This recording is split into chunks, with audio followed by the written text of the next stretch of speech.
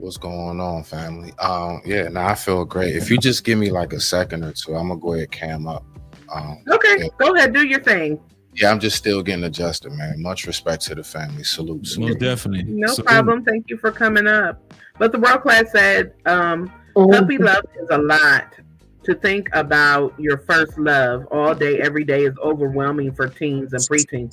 It is. It is.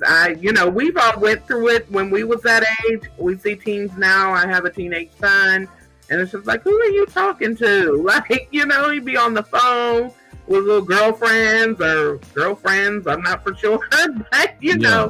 it's just like, boy, get your head out of the clouds. So I had made in my mind that, okay, it's time for us to really talk about these things, like, because they definitely need to know. So I can remember my first love and how I felt, and you feel those butterflies and jittery, and you feel like, your first time being in love or whatever you think is love at that time. So definitely. And hello, Destiny Forever. Welcome to my stream. Young Riaz had shared my stream on his channel. So if you're from Young Riaz channel, thank you for watching the stream.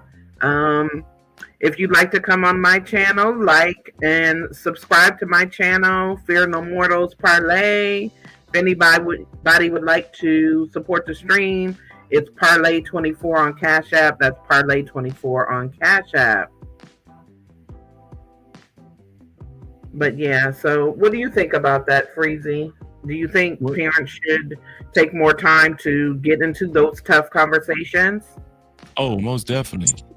Mhm. That should be mandatory. But the reason why it doesn't happen a lot because those very same parents are indulging in a lot of sexual lust and desire as well.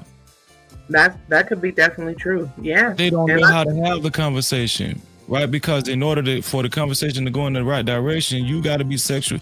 You got to have to, you got to have a certain amount of discipline yourself. Let me Yeah. tell you what my daddy had a conversation with me. You know what he used to tell me when I was younger? huh? He used to tell me, son, don't never get married and have sex with as many women as you can.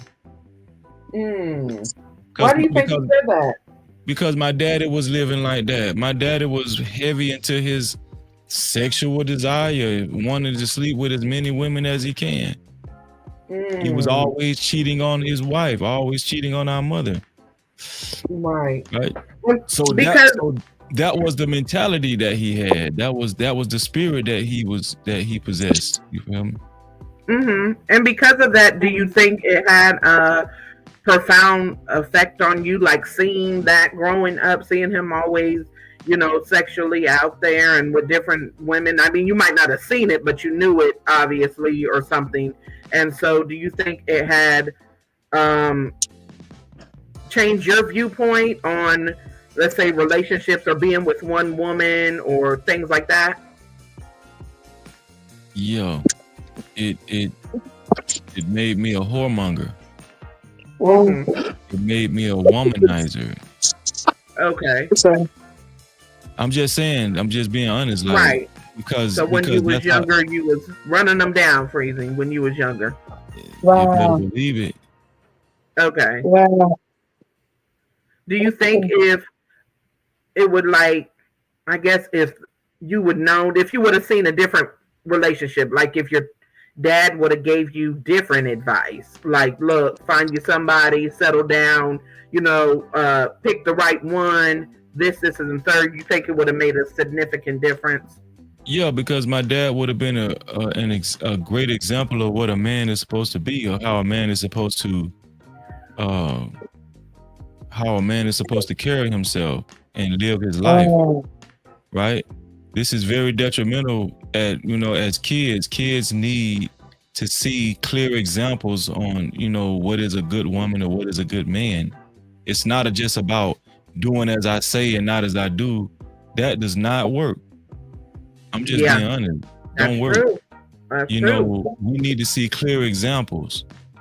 So, yeah, if my dad exemplify, what a husband was supposed to be, or a good man would have. Like, I would have respected my dad more if he just never married my mom and told us the truth and said I wasn't ready.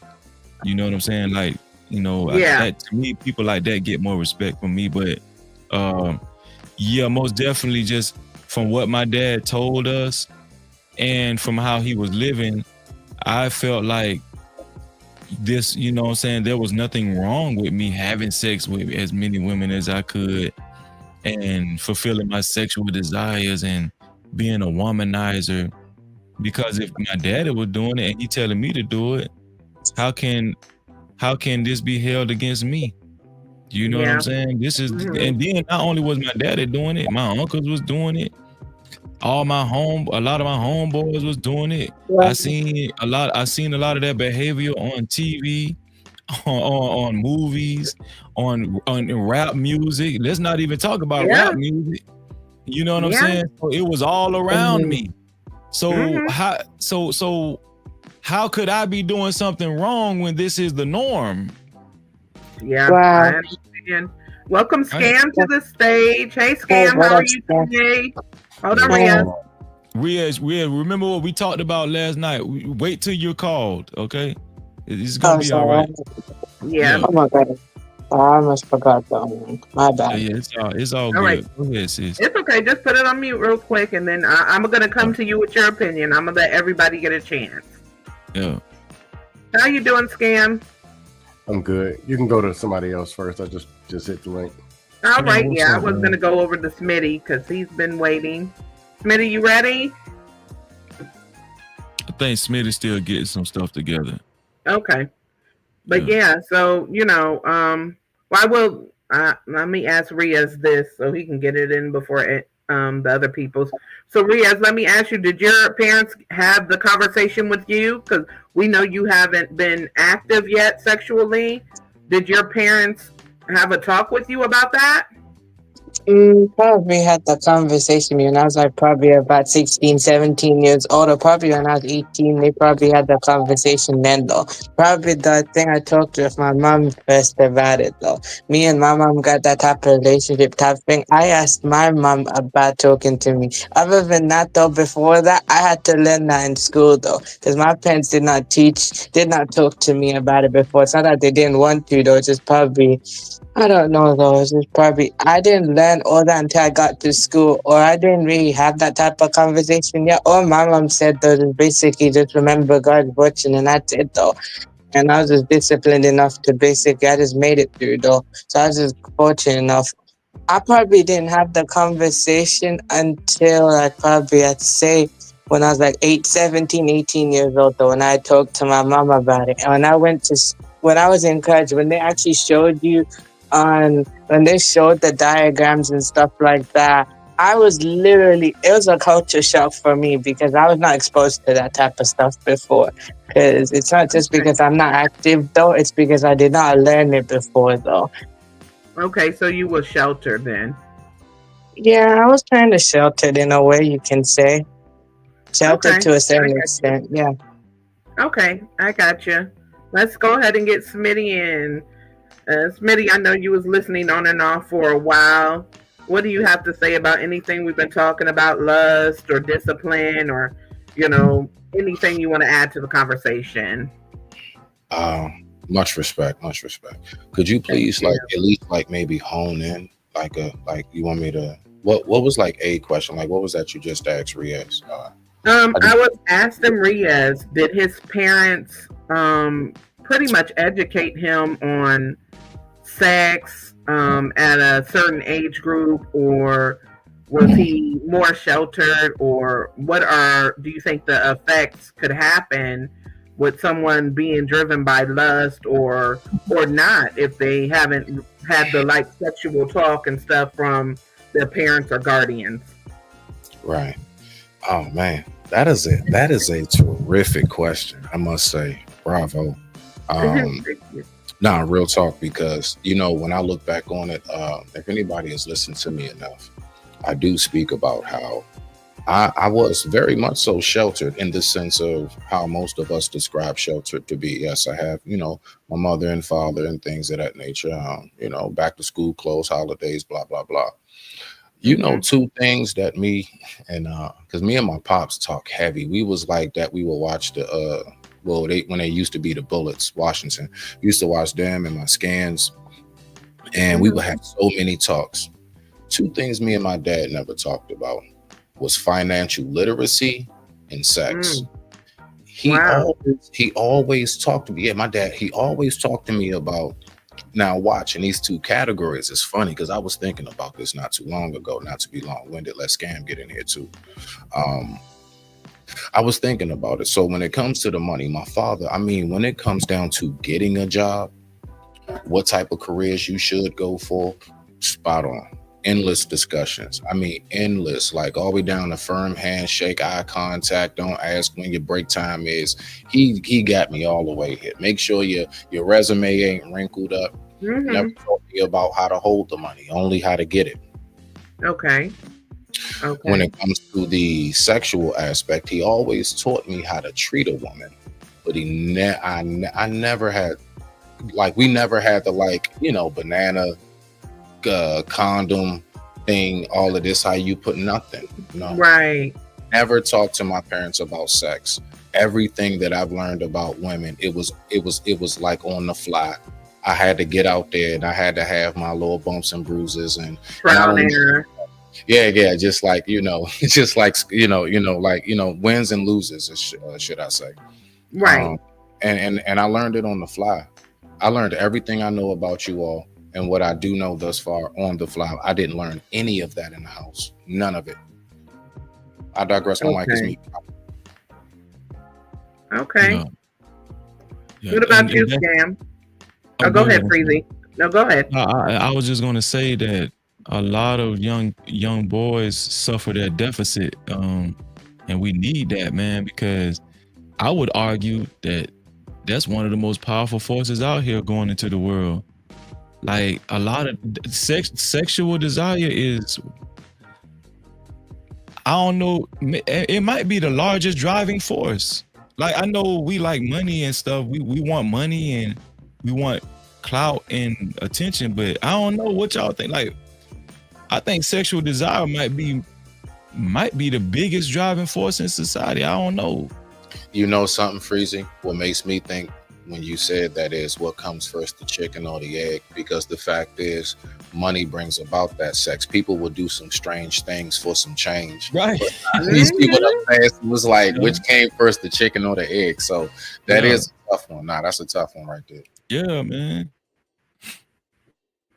And hey, I appreciate everybody that's from Riaz's side. Thank you for coming in. Oh, sis, real quick, I am Go ahead, streaming. y'all. No, I was going to say real quick, Freezy, I take got. over for just 1 minute. Oh, I'm sorry. Oh, I'm sorry. No, Yeah, I no, just said Freezy, take over for 1 minute. Oh, okay. I ain't hear you. My bad. Go ahead, Yeah, I'm Smith. What you was gonna say? No. You streaming this? yeah. I just want to let her know I also got people watching too. Oh, okay. Yeah. Most definitely. Yeah. Yeah, we'll tell her when she get back. I know she'll appreciate that. Scam, what do you think, Scam, as far as what was your were you guided a lot as a kid as far as how to conduct yourself sexually? Were you given a lot of sexual education as a kid from your parents, Scam? Fortunately, I didn't need that much because I ain't do nothing until I was 22, so I won't nothing to educate on.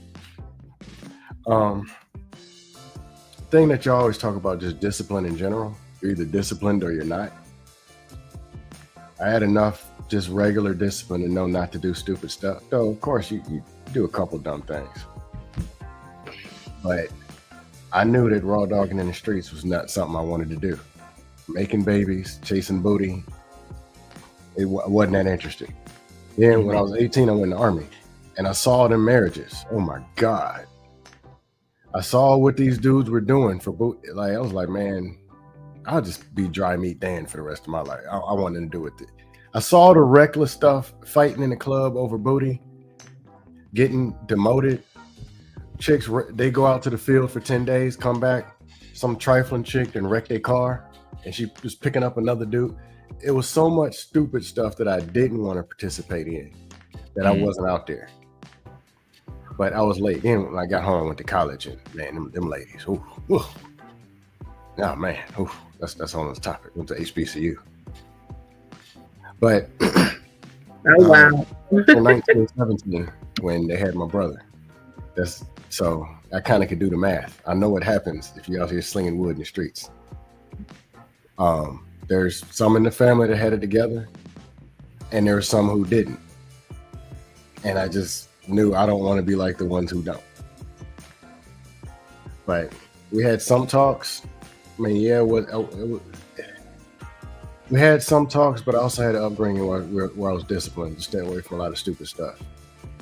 So I'm old now, and I don't have any kids. Okay. Not that Can I ask you why you never had any kids, or just the one I got with Sugar Bomb, and then I think I got Robin M pregnant too, but that don't count. oh Lord, scam? No, I don't have any kids. I'm not married. Not married. You don't have kids. Are supposed to be planned. That's supposed to be a whole decision. Yeah, that's world class. There was booty chasing me. First, I was so dumb I didn't know it. Girls trying to hand me vagina on a silver platter. It's just the way you saying it, bro. It's just the way you say it. Like, Keep on me all the way. All. Here's some vagina on a silver platter. I was so dumb. Oh my god! Why did you pick silver? Lie, I actually prefer that. I actually prefer to hear you say that. I'm like, why is it silver? Why not red? Man, I was horrible. I ain't know nothing. But do you think you was naive? Like, do any of you guys think that you were just? Did you feel like, as young men, like, I don't know, whenever you guys, got into having sex, or your first, how old you was when you first experienced, but did you feel like you were naive, like, or it was like anxiety of like, what am I doing? I don't even know what to do, or, things like that? I was so old my first time that there wasn't no anxiety. I was 22. But the almost could get it the first time touching and first time playing and smelling. Yeah. It was almost like a cartoon. Oh man, look at this titty. Oh man, the nipple is pink. Oh man, this nipple is brown. Yeah, it was all new. Then called my friends along. This said, man, I took a shirt off and this was going. It was all new. Okay. But at 22, ain't nothing. That's not like being 15 telling a story. Okay. Right. Liberator said no, Raw Dog Ronnie scam. No, I wasn't Raw Dog Ronnie or Slick Dick Jimmy. Oh my goodness. Did you, Smitty and Freezy, did you guys feel like anxiety, or was you prepared, thought you could take on the world, or what? Oh, you mean when I was 19 or so? But I want Freeze to go first. Yeah, let the good brother go first. Yeah, like when you first decided to have sex. I was just going to say the biggest anxiety for me was just knowing I wasn't going to have my virginity no more ever again in life, in history of Freezy. That's it. It's over with. Maybe that was my OCD back then. I don't know. Yeah, you can't get that. You can't get that virginity back. You can't get it. So at one point in time, I kind of was like, I had pride in my virginity, believe it or not. I was like, I'm a virgin, You know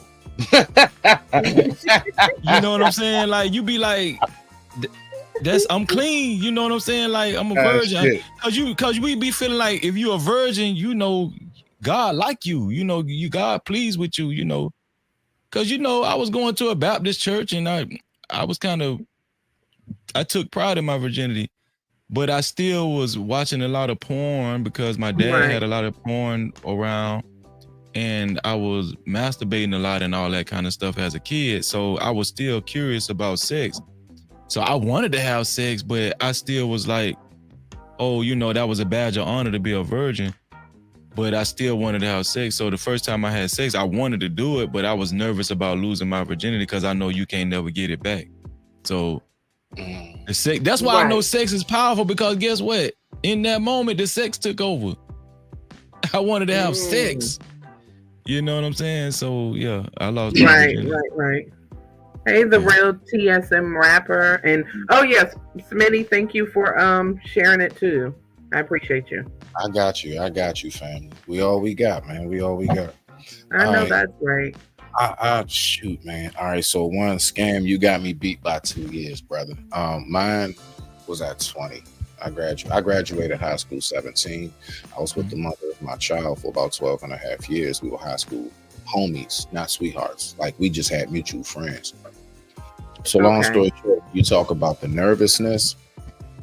Man, I've been waiting for that girl since like 10th grade. You know what I'm saying? Like it was Right. one of them. So yeah, man. Nah, it wasn't nervousness. And then, even down to when we got together, believe it or not, we didn't, let's just say I didn't crack the can open until about 90 days later. Almost 3 months. Took almost Okay. 3 months for us to fight. Yeah, and you know what's crazy? Like we would lay in the bed and everything. But we Oh, just be spooning. But so y'all were punching, but would didn't he never wake do it. up and stuff? Absolutely, but just never went there, right? So my point is, when I finally did, the only thing, it wasn't a nervous, more so than a like you've been waiting like for this day type thing, and it's finally here. You know what I'm saying? And then it finally happens, and it was every magical moment I could have thought of. That's why I Really? stayed with her for 12 and a half years and gave her a baby. Goddamn right. Wow, that's beautiful. That is because I mean, a lot of the time, I mean, we hear the stories of people that they both, were a virgin, they got together and they lasted 40, 50 years until they passed on or whatever. But a lot of the times, the person that you lose your virginity to, it's just that. It doesn't last much longer after that, or especially if you're But I want really to ask you this though. young, I want to ask you this though. So look, right? Mhm. Yeah. Because this is how I see it. Free. Matter of fact, I want to ask you, yeah, both of y'all too, right? So Okay. I said, all right. So when I say that, I mean going in, all right, and believe. I'm saying it. Yeah, even then we didn't use a condom. My very Okay. first time, very rawed it. But I was told, shut up, shut up. But my point is, right, I was told, no, you actually have lost your virginity before her from women only. Only women say that, because I said I have gotten fellatio, oral. I don't know what words I use, Yeah. but I got head before. And they said, Okay. nah, you did lose your virginity. I'm like, nah, I ain't woke up sweaty next to something yet. Okay. Like I we see. ain't had that who gonna make breakfast talk yet. You know what I'm saying? So Right, that's right. how I see it. I mean, Shut up, wrong class. so what is your question? Do you think that qualifies losing your virginity? Yes, because I only have heard women like women I would deal with or women I talk to, whatever. They be like, nah, boy, you did lose your virginity. But only like the guys, we like, nah, nigga, you ain't lose nothing till you crack one open.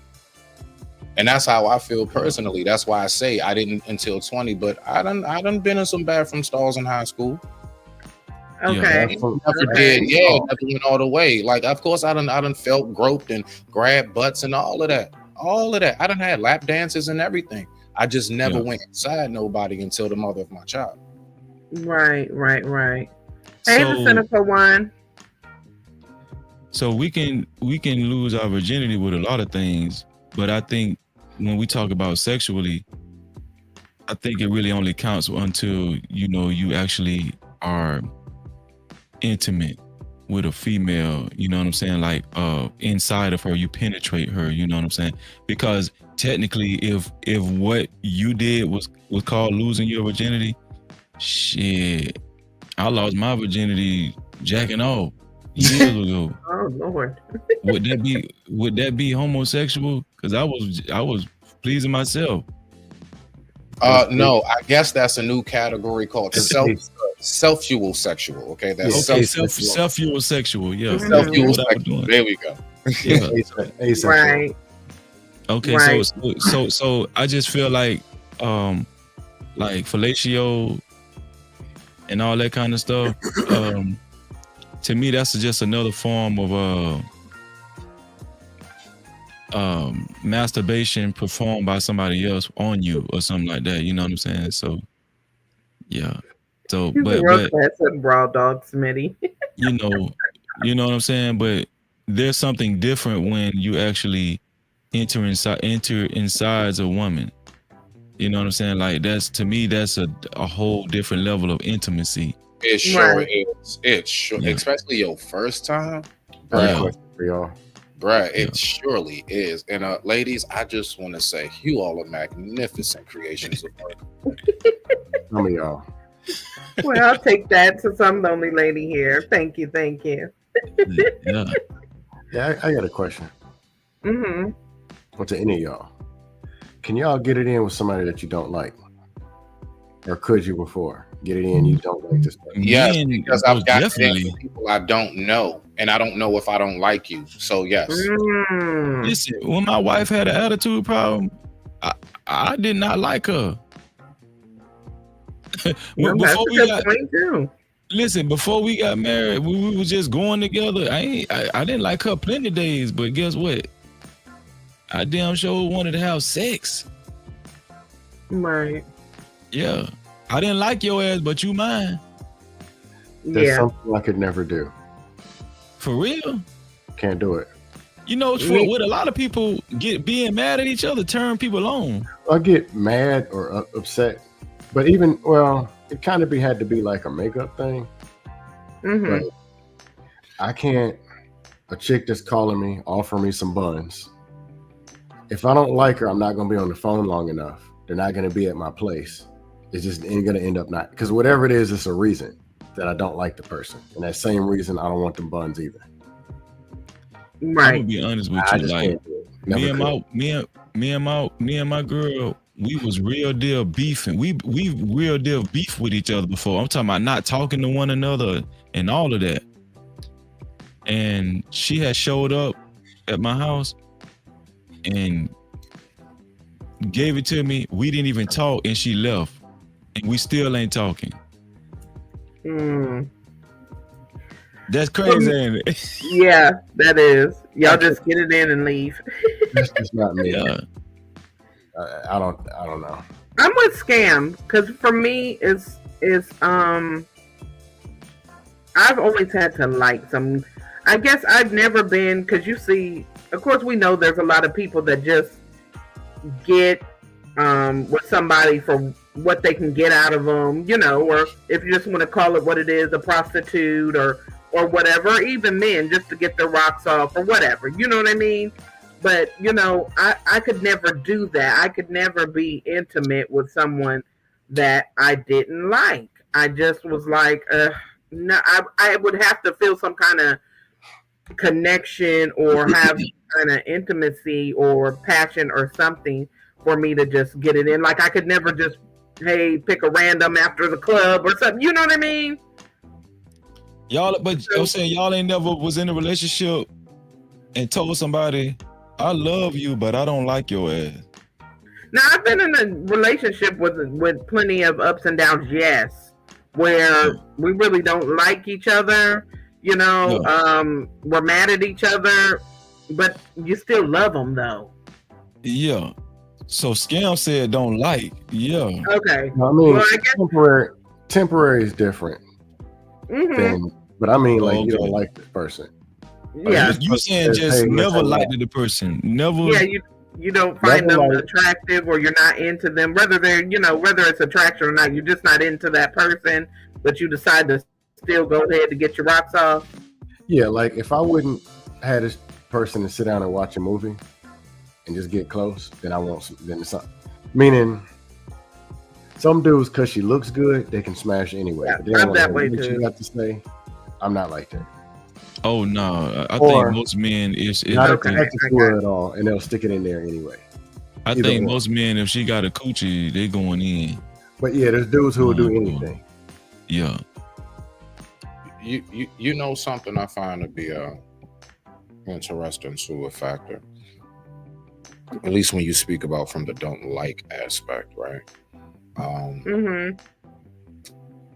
you know, ladies, you all can, like, while in a relationship, you all can say some things to us that'll just turn us off from you from that point on. Man.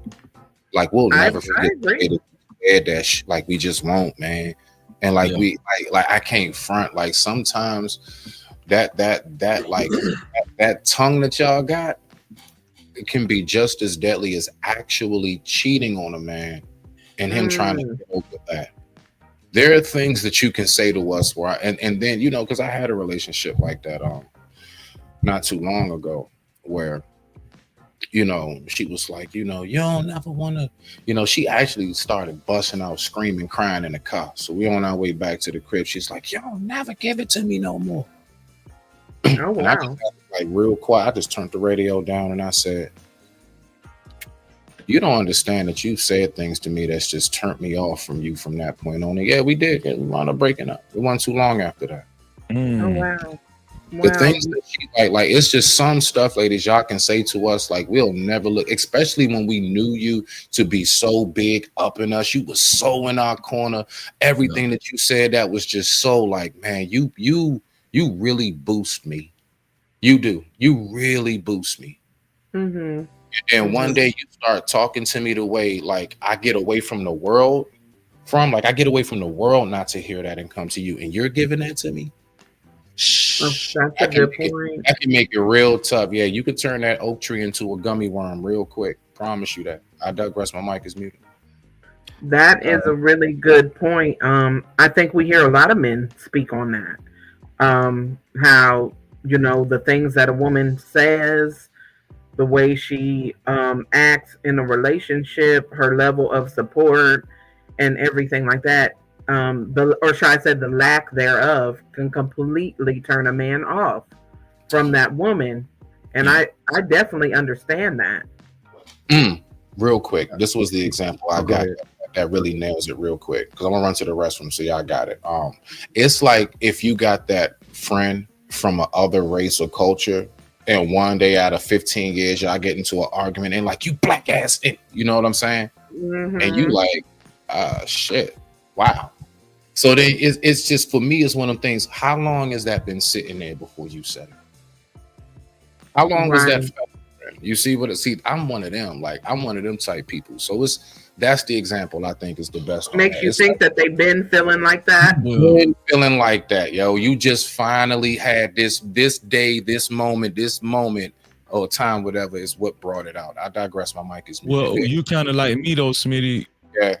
If somebody says something that sticks, like it'll leave a check mark in my mind. Like even if we kind of like work it out, get past it, Yeah, roll past it. I will never forget you said it. I ain't gonna never forget it. Never and, forget and, it. and I hate that you said that because it ain't the same no more. Like, you know what I'm saying? I love you, but it ain't the same. You know, yeah. Right. Yeah. I Right. feel what Yeah, you're I saying. understand that. When I was talking the other day about relationships being tested, you'll know who the person is during the rough times or during the arguments. It's important to know how this person argues. How does this person cope with pain?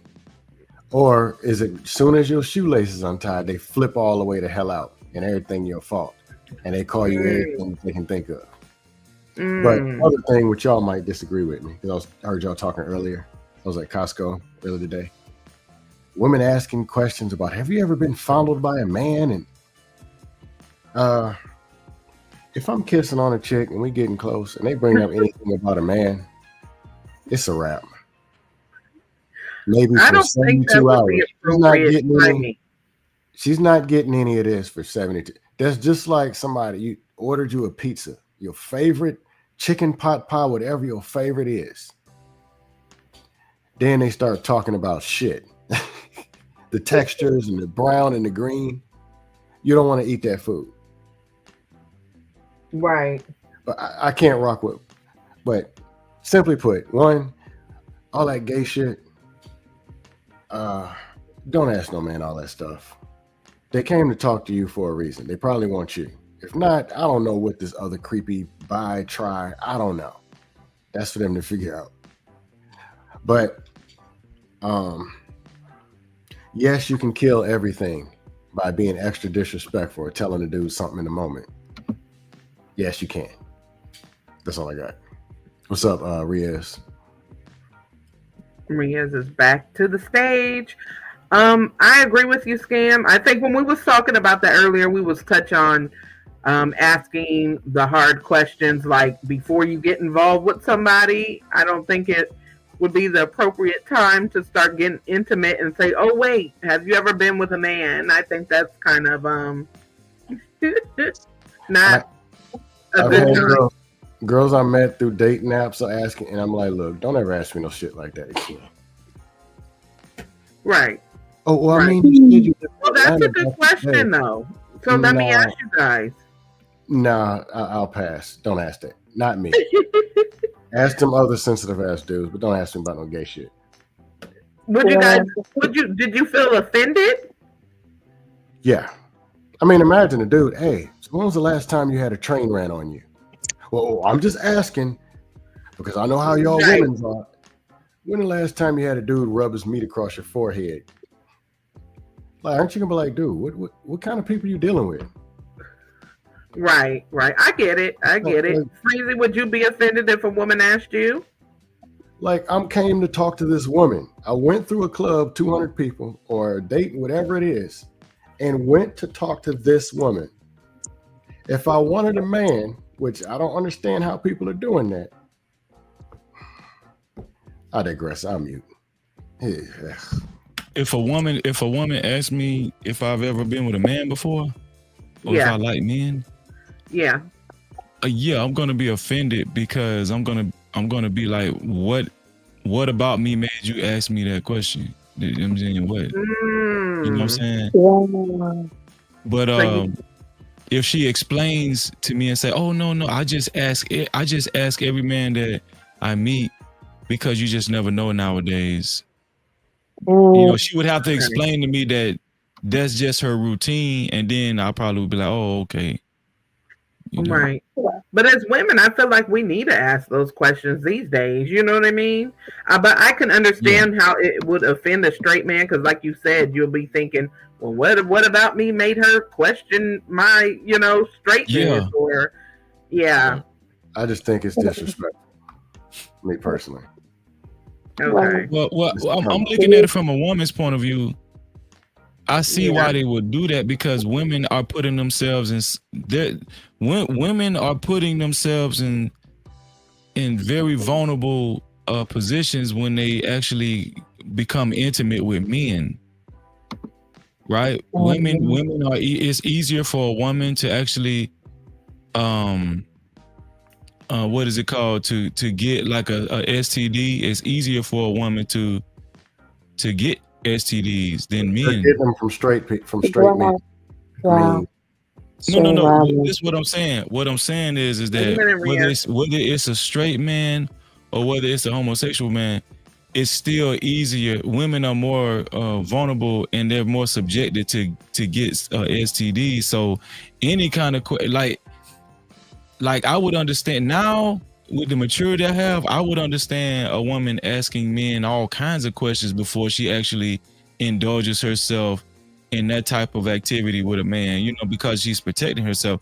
But I do understand your position, Scam, being offended as a man or it bothering you. I understand that, but me understanding both sides. That's me understanding both sides. But I think the most important side is a woman protecting herself because she is more vulnerable. You know what I'm saying?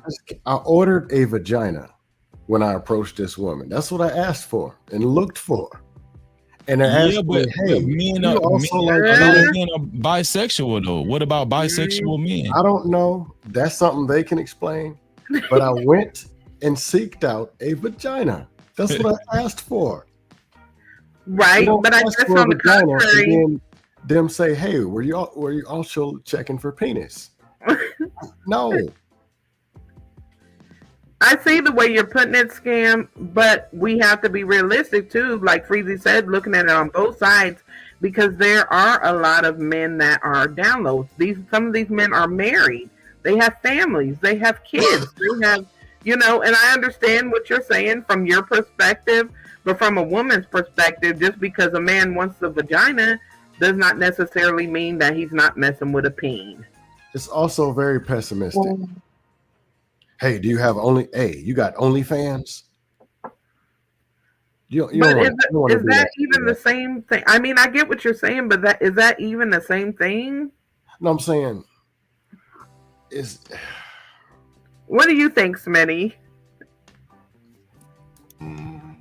If a woman asks me, Yeah. so, Mm-hmm. I've actually gone through. I'm that guy who, well, one, no, I would not be offended. Okay. I'm actually the guy. Reason why is because because I've gone through that enough as the dude who has discipline, and I always got to be asked, "Are you gay?" Because I'm not just throwing it around like everybody else. Yeah, you can be cute as ever, and you can say some really wild stuff out your mouth, and I'm like, nope, you thought that turned me on. No, it don't. Mhm. Right. I got qualifications, so do guys like myself. We don't just go for anything. And I've never been shy of having an option when it comes to nice looking women. So I don't have to jump on every single thing that comes my way. So I've gotten that a lot already. So when it comes to that part, now I wouldn't be offended, but just like how Free said, I would say that literally is my question. My follow up right behind that would be, what about me is it?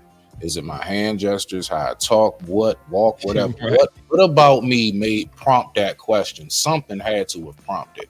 And once she says that to me, yeah, that's when I have to really start thinking. I ain't even going front, because the first thing come to my mind is how many dudes have you slept with and you found out they on the down low after the fact? And now I'm supposed to be sliding up in you and you talking about some eat this kitty and everything else. Shh, girl, you better get your life together. I digress. My mic is muted. Yeah, it can be a domino effect. That's a great point. Yeah. Yeah. That's definitely true. Yeah. That's definitely true. Okay. I guess it could be a touchy subject. It really could be a touchy I subject. had a But I think everybody, go ahead.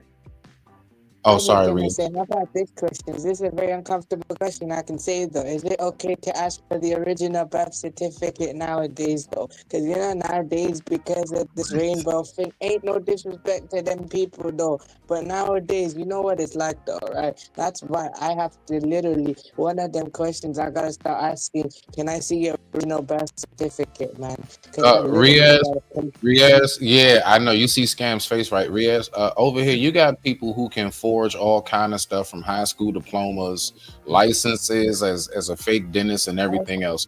I don't think it'll be a problem for a chick to kind of get forged birth certificate, but that's only if you're a Probably man. not. It's worth doing that. Though. Most women won't even.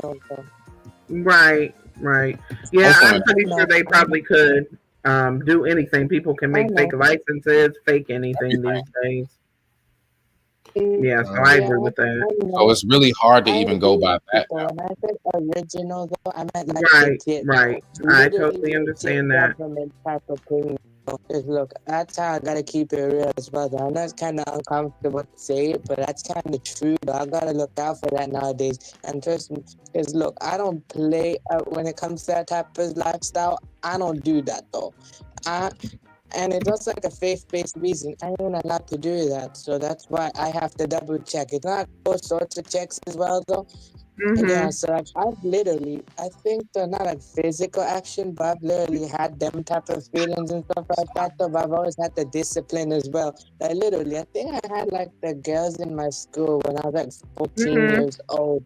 The girls literally approached me wanting to date. It was like, you know, the looks I got and the personality I have, that just what attracted them to come to me. And I was like, look, I can't do that. I understand, Riaz. I totally understand. Okay. I will say this, and this is a bad chick I was on a date with. I met out in Houston. I lived out there. Nice, slim, trim little thing. And we were talking or whatever. And she told me how she lived in Vegas before. She was from Phoenix. She lived in Vegas for like a year or two. She had a roommate, and the roommate was Asian. And she'd had dudes coming over and everything, whatever. And one day she was in her room and saw a picture of a little boy. It's like, hey, you never told me you had a son. There's something I got to tell you. That ain't my son. That's me. You've been living with this person for like maybe because the lease was about to end. So you've been living close to a year, 9-10 months, and didn't know. Dudes coming around there, staying the night and everything, not knowing. Wow. And she was like, when the lease was over, she didn't renew the lease with her because like, look, somebody gonna come in here and empty out the clip. Because that's something that will get you killed. Yeah. You're not telling people that you'll get killed. So it was a friend of yours that told you the story? It was a girl I was on a date with. And she told you about a roommate. She had an Asian roommate, and she lived for 10 months and didn't even know. Wow. Looked at that picture. Wow. I'm like, man, that's some stuff there. But that's something that you just don't do to people. Yeah, I agree. That's how you get your body put on fire while you're still walking. So that brings a good question.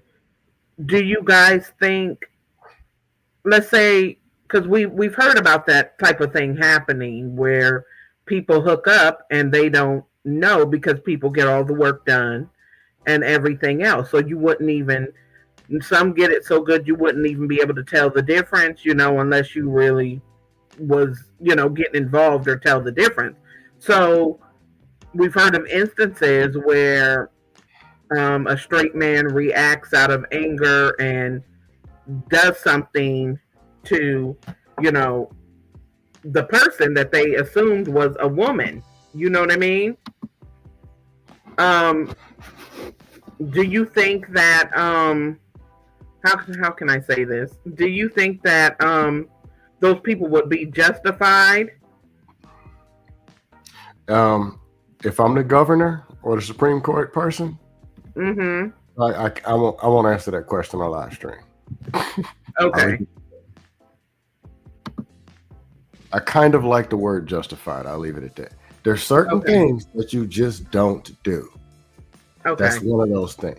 But when people say you can't tell and all that, I lived in DC area. I lived in Atlanta. A man cannot make themselves look like a woman. It ain't gonna happen. But people have told me that went in certain parts of Asia that there's some that people don't know. Like I'm from a military area, so a lot of Navy people get stationed in Thailand over there. But they say that there are lady boys and people actually can't tell. But it's like obligated that they have to tell because some of them may getting killed for doing that. Right. Because I seen a show like that scam where it was one, like the ones that are over in Asia and different countries, they have maybe it a little bit easier when they're trying to transition than like, let's say a man that's in this country that may try to do it, because a lot of them really look similar in a lot of ways, and they're like maybe smaller frame people. Yeah, that's how they're built versus how we're built. And whereas other races don't. The shoulders may not be as broad, and this and that. Something that's wild. I don't know if anybody. Yeah, real quick. I apologize, sis. I'm sorry. No, you go ahead. Much respect. I remember 2 shows. All right. So to what we're talking about. One, I remember there was a Maury episode, and it had, is it a he or she? And he had all of these More Than Meets the Eyes come out. Okay. And majority of the audience is women. Mm-hmm. They got 80% wrong. I remember that. You remember that, right? It was like they had people come out and they'll stunt. I know some people remember that episode of Maury. Is it a he or a she? And the audience was like, they only got a couple of them, right? I remember that because I used to watch it, and he had more than one show. He had a couple of different ones. He had like 2 or 3 episodes of that. Yes, you know, right? Mm-hmm. So that's that one part. Now to what Scam is talking about. Hey, can you pull up Liberated's last comment? Oh, continue. My bad. No, you good, bro. And so to what Scam was saying, to land it right here. You good. I don't know if anybody remembers why Jenny Jones got taken off the air, but it was for that reason. She had a hookup show. I A date, remember. I remember that. That was in the 90s. and that and the method and the dude got mad and off. So yeah, Yep. it's happened. I just wanted to bring that up. I digress. My mic is muted. Damn, It definitely happens, and I remember that Jenny Jones. It got nationwide attention because of the guy that actually went and deleted the guy that had a crush on him that was on the show. You know, because he got so much flack from that, and it was wrong. The show didn't tell him that it was going to be a male. Didn't tell him at all. So I can imagine the embarrassment and Your friends, your everything. families, co-workers, Mhm. old classmates. I would Yo, blow a you gasket. got people, man. You got people that like off themselves from that type of embarrassment. Not, me, it wouldn't be Nobody should embarrassment. be hurt, but I'm just saying what It we just pissed me know off that much. happens. Go ahead, go ahead. It would piss me off that much. I flew out to Vegas or Arizona to meet a woman, and a man shows up. My brain is going to shut off, and I don't know what's going to happen. I'm going to wake up behind bars. That's It just something happens. we don't do. Yeah, man. I agree. I don't think people should Including the play with host. that. I'm telling you, I'm going to swing on the host. I'm going to swing on. Stop. You can't. that. No. That's when Steve and the crew come out. That's when Steve and them come out, and they ain't even on Jenny's You show. better have some big dudes. 'Cause I'm swinging on everybody. Anybody who I thought knew about it didn't say nothing. I'm swinging on. Yeah, that I can imagine the level of embarrassment. That would be awful, and especially if you're just dumbfounded. You have no clue. You're thinking it's somebody, some girl from high school or something, and then boom, it's Brad from whenever, the old neighbor down the block. And it's just like, are you kidding me? So yeah, go ahead. I can tell you about the shortest date I've ever had in my life. It was a chick. I had met her online. Like after that, I canceled my online dating thing. I don't know if I was on that BLK thing or something. Mm-hmm. So, this when I first came home from prison, finally got myself established. So, I'm trying, the boy trying to get back out there, right? Right. So I had some dates, and so I didn't come across this one sister, and we're sitting at the table. I paid the tab and everything. I took care of everything. But she, I don't know why she thought it would be a good idea in the middle of a first date to bust out and tell me, yeah, so I'm leaving my husband. Oh, okay. So already red flag, because you didn't say you left. You didn't say you left. You're leaving, as in that's who you're gonna go home to. So now I'm looking around like, where's this nigga at? Right. So now as we move forward, right, landing it, I don't know, I never forget, she was twirling. She ordered some Fredo. She ordered shrimp Fredo. She was twirling her pasta, and as she put the fork up, she busts out and said, yeah, because I found out he had the sauce HI for the last 10 years. All you heard was cling. Ooh. Drop my fork. Went on ahead, I batted my lap. Made sure, I checked my pockets. I got my phone. Really? And I got smooth up and left. You just didn't I'm about even to- ask any questions. You just bounced. Nothing to ask. I have still to this day, I've heard everything. I'm not desperate. I don't have to sit here and ask questions. Next. Right. Dead ass. Right. No, I left. Politely. I ain't cuss her out. I mean, we in a restaurant, I've been a chef. I know about table manners and you know what I'm saying, being raised right. So I was just like, hey, you have a wonderful day. Much respect to you. And I went on ahead and got up and left. Paid the tab. I went over, I flagged down our server and said, hey, here you go. That's for you. That dub, that 20, that's for you. Go ahead, take care of whatever else she needs from this. You have a wonderful one. Oh wow. I'm about to even begin to I can't say I blame you. like seriously. I've never met a person knowing to have HIV. Though I know by the numbers, I've met plenty of people. But she didn't say she did. She said she's leaving Or- her husband. Right. or So that I'm either. like, what you think? I think you like. Are you serious? And she said for the last 10 years.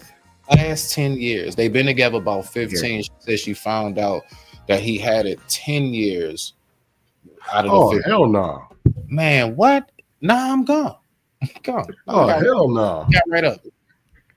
Yeah, that's a no-brainer. Yeah, that is that's scary. That's very scary. Have y'all known anybody to have HIV?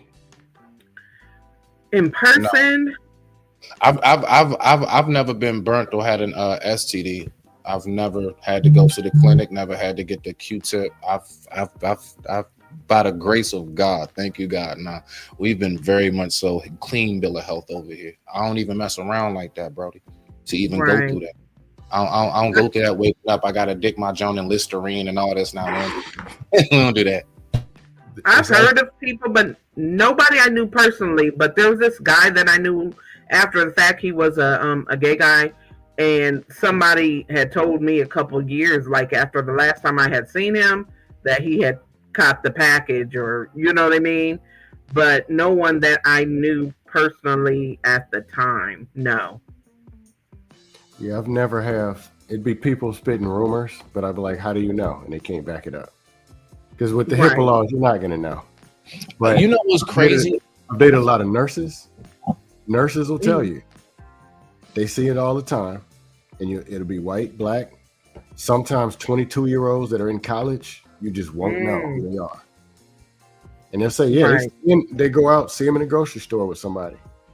One chick told me there's a club that was right up the street from where I was living at the time. I was like 26, but this club be like 40-year-olds. And she was Okay. saying 2 clients of hers had HIV, and she would see them both in the club spitting game at the chicks, 2 dudes. And she can't say nothing because of the HIPAA laws. Like- Yes, because they can't. Yeah, they can't. There was a friend of mine that I know. Her mom, she didn't have it, but her mom ended up dying from getting deleted, or taken out because of that. And I think the mom passed when she was fairly young, like 5 or something like that. And I've heard of situations, but I haven't known anyone personally. And, it's sad, it's real sad. But we know, if you're of a certain age, that back in the early 90s and late 80s, it was rampant, where there were so many people getting it. And we've heard of so many people passing away before they really had it under control. You know what's so wild, sis? Watch this. Man. All right, y'all ready? Oh, snap. See, this is what I love, discussions like this. Let's go ahead and tap in. Okay. Back in the day, we growing up, all right, so I'm pretty sure all of us right around the same. I'm 82 as far as born in 82, all right? Home of Teddy Ruxpin and Light Bright. Boom. So Right. you already know. So when we were growing up, not only did we see this is your brain on drugs, eggs in a frying pan, we also seen a whole lot of commercials that showed about the awareness of HIV. Do you know the commercials we see now? We don't see the awareness of HIV commercials. We see random medication commercials that got GAY couples all in it. Yep. Yep. That's crazy. And they'd be Yeah, sailing and right. skating. They'd be So ice before skating, they were trying to sailing, make us they'd be aware of it, now they're just trying to get us adjusted to it. What is going on, bro? Yeah. That is so true. Because now they just, I guess they figured, like in those same commercials you're talking about, we see people like, well, I have HIV or whatever, but it doesn't ruin my life. No. I've seen regular keep your cholesterol down commercials. And it's always that couple on the couch watching a movie. We done seen that scene. We done seen the Right. scene. They got their feet up on the couch and everything. Like, we done seen the scene. and it's gross. I just got it's gross. Yeah. The commercials are really, it's either that or I don't know. It's just a lot of it these days. Those commercials, it's a lot of it these days. And back in the day, we didn't used to see that at all. Did not see that. We saw more awareness of it. Now they like bump it. Forget trying to keep you from doing it. We just gonna give you some commercials to help you fight it once you get it, man. So I guess Right. that lets know the motion we're in. I got a question though for you, sis, if you don't mind, when you get a chance. Go ahead. I would like to know, do you believe personally, and Scam, I definitely want to hear what you guys say because your answer's going to be interesting. Yeah, I want to hear what you guys say too, brother. Do you believe that young black men, because, you know, I hear that we are supposed to be the leaders and I do talk to men a lot. Do sisters believe that young black men overall are given the proper tools on how to maintain a relationship on their years coming out of high school? Do you think most men know how to really handle a woman and gear towards marriage? Because to land it, to give my little spiel, I noticed that how Scam was saying when he went to the military from earlier, because I always remember stuff, right? Don't mind the weed smoking, I remember. You're right. So he was saying, like, you know, when he went there, he saw all the stuff his buddies went through. And I'm saying to myself, we always are given such a horrible view on what marriage is. And that's basically my question. Do you believe that most men steer away from marriage and chase the bag because they're really told that marriage is such a horrible thing? Rock out. Okay, I think it's a difference in the demographic and age group.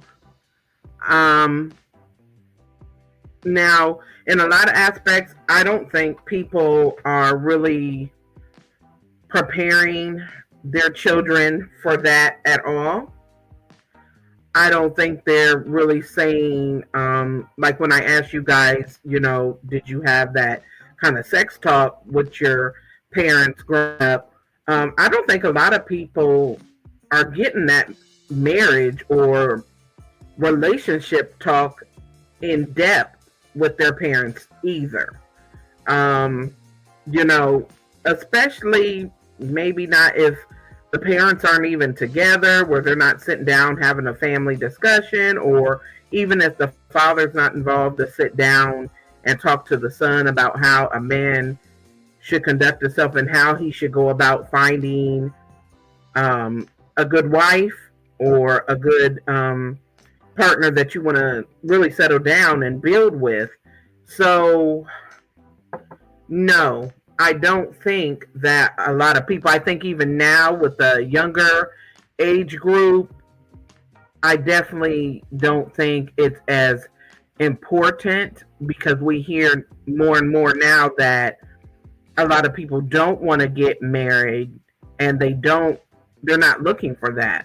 I think a lot of times you get with younger boys, when they get out there and they start getting girls, and people are like, oh, player, look at him, he's getting some, you know, he got plenty of different little chicks on his arm, or he's talking to this one and that one, where it's more championed to be a player than it is to be a man that is really, you know, just trying to settle down with one woman and trying to actually build with one woman.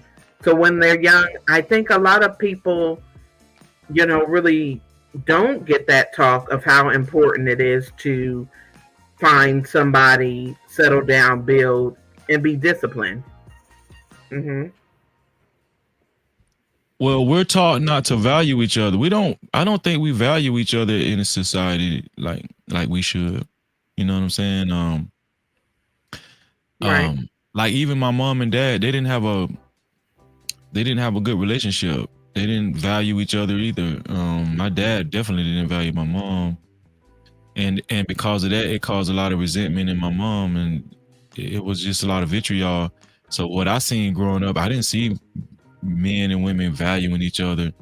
I seen a lot of men and women being objectified, you know, for most part of my young adult life. So I kind of reciprocated that. I thought that's the way it was. You know what I'm saying? I don't see a lot of men and women actually around here, you know, showing reverence to one another and men tilting their hats like they used to. You know what I'm saying?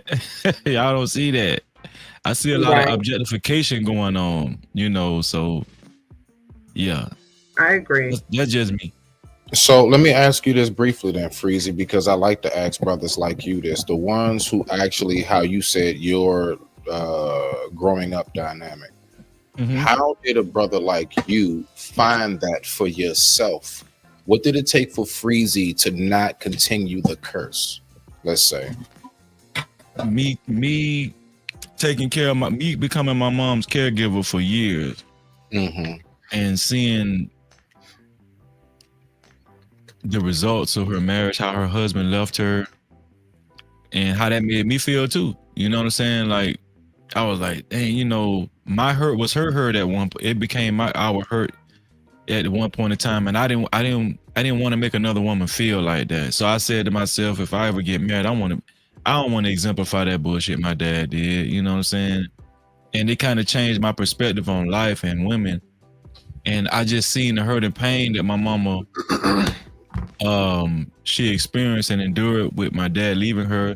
But he had, you know, she was okay as long as he was cheating on her and they was still together in the same house. But like my dad took it to the he took it to the extreme, you know what I'm saying? And my mom, multiple sclerosis, progressed to the point where she couldn't even walk no more. And if I wasn't there with her, she'd have been asked out. So that me taking care of my mom, me bathing my mom, me cleaning her, all of that, I think that was the biggest contributor to me kind of, you know, making a conscious decision to, you know, change my outlook on women. Yeah. Okay. What about you, Scam? Smitty, that's a good question. Because it's probably my number one talking point when I come in relationship conversations. 99%, and it's not just black, because the white, Asian, all of them, they ain't too much different. No one was taught how to be in relationships. And the people who keep saying this traditional, they're lying. The relationships sucked back then too. That's how we got here. Before that, it sucked. Before that, you're talking about slaves. What kind of relationship you think? What tradition are we even talking about? But not only are most people not taught, though every household is different. I've heard many different answers. Asked my parents, how come y'all didn't tell me nothing? Why you ain't tell me? It's like, one, we thought it was different. They were 17 and 19. How they gonna tell me how to date at 24? They went from high school to married with children. They skipped a whole gap. They missed it. And all they knew was how to date when they were in high school. Good family values, good person, whatever, married. So my dad would even tell me dating is a waste of time because he never seen what it's like for me or my brother. Other thing was they had to figure it out. So they figured we would figure it out. Wrong. But I'm more like, hey, y'all been married. Tell us something that's going on. Tell us ups and downs. Some of it we'll see ups and downs and learn from. There was stuff they did tell us, but it wasn't enough, such as, number one is communication. You got the woman of your dreams and she's there sitting across from you. What do? They teach us that? No. How do you resolve conflict? How do you align? How do you guide and influence? Those stuff, not really taught. But other people taught something that was a lie. I'll give you an example. My brother's the oldest. My brother, when you graduate from college and have that degree in your right hand, the doors of opportunity gonna open for you. All the women's gonna come down your chimney. That is a lie. You're gonna have dry, crackling meat like the Sahara Desert in Phoenix. And they still gonna want to do with the charisma, the confidence, and the smile almost as good looking as me. Crackling meat. Yes. Or ain't no woman good enough for you. You perfect. No, you're not.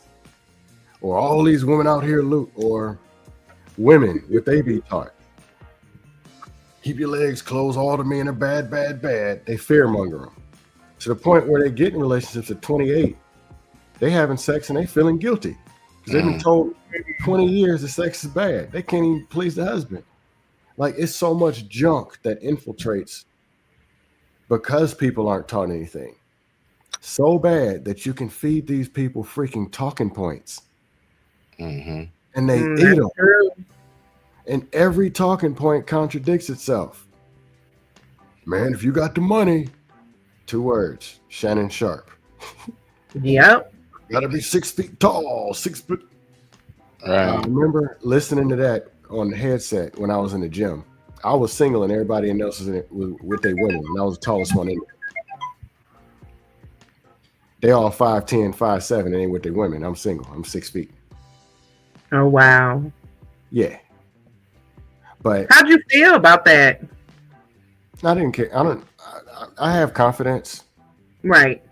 So I don't feel a lot of stuff that people are feeling, though they're trying to hide it on panels and stuff. I mean, I've had good relationships, like dating for a long time and not arguing, like being able to just sit down and talk. True. I've been in love before. I walked in the club or wherever before, and I've taken some L's. I ain't gonna sit here and lie to you. But I've walked in places and said, I want that woman all the way across there, and went over and got her before. So understand there's wins and losses in this game. But you know something though, brother, you know, when people say that, like when I hear that, all I hear is, oh, okay, so you really been out there, huh? When you say I done took in some L's. You know, the fact is, being realistic. Yeah, I mean, of course, no. And you know, I'm just speaking to like the audience that think everything in life is supposed to be fluffy and perfect. The fact is, you know, we got an old school saying, right? And that old saying goes, if you come back from the game and you ain't got no grass stains on your jersey, that means you ain't played. Pretty much. Right. That's a good one. Period. Yeah, that's a good one. Now. You know what I'm saying? Matter of fact, I'll tell y'all about an L. Because I tell my nephew who's 20 about this very one. Because I'm trying to get him to start shooting more shots. Right. I was 20. I was 20, went to visit my sister and her now husband for spring break in Alabama. 3 days there. Then I went to Birmingham, like an hour west. Stayed a night there, and then I went to the mall. And I'm like, you know what? I'm feeling like Superman. I go to the mall. I'm like, man, where these ladies at? See this cute chick. Size her up. I'll just do like this. Like, come here. I'm feeling like I'm the man. What? It's like, who, me? Shit. It was all funny. Here's the thing. It was all funny until she got right in my face and them eyeballs hit me. Oh, shit. She got in my face and them eyeballs hit me. I was like in a food court or something, in the food court line. All I remember was them saying, sir. Did you freeze You got up? an order? I blacked out. I don't remember her talking to. I don't remember anything. Oh my I God. thought I was the man. Hold on, did she give you the roofie? No, she came up to talk to me. And you talk about choking, freezing. I blacked out. Oh, I see what you saying. Oh, okay. Did you faint? Yeah, right. Yeah, Like, did you probably. like fall out the stool and stuff? Shit, probably. All I remember was them saying, sir, are you ready to order? Oh my. How old were you, Scam? 20. That's old enough to get laughed at, nigga. You's wild for that one. Here's the thing. Right. I didn't, That's old enough, bro. That's old I enough. didn't have a shot. I wouldn't have a story. Yeah, you Amen. got to shoot it. Like Blaze just said, you're going to have wins and losses no matter what you do in this life. Fall, get back up. Well, That's the only thing I'll you can leave you. do. Yeah, I'll leave you with this though. All jokes aside, see, right now, what you are doing is you're giving us your testimony, and the only way to give a testimony is to go through the first 4 letters of that word. Rock out, sir. Hey, Kim. She's talking about she'd have been scared. Shoot, I was scared. Them eyeballs was too much for me. What you saying? She had the dad from House Party eyes, and she stopped playing, bro. Man. That is so funny. But I mean, how will you know anything or get through it or see if you even got an opportunity or a chance if you don't go for it? That's a good point. Now, speaking of that, going for it, I do want to ask y'all a very important question. This is something I'm actually slightly coming upon. Uh, uh, this is something I'm slightly coming upon myself, right? And I'm a little nervous about this because, so let me just put it like this in a nutshell. I was raised, and I do believe that my parents did an excellent job of taking care of me and my siblings, but I do believe that we were sheltered just a little too long. Right. Now, you'll see where I'm going because this is a question. You'll see where I'm going. I'm going to give my part and shut up. My daughter's 16, 11th grade. She's going to be graduating soon. I'm curious, what's you all's view on the whole out by 18? Because I said, nah, baby girl, you going to stay with, look, you're under your father's covenant till bare minimum like 25, 26. I don't believe that you're ready at 18, but I'm hearing that what I'm doing is I'm going to coddle her and she's going to be actually develop a form. Basically, what I'm told is you will give her a form of arrested development if you allow her to stay with you and be under your like financial covenant and everything. Like, I'm serious, like all that, whatever you need. You know what I'm saying? You get something up until 25, 26, dad got you. You know what I'm saying? Like, I don't give a damn. You grown, you still my baby. Like, you still Muma to me. So like, but I'm told that's not what I should do. So I just want to know, because I ain't going to front to land it. Like, we've heard that so much, this whole put them out by 18 thing. But like, I just saw time and time again. I mean, it has worked sometimes, but I don't know the percentages. What you all take? I digress. My mic is muted. Somebody else can go first if they want. You can go, Scam. The answer to out at 18 is 90-something% no. As a parent or as any kind of leader, you do an assessment of your people. You'll know when that person is ready, as well as you're responsible for by not any means necessary, but you're responsible for guiding them to succeed. Sometimes people need more. Sometimes people need less. Sometimes people need more time or this, but whatever it is, have a plan for them to win based on who they are. Some suggestions, though I don't know the person, but just random suggestions at 18. Okay, rent's $300 a month. Rent's $500 a month. Or get a job, school, military, business.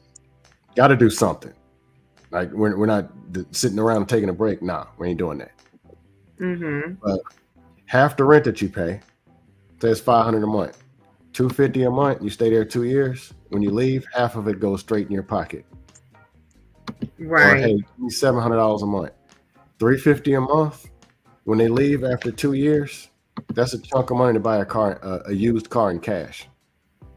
Or if they graduate, top of their class, whatever, or do something big, help them with the down payment on the house that they want to buy. But use it. It could be used as, that's if they're staying at home. If they're away, do something to help them. But just because 18 is just a number. And even if they're behind, they failed your high school, or there's something just ain't there, the maturity ain't there, you're better off them graduating and getting together at 31 and then being successful at 35 than push them out at 18 and then being in the gutter bleeding at 19. Ooh, that's a good point. Hey, Artifact. To answer that question, no, I don't believe in that either. I believe that if you just think back to where you were at 18, we're just still figuring it out, just because the government declares you grown at 18 or somehow grown because you still can't even buy alcohol or anything to 21, you know what I mean? So just because you're 18 now, that doesn't mean you have it together. That doesn't mean you are equipped. Now, of course, along the way, if we're doing good parenting or healthy parenting, we're gonna go and take those steps and those measures to try to equip our kids to know some certain things. But at 18, they're still trying to decide, okay, I'm going to go to college, or I'm going to go into working. I'm going to do this and that. And like Kim just said, no 18-year-old has 3 times the rent, majority of the time, unless their parents are paying for it, or unless they really started working young and saving for it, or they just happen to be blessed enough to have an outstanding career going by 18 or something. Other than that, no. I feel like people should give their kids an opportunity. Now, if years down the line the kid is still there in the basement playing video games or something, and they still haven't figured it out, then that's different. But at 18, kicking the kids to the curb, I don't believe in that. Yeah, I believe, like, if I'm not mistaken, I think the adulthood, kids being considered an adult at 18, I think that's a new thing. That just came about in the 1970s, if I'm not mistaken. Nah, hold on, Freeze, real quick, because don't forget when we was coming up, bro, we was able to drive to high school at 15 and 9 months, bro. We had our at 16. They had to raise it because they realized we couldn't handle that. Yeah, exactly. The 18 and go ahead, Freeze, my bad. Go ahead. I was gonna say the 18 and out was more 60s, 70s, 80s. People started to be more lenient towards 90s, 2000s, except for there are parents who don't want to be parents. Let's just be real. Right. Or they passed their own trauma down from how they were raised. And I'm trying to make this short. When people aren't taught how to critically think and guide, they don't know how to do that for the next generation or their kids either. So they pass on what they may know or don't know. And it just, they got kicked out at 17 and say that they made it out here in the street at a factory. So they tell their kids they got to go do it too, without doing a full evaluation of how this world really works or creating an actual real plan. A lot of parents don't want to be parents. Like, all right, I'm tired. Well, no, scam, because I talk to people about it. What they say nowadays is because kids are more advanced, like they're teaching much more advanced classes in school at earlier stages than we were, right? So all of these factors, because they're so well at technology and stuff, and that is the moving driving force, IT, tech field, that is what that we should be shooting for. So a lot of people feel like, well, shoot, they've been able to jailbreak the tablet after I done changed the code since the age of 5. You should be ready by 17. Unfortunately, that's the mentality, bro. Well, that goes two ways. My high school, I graduated in 98. 98. Class of Y2K. I put it, okay. The way school was, I was an education major. I taught 4th grade for a year also. When I was coming up, 94 was an A, 86 was a B, 78 a C, 70 a D, and we got E's instead of F's. It was an E. But they made it to where now a 90 is an A, 80 a B. They dumb down education for the most. So the majority is dumber, and the dumber are extra dumb. But the smart of the new generation, is 50 times smarter than the smart of our generation. So if you take the better class, then yeah, they can do stuff at 12 that we couldn't do at 25. But the majority, 18-year-old now on an average versus 18-year-old in my time, our 18-year-olds will dust them off. But yeah, the best of the new, they're damn near gods. Especially in technology and stuff. Hell, we played video games with one joystick. To Genesis, big deal with 3 buttons. Wow, 3 buttons on a controller. Now they got ocular stuff doing backflips, 68 buttons on the controllers that they're doing at 5 years old. Yeah, they'll kill us. But yeah. Yeah. I don't think it's a wise idea. Because I feel like also that leaves doors open for the kids to go out there and fail, and then they're going to have to come back.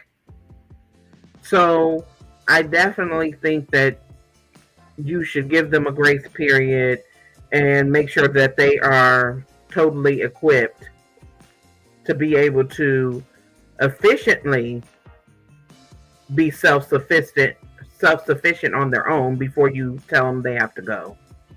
Mm-hmm. Yeah. And I think that it's dangerous to let the government tell you when it's time for your child to leave the house. The government is not in your house. Parents parents are the main ones that has eyes on their kids. So to me it just makes sense that parents are the ones to say, okay, now you're ready.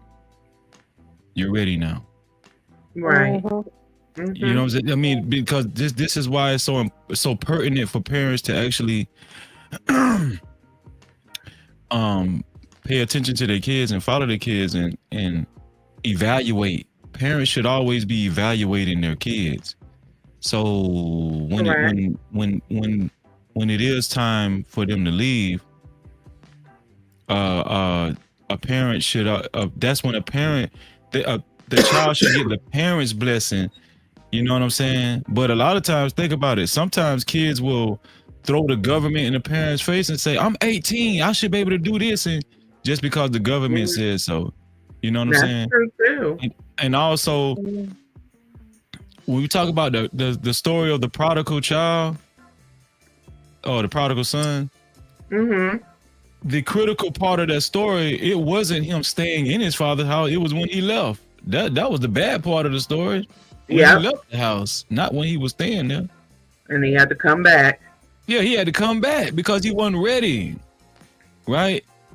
So that was the whole purpose of that story. That is a great analogy. Beautiful analogy. Awesome. It is. Yeah, he wasn't ready. That was the whole problem with that story, but the child wasn't ready. So he actually ended up begging his way back into his father's house, and his father didn't even give him a hard time. His father gave him a hug and a kiss and said, you know, you're welcome. You always been welcome back. You know what I'm saying? So I just think that children should they shouldn't get blessed. They shouldn't get approval from the government or laws, man-made laws.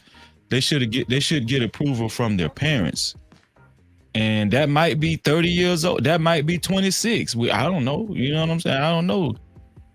It might be 26. That child might be troubled all through their damn adolescent or teen years. They might be a troubled child. And now they just starting to get it right at age 19 years old. But you know this because you've been evaluating your child. That's a fact. Here's another thing we need to stop doing. Every child ain't the same. That's a fact. 18 years old for one child might not be 18 years old for another child. I'm just saying. That is true. Nah, some are more mature and some are not. That is an absolute fact because my parents, you know, me and my siblings, out of all of us, my two sisters, my brother, I was the main one that needed the most attention. Because, just I guess hyper, if you would say. I was very curious, always inquisitive, just about everything. You know what I mean? So I get you on that. Like even down to parents having multiple children. I don't know no parent that handles every single child the exact same way. If you got 2, 3, 4, 5, or whatever. Not one child is dealt with the same way. Some, you can ease up on a little more. You can trust a little more. Some you got to look into like, hold on now, where you going? You know what I mean? Some you That's just like that with your own kids, let alone the spread of what it is throughout our community. You smack on point. I digress. My mic is muted. Yeah, man. Okay. Maria, do you have something you want to say? Yeah, that's the thing. Everyone develops differently. Just like me, though. I'm basically a spectrum child, so the way I develop is different. It's not, I'm not capable of going out there myself. It is better I just stay with the parents already though. I'm like 23 and I remain with them, but I'm still education type of thing though. So it's not that I don't want to move out though. I could move out if I wanted to anytime. My mom or my dad said I could leave anytime I want. I just said, look, I just to just stay with them because it's better for me though. And yeah, I kind of agree with you. Not everyone at 18 develops the same. Everyone develops different. That's why I was saying for me personally, I developed different. Yes, basically, I'm capable of almost everything. Some things I just struggle with a little bit. So I got to work on that. So I kind of agree with that though when he's saying the day I consider leaving is the day I get married. That's when I feel like I should leave. And are your parents cool with you staying there until you get married? Yes.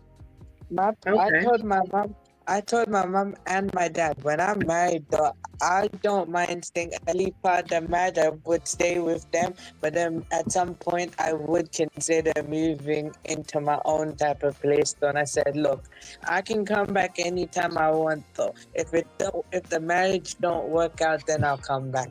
However though, when I get married though, like, at some point though, throughout the marriage, then I'll consider moving out though.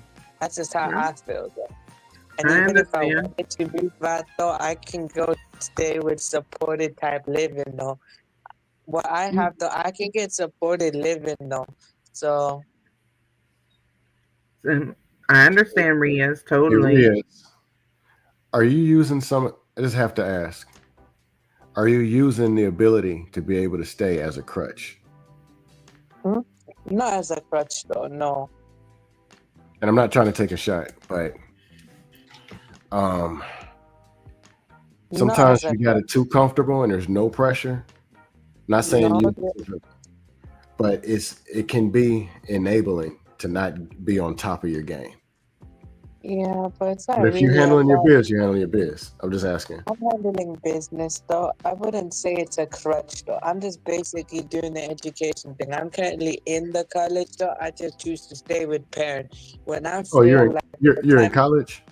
yep, I'm in Oh, college. okay. I've been in Cool. college since 2019. It's just last year. I only got 2 years left in college. I just chose to extend my stay in college a little longer though. And my college just allows me to plan my future though. I'm just basically getting to the stage to plan my future. I only got 2 years left, the course that I'm doing, and it's like a web-based course. So the supported internship means I just go outside and work and I get some support and they'll support me there. And then at some point, if I improve really well, then they'll dial it back until I become independent.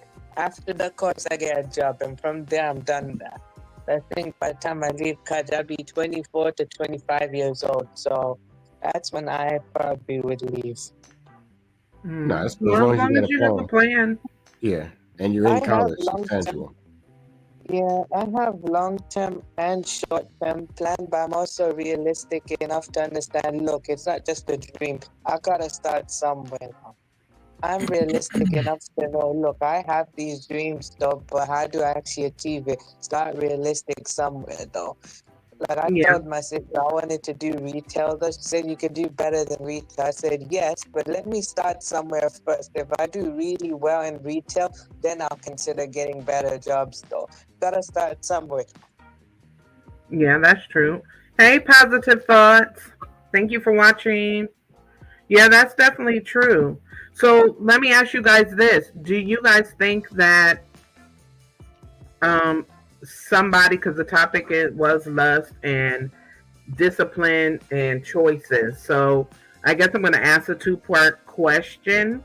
Do you guys think that if people are better disciplined from a young age, they would have, as far as, disciplined in how to find the right person, how to control different lusts and desires in the world, do you think that they would be better equipped for a successful relationship or to even choose the right person? Yeah. Well, Oh, the go ahead. right person is dependent upon the qualities that they have, right? Mm-hmm. So, it just in my humble opinion, I think that whatever the right person is to you is what qualities that you value. You know what I'm saying? Like, so everybody has different qualifications. And I know this to be true from listening to a lot of people talk on these panels and everything. A lot of people are different. Everybody's not the same. I know me from the life I've decided to live, what kind of qualities I want in a woman, Mm-hmm. right? And but this is why you have to ask questions and vet properly, because everybody's qualification is not the same.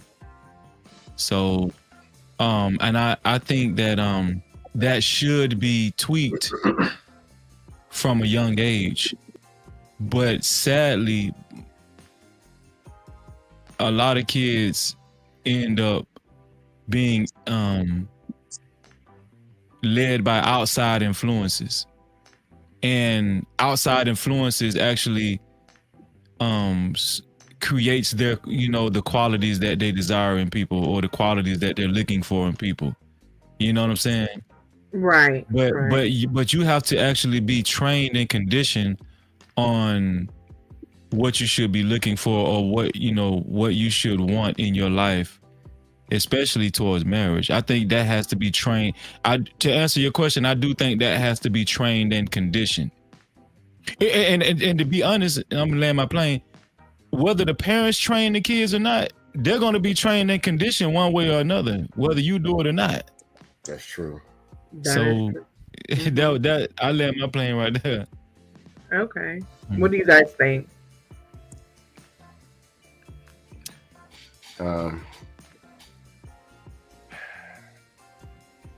People always going to do better when they're prepared, and it's parents' job to prepare people.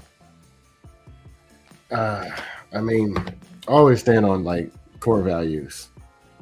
Core values: faith, finances, fitness. And finances ain't as important as people think they are. But when you got your game tight, trust me, finances will come find you. Faith, finances, fitness, discipline, focus, diet, exercise, critical thinking, emotional intelligence. Just keep building all those things. Relationship skills, that's a big one. If the people are preparing you in those lanes, and then also providing a healthy space. Every time I ask this question, I get a no. Ask people why they're growing up, that they always have a comfortable space to come to and ask and be able to say anything they wanted to, or ask every question they wanted to, or bring any problem. Most people say no. I think my parents scored a C in that department. There were times where I'm not coming to you to ask you something I got going on. I got to go find it out somewhere else. There's a lot of people who really can't come to their people, or don't believe in their people, or the shame and the neglect or whatever. They don't have people to come to get the answers to the questions that they really do need. Right. And it should be the opposite. Hey, I'm going to show you how to live this world. I've been in it longer than you. You're going to do some goofy stuff. But hey, come to me when you do it. I'm going to get you through this. No matter what it is, come to me. You might need to prep me. You might need to calm me down. Some things you might have to send me in a text and let me marinate in it. But come to me, and I'm going to get you through this. And I'm going to try not to be judgmental. That's what parents should be doing. I agree. What about you, Smitty?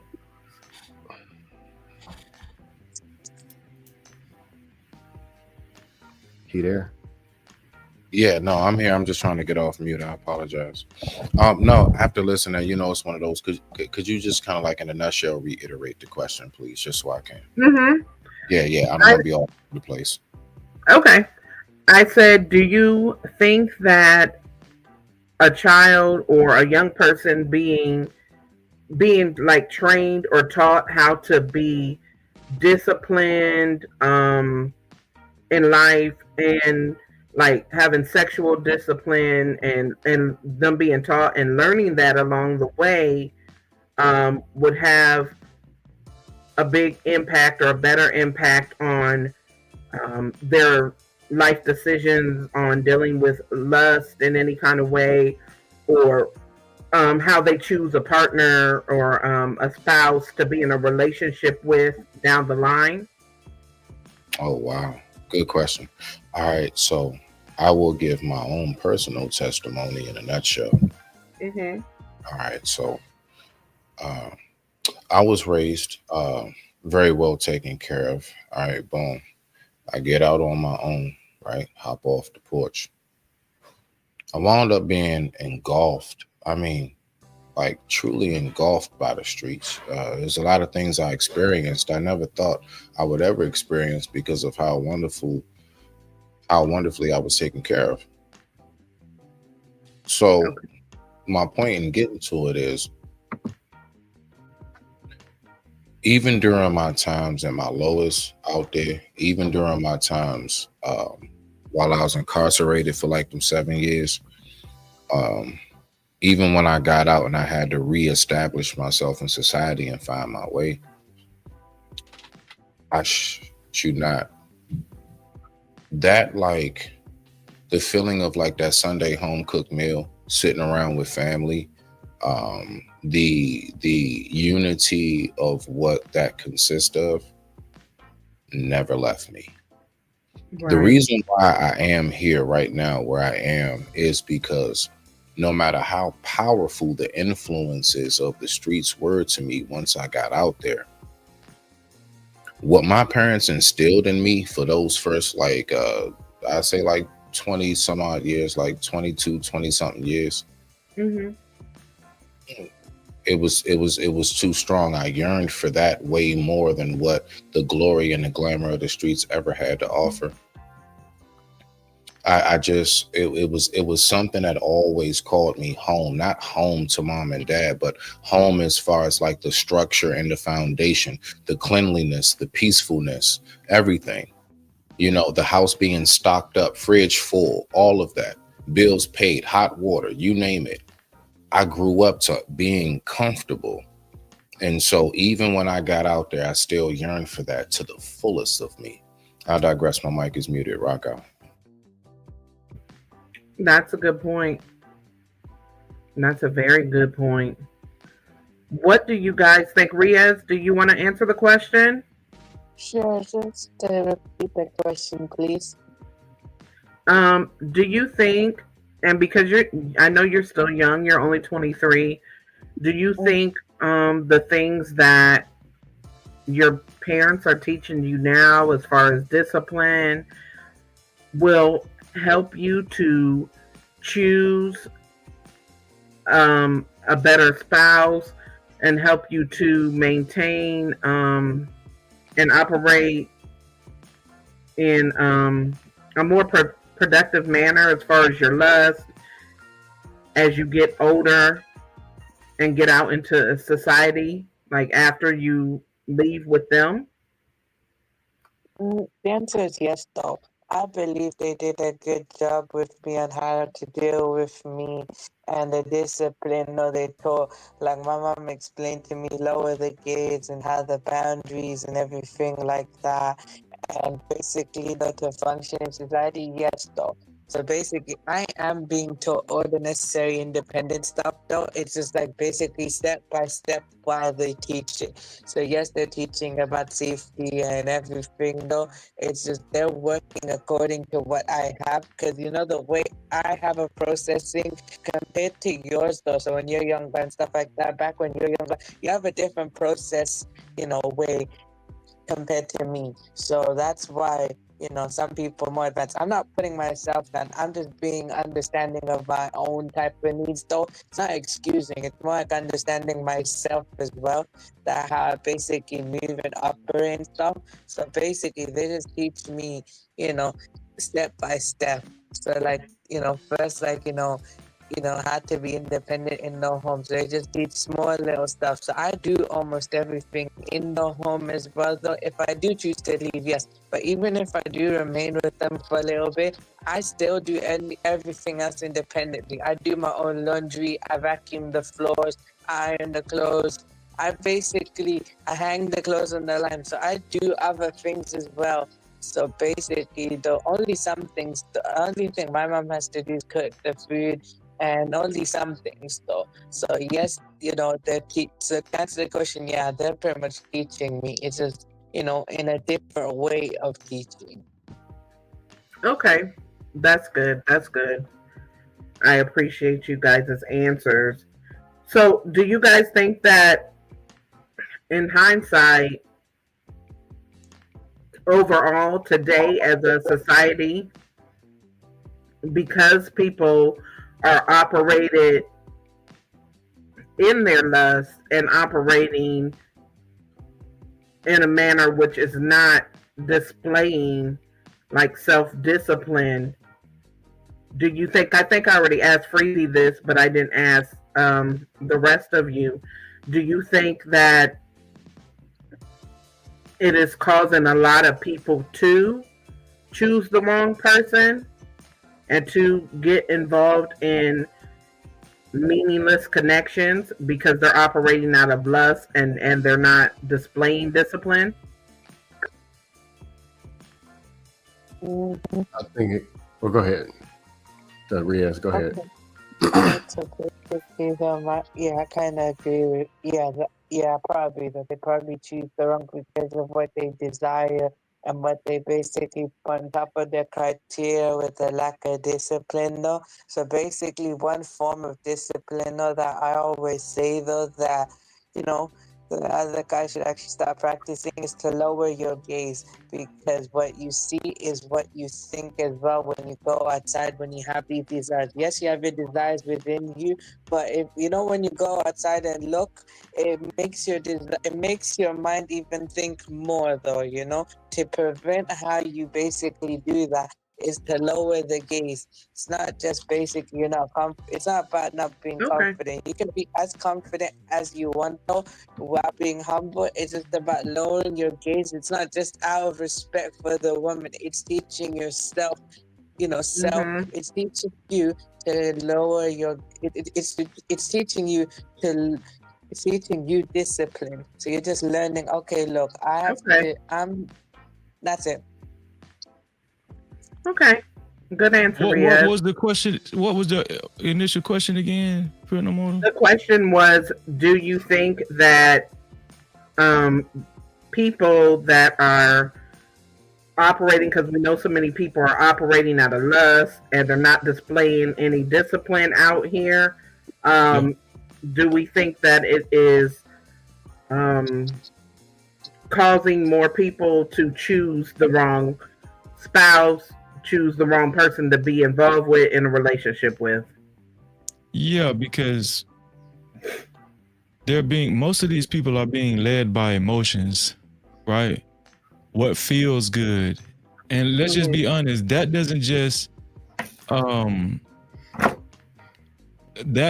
just correlate with intimate relationships. That correlates to people following these gurus online, people getting scammed, people being able to get grifted, because most people are led by their emotions. That's the name of the game. If you want to know how to get money on the internet, placate the people's emotions, because we know most people, that's how they operate, right? So discipline has nothing to do with your emotions. Discipline has a lot to do with that word, that one of those words that's in your title, choices. Discipline is a choice. You know what I'm saying? You have to choose to live a certain way. And so, but most of the time we just like to feel good.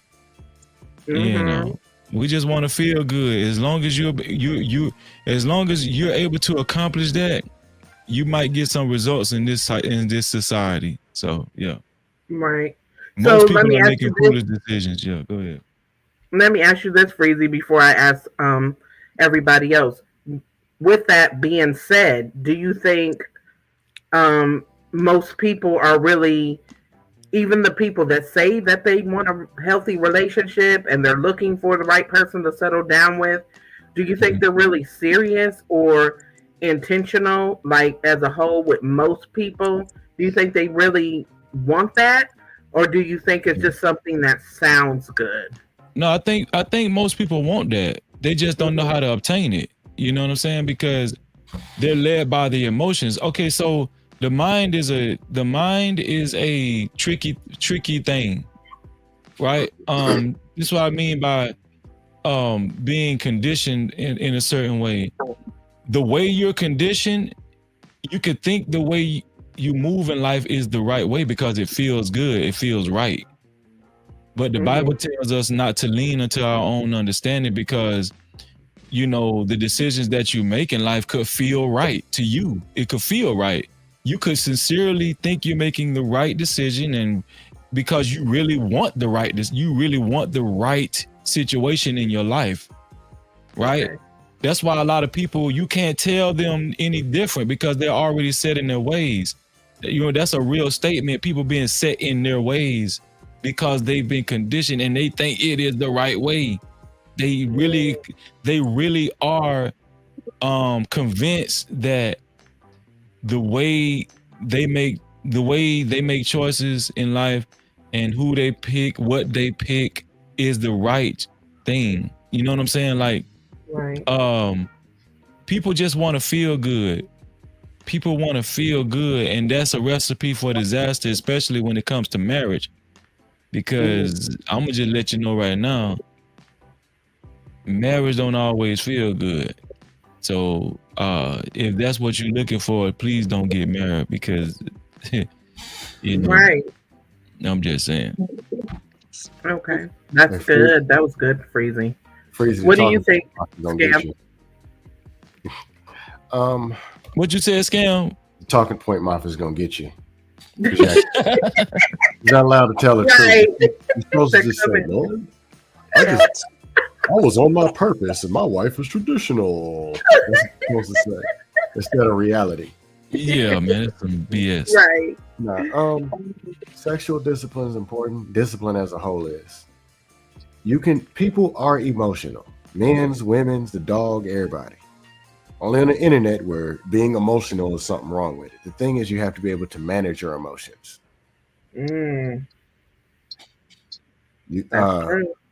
Managed emotions. Let's be real. Let's say it. This is what I say with logic and emotion.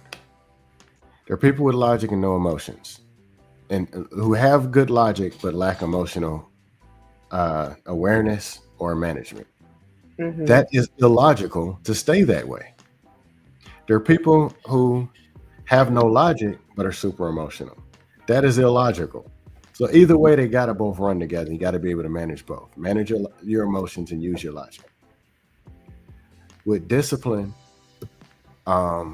you have to be able to see the big picture and not let the small picture override it. Big picture, I want to get down to 160 pounds. And I want to run a mile in 6 minutes. Small picture, Twinkies, butter biscuits, they're going to taste good. Taste good for 5 minutes, but it's going to cost me 2 days that I got to burn them calories off. So with sexual discipline, you can go get that extra booty on the side, but it might cost you all the good anointed booty that you could have had in your household. So that's a good point. Scam said anointed booty. Yeah, I was about to say, can we not and really dissect what is anointed booty? I was just about, I swear you beat me to the mute, bro. Anointed booty. Now we get the anointed booty. That's when you put a ring on that woman's finger. And you go and you do your fast and you do everything. And then you go to the Heavenly Father, God, Jesus, Lord, or Allah, whoever you worship. Just to say God for now. You go to God and he says, I'm going to give you my blessings. That coochie is yours for the rest of your life. Go be fruitful and multiply. Then you get in that thing. Okay. You get in Oh there. Lord, not the presentation. This is $1 million question. $1 million question is this. But no, it's different which I've never been married. I haven't got to the anointed level. I've been liked, I've been loved. Question though. With the anointed, you can get it, and you don't gotta. I don't gotta go to God and ask for forgiveness for it. Oh my God, ooh. That day's coming. I just want to know, was the booty anointed pre or post to scam being in its life? Unfortunately, I hit some anointed booty before, like girlfriends, some exes, and I didn't go before the Heavenly Father because I was kind of fornicating, and it felt anointed. So the undisciplined side that night, it was anointed, but the next morning, as I go to repent, Stop and freeze, please. you see what had happened was. What are we talking about? Wow. Okay. Very good. I mean, it was good. Y'all get where Y'all get where I'm going for real though. Brother, could you actually Right. end? Hold on, Riaz. One second. No, go ahead, Riaz. You're good. So Okay. I just wanted to ask something though. That's I why I actually speak. rather hear Riaz right now, believe it or not. Like Riaz, you're the man right now compared to what I can do. Go ahead. Tim is cutting up. I'm innocent. I don't know what you're talking about. Blaze, jeez. Yeah. What do you think, Smitty?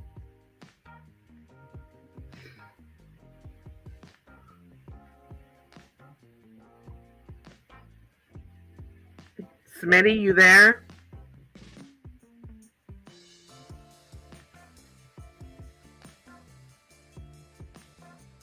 Okay, I think we lost Smitty. Smitty. Yeah. I don't know. Maybe if there's something. Okay. I'm right. Well, what do you think, Smitty? Do you think that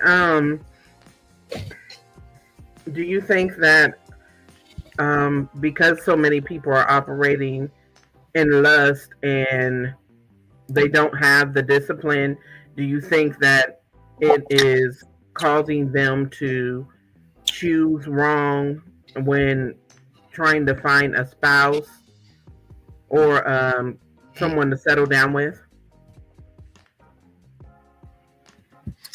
Oh wow. I need my thinking cap for this one. Okay. So yes, just like a spiritual awakening, when you are actually in the true form and mode of love, love has an actual condition on it. You know what that condition is? The condition is it is to be equally reciprocated. Mm-hmm. All right. So you got a lot of people that they want the best parts of it to be reciprocated to them. They want what it is that is supposed to be the best touches of relationship. No. Love really is, I can't stand your ass right now, but I ain't going nowhere. Mm-hmm. You know, you haven't done the unforgivables, the whole like putting your hands on me, you ain't stole from me. You know what I'm saying? Things of that nature, right? We all know what the unforgivables are. Yeah, a lot of people do not truly know what love and what being in a relationship of me and you now forever really consists of. And people really do have it ingrained into their mind that this is just supposed to be like a walk in the park. Yeah, and that's why I brought up the spiritual awakening part. When you fall in love, that's a whole nother version of spiritual awakening. Right. When you go through that, there are going to be points of like you're a little confused. You might question things the whole nine. The fact is this. It's so true. You know what I'm learning? Cliches hit harder now more than ever. Old, simple cliches, right? Like it's the thought that counts. Or something as simple as communication is key. You know, a lot of people are more quick to not talk about what's going on in their mind as opposed to actually knowing how to express what's going on. So to land it, yeah, not too many people know exactly what love really is. They really do Right. believe that love is these fluffy memes, and you know, everything is so grandiose. No, Yeah. no. Sometimes, sometimes I just might be like, you know what? I'm going to the camp spot, or sometimes I'm going to go stay at my sister's. I don't give a Hmm. damn. But at the end of it all, if it's truly love, and if you all truly believe what you say, then that should conquer all.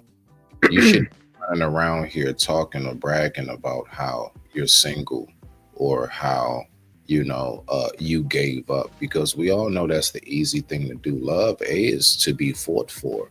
Love, you should make sure that you know you're gonna have to put that work in. You want that bomb body, workout. You want a good ass bomb love, you're gonna have to work out. I digress. My mic is muted. That was good, Smitty. Hey, Bridget. Bridget said hey to everybody. What's up, Bridget? Peace out, Reyes. He just put a message in the back saying he's gonna drop. Okay. Thank you for coming up, Riaz. But yeah, that was good, guys. I really do think that you all gave some good points on that one.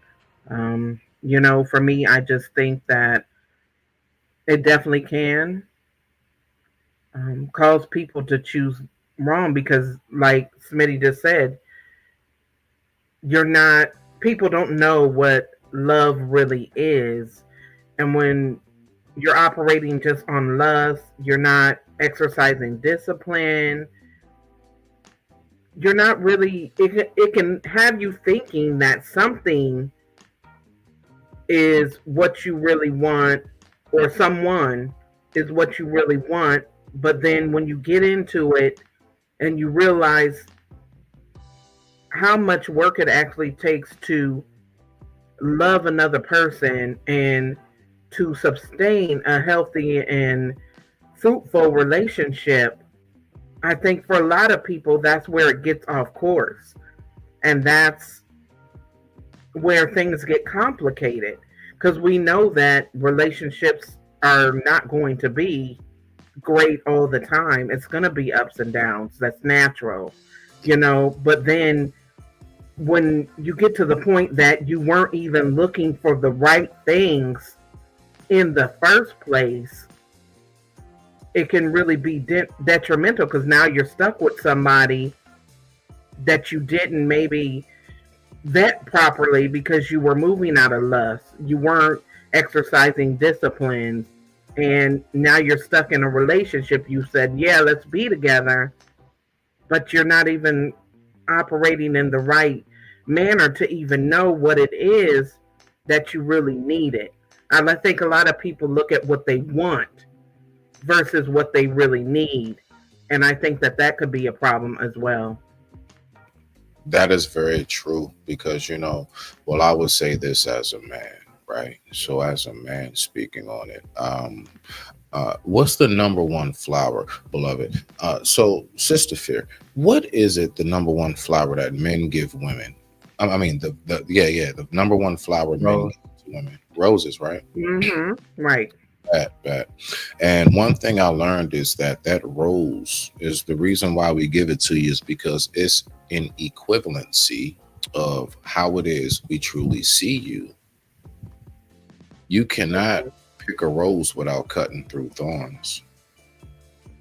Right. As wonderful as you all smell when you bloom, you blossom, you also got these prickly little spikes going all down the stem of it, right? So then I analyze that and I say to myself, this is the number one flower we give them. And out of all of the flowers, it's the only flower that has thorns on it. So then I started to make the correlation. That let me know that it's not going to be easy when it comes to love. Love sometimes can be painful. That I is digress. true. That was a good analogy. I got a question. Mm-hmm. Did y'all? I don't know if no, he's married or no, Freezy's married. You were married at a time. I'm a widow. Okay, sorry for your loss. Not married, involved. Committed relationship, long term. 12 and a half years. Okay, So I know what the life is like. Yeah, I'm talking about Right. living. form of married. Right, Yeah. a form of married. Exactly. Yes, I'm here. Do y'all think the original way that you grew, not original, the way you grew up, did they really give y'all a good picture of what marriage really was, or they give you a 180? Hell to the no. I don't think so. I would say no myself. No,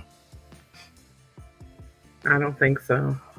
I had to create that vision. How about just the relationship in general?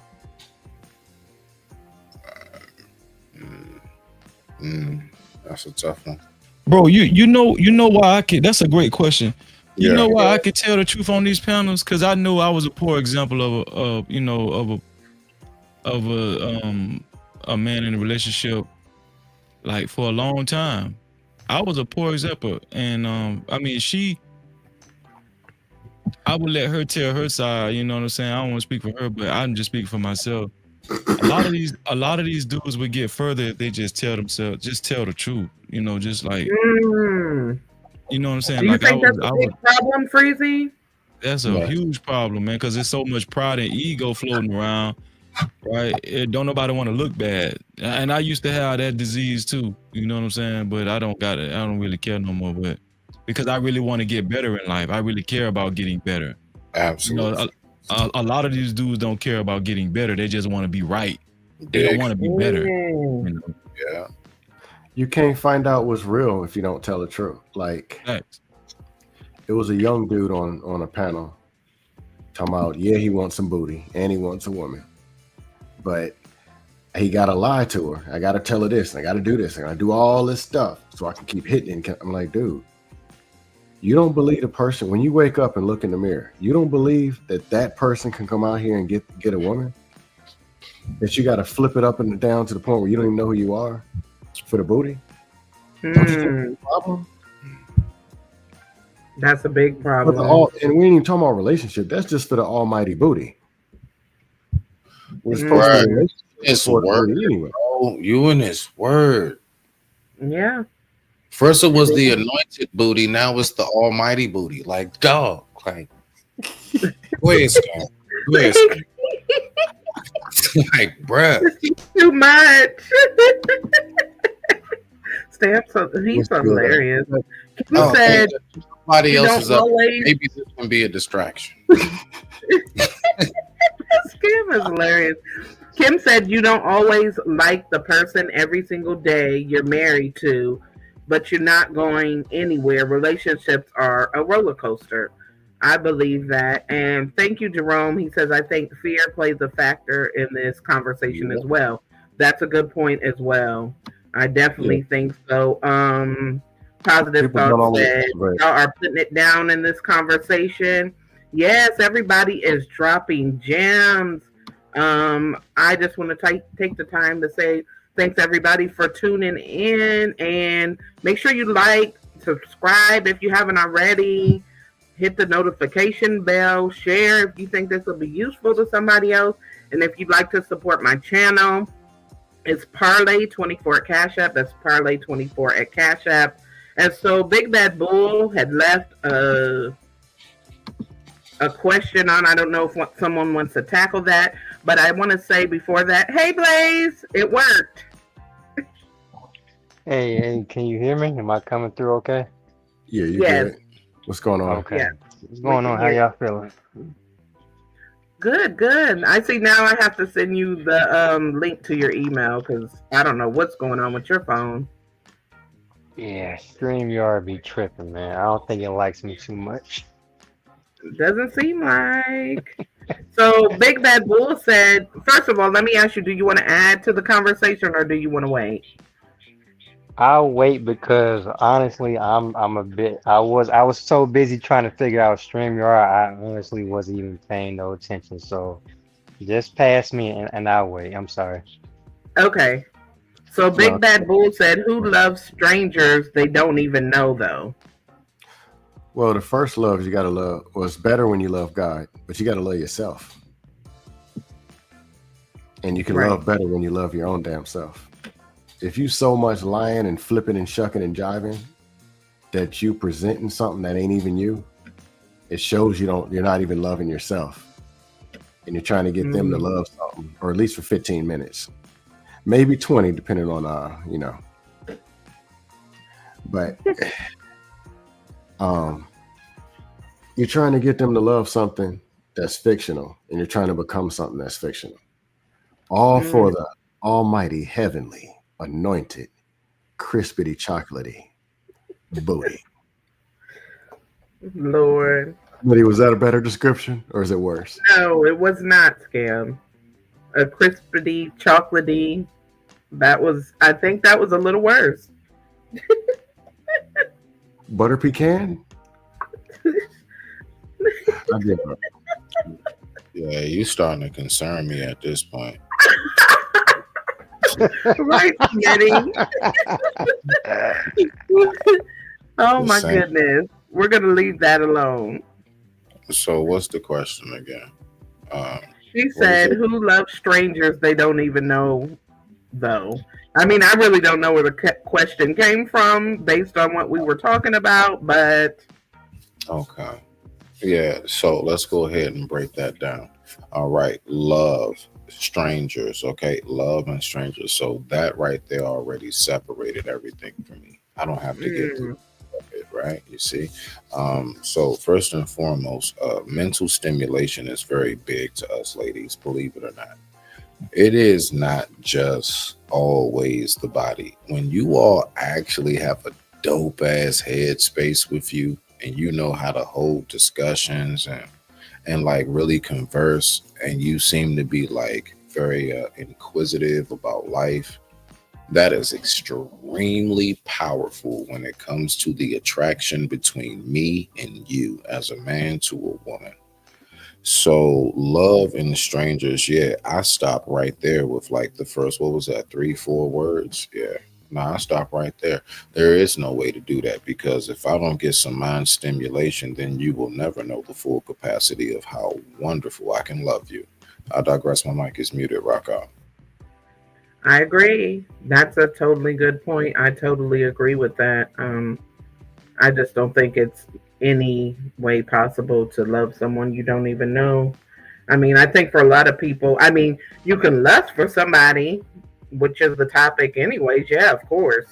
People do it Anybody with can do celebrities that. every day. They do it with celebrities. You don't know them Yeah. celebrities who got all kinds of fantasies for celebrities. So right there, about. Yep, you're totally right on that. So yeah, I just like you said, if there's no kind of mental connection or for me emotional connection of any type, I just don't think it's possible. I've never been the person that believes in the whole love at first sight thing. So like you can think somebody looks good or like I said, lust, but love, I don't think so.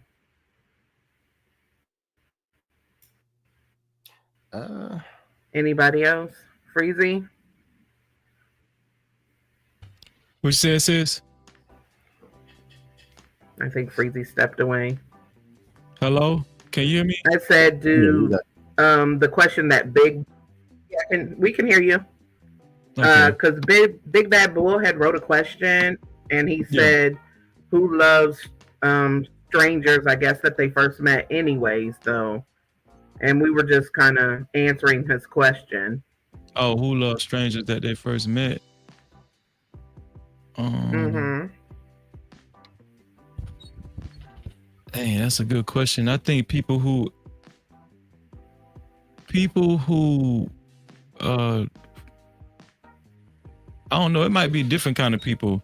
People who don't want to be alone, you know what I'm saying? People who just don't like being alone and they're just longing for some type of companionship, right? So they might get into a desperate state of mind of just not wanting to be alone. And finally somebody made them laugh. You know, just making somebody laugh somebody could feel like that's love at first sight or something. You know what I'm saying? But You think so? But yeah, would because Go ahead. what'd you say, sir?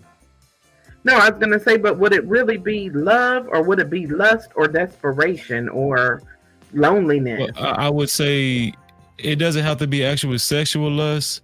Let's just say on a woman's behalf, it could be just longing for validation and affection.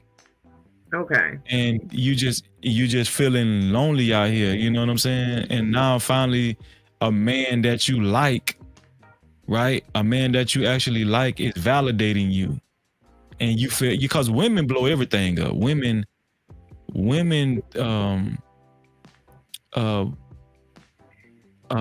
like if a woman will think the strangest things are special. That's so special, you know what I'm saying? Like, because Yeah.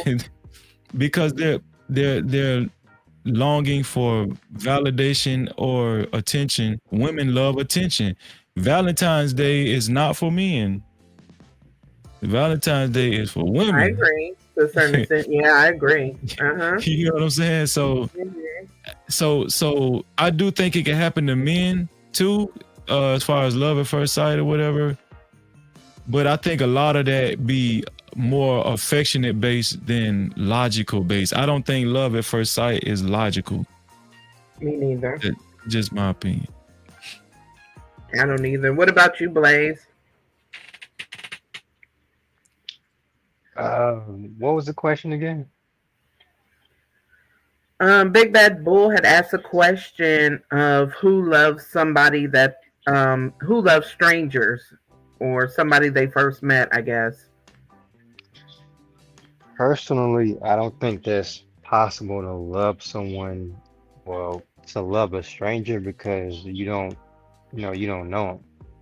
Like if you just met this person, to me, that sounds more like lust than it does love. Like if you're just meeting this person for the very first time, you don't know them from a can of paint. So that's not love at all. That's probably just lust. Yeah. Or yeah. It could be lust, convenience, it could be anything. Yeah. Just loneliness, like Freezy said too.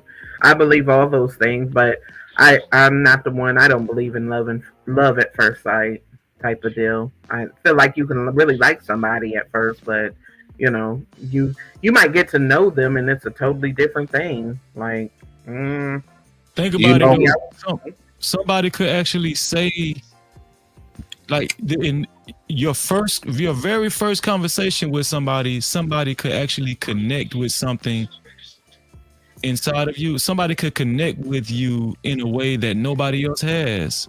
That's possible. Like, now, I don't doubt that. I don't doubt that. Yeah, that is a good point, Crazy, because I mean, you can meet somebody and be like, "Well, gee, where you been my whole life?" You know what I mean? Or I wish I would have met you sooner, or something like that. So I definitely agree with you on that. Yeah, you could have a favorite book that you felt like nobody else know about, but then you meet this person and y'all have small talk and they bring up that same book without you mentioning it. Now you feel like this was a line by the stars or something. Big facts. Something, I would say this.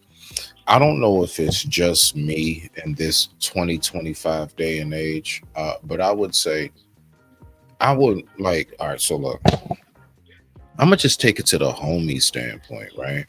Mm-hmm. So like really, really close friends that I have, when we finally said, man, you my right arm, you my ace, it was only after we went through something almost life-threatening and or changing. Ooh, that's a good one. You see, and so my point is to piggyback what Freeze and even you, sis, what you guys are saying. I believe that the factor that is being missed when we think we love somebody, we give up before we can make it through the storm to know if you do. You don't know what it's like to finally like to look over and be like, man, you remember that day almost, you know what I'm saying? Like we don't Right. we don't even allow it now. What it breaks down to is the patience. That is what it is. Right. So yeah, that is smack on point with that. I digress. My mic is muted. A lot of us don't give it enough time to even go through anything. We believe because we're supposed to feel some kind of way the entire way. You're supposed to be on a pink cloud on year 5. You're supposed to be honeymoon state 10 years later. Now you thinking because you know what, girl, that nigga don't even sneeze right. I don't know. It sounds like a curse when he does it. It ain't even a regular at you. So now you ready to, you know what I'm saying, be up and out. Throw in the towel. I mean, it just be the smallest of little things, but I digress. Rock out. That's true. That's true. I can get that. I definitely think that a lot of people don't give it time, but that just goes back to it. A lot of people are rushing into things too, and I think a lot of people go into things thinking that it's going to fail anyways. Like they go into things with a negative mindset,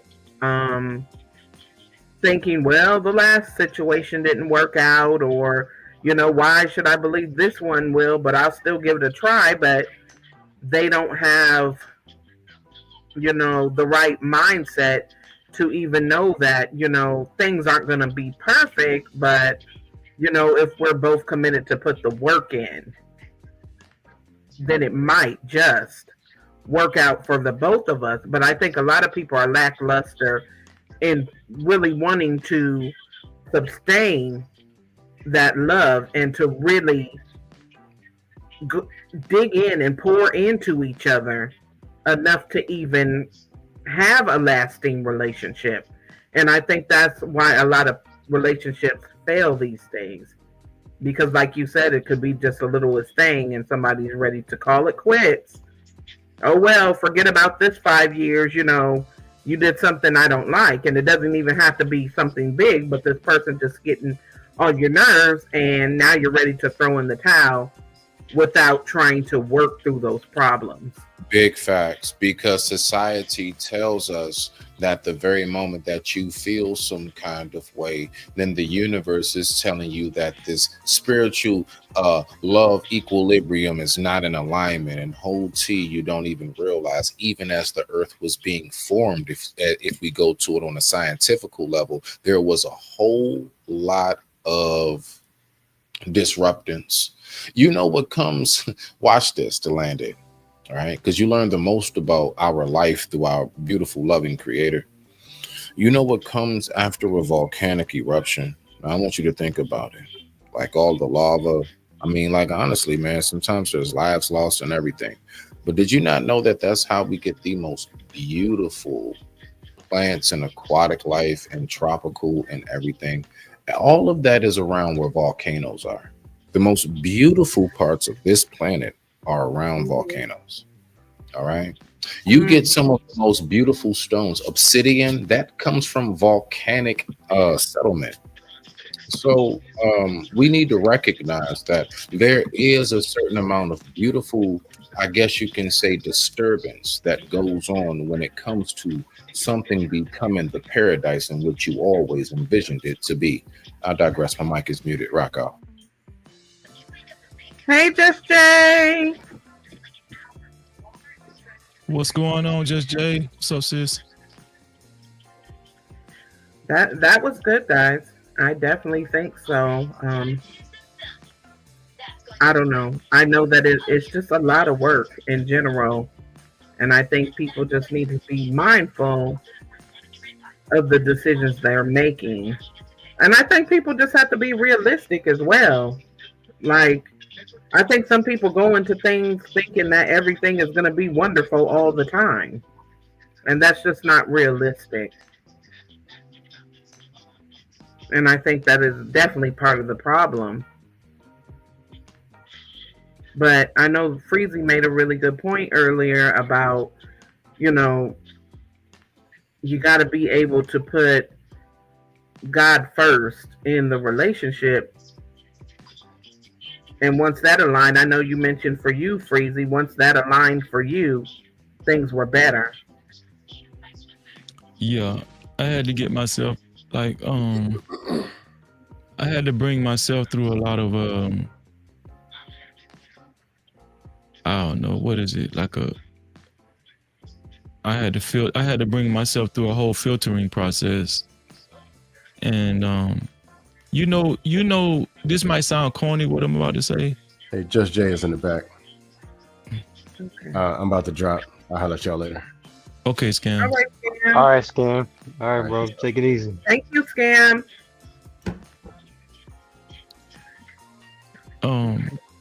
He said Just Jay in the back. Okay. Here she is. What's up, Just Jay? Hey y'all, how y'all doing? Look like y'all been up here for a while. Yeah, we are up here Yeah. cooking. Thank you for coming up, sis. Yeah, I had to tap in right quick, show a little support. I appreciate Yeah. I'm wearing my What y'all Okay. talking Kevlar about? just I'm in hearing case. relationships. you. Yeah, we are. The topic was lust, discipline, and choosing. Ah, what you said, Blaze? I heard you say something. Oh, I said, nothing. Ooh. Oh, okay, that's what's up. That's what's up. Relationships. The what is it? I don't even know. Is it a running trend with the topics? I definitely think it's something that people desire. That's why it constantly comes up, regardless of how it shows up in different ways. On social media, I think it does speak to the desire for human connection, affection, attachment, all that, right? hmm We were basically running it into how we started off talking about how people are young. Were their parents really giving them the right input or insight on, having discipline with their lust, or before they end up having sex? And did our parents teach us how to be disciplined in a way, or to even know how to choose the right type of person for ourselves? Or do we even know what we really need in another partner or spouse? So we kind of, went from there, and we came to here. Do you want to add input? Well, as y'all know, these conversations, they're not, I think that we can overcomplicate them, but I think the nuances is what like we tend to discuss, you know what I'm saying? And I think sometimes people take that and overcomplicate the whole thing. But to what you were saying about parents and stuff, I can imagine it depends on the generation. Mm, Because it seems like there are a lot of variations of parenting styles with the generations. But you generally have different parenting styles within each generation, but there seems to be certain parenting styles that would be like the forefront or more common, you know what I'm saying? Depending on the generation. My generation, what I found was a lot of parents didn't speak on relationships and especially sex in a productive way. Um, I find that a lot of people in my generation went out and learned by way of the streets or mhm. just different ways. They just learned in different ways, and it wasn't so much the parents sitting down and having like a very productive conversation. It was usually along the lines of, you know, the mom possibly telling the daughter, and I'm not saying this is my specific experience. I'm just speaking to like the In generation, general. right? hmm Yeah, it was like the mom, if you come from a dysfunctional background or a background that isn't well versed in healthy communication, right? It could come off as don't be out here running the streets getting pregnant. You know what I'm saying? That's kind of the sum of the conversation. You know what I'm saying? Every now and then, a shot being thrown while they walking out the door or something, or if they got on something specific or whatever. And then for the guys, it could have been something as simple as they dad talking to them and possibly encouraging them to knock some things down, or going out of their way to tell them they better not be gay. You see what I'm saying? Just it wasn't nothing productive, Right, right. That's a generally good. speaking. You know what I'm saying? Mm-hmm. That is a good point. So you think that a lot of parents, I think we all kind of agreed with that too, that a lot of the times our parents did not give us more of the stuff that we needed to be able to go out and be equipped to find successful relationships, and everybody just kind of learned through trial and error in a way. Like our parents might have told us some things, but they maybe weren't so specific in some of the key things that we could have had because maybe they didn't even know, or their style of parenting was different. Right. That's so true. And my parents come from a generation where they didn't do a lot of talking, especially when it came to being vulnerable. You know what I'm saying? It wasn't a lot of conversation in that regard. So, to your point, I think a lot of people did just go out and learn different things too through trial and error. And even for people that grew up in, um, I guess, more stable households, it's the communication still could have been impaired on some level. You know, Right. so the talking points about the vetting and all that kind of stuff, it sounds very ideal, and there are parents that have done vetting, whether it was, the guy come to the house and dad him up and ask him a bunch of questions. There are different forms of vetting, but as far as like talking points and this, like, it's almost like this formal facilitation of sorts when it comes to vetting, I think that that hasn't been very realistic, at least in quote unquote our community. You know what I'm saying? But I think I, people go out and they do what they can and they fumble. But it still definitely speaks to the desire to connect and to have relationships. Relationships are beautiful, and they can be truly edifying, and they can be absolutely destructive. You know what I'm right. saying? And I think many a times people in general, like, we can go through life and compound, you know what I'm saying, the destruction, because it's a lot of unhealed stuff, a lot of unresolved stuff. And I think I said this the other day on Freezy panel. We all have baggage. You feel me? For me, this is how I view relationships, right? Like, I think it's about alignment, and I also think that we all have baggage. It's just really about tapping in with that person who is built for your baggage and you built for theirs, not meaning it's your job to do their work, right? Because we all have a responsibility um to tend to our own growth. You know what I'm saying?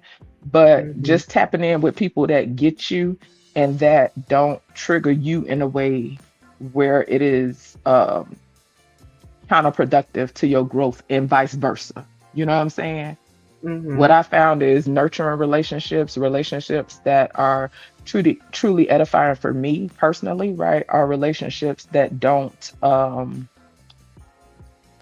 what's the word? Exploit, abuse, take for granted, you know, overstep certain boundaries when it comes to a person's triggers, right? So I can imagine y'all cover some scriptures, right? So love Hmm. covers a multitude of sin, right? So when I think about that, right, it ain't just, oh, love covers a bunch of BS and that means you're supposed to put up with it, right? One of the ways I interpret that scripture is love is equipped to cover a person's vulnerabilities. You understand what I'm saying? Like, Good. you have a responsibility to if you're connected with a person, you have a responsibility, and sometimes we mess up and we fail, right? But we have a responsibility to reasonably cover a person's vulnerabilities. You know what I'm saying? If I'm tapped in with a dude and I care for him, it would be productive and edifying to make effort, right? To not expose his vulnerabilities in a way that would leave him in a worse state. But it is still our individual obligations to work on ourselves. Do that make sense? Yes, that's good. Do you guys want to add to what she said? What is there to add to that perfection? Oh, well, look Yeah, at you. Well, thank you. I appreciate that. she was definitely cooking. So, just say, let me ask you this, since you just came up.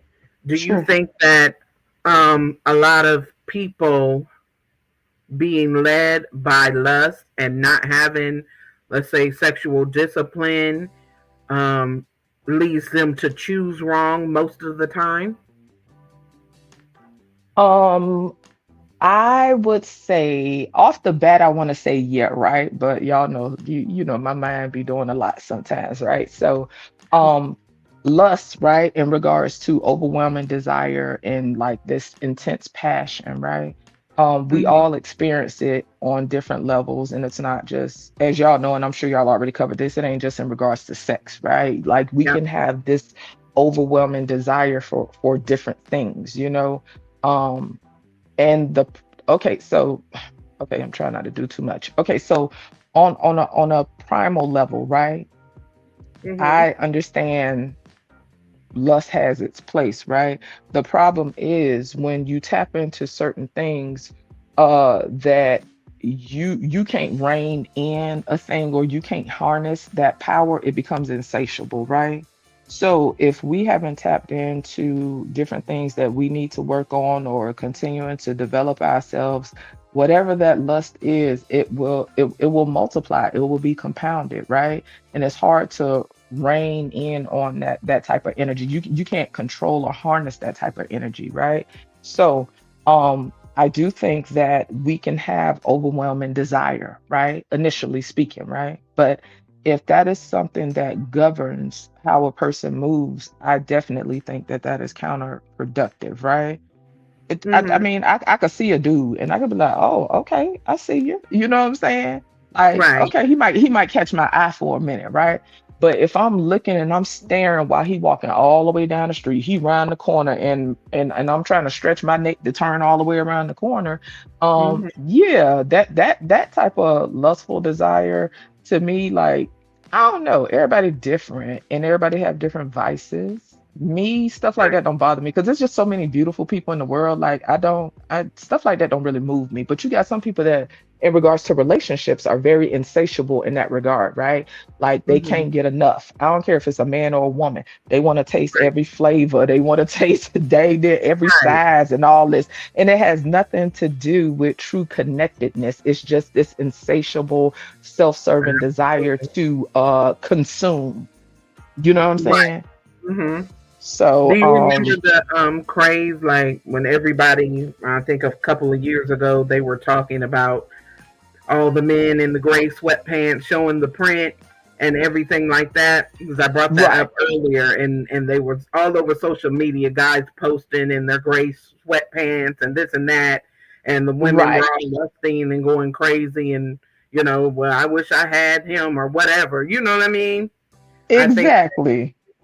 that type of thing, where you're just lusting after somebody, you don't care about the They just a connection. piece of meat. You already know Right. how it is, and that's how the thing. That's how I go for a lot of people. It's just a piece of Right. meat. And don't get me wrong, people can catch my eye.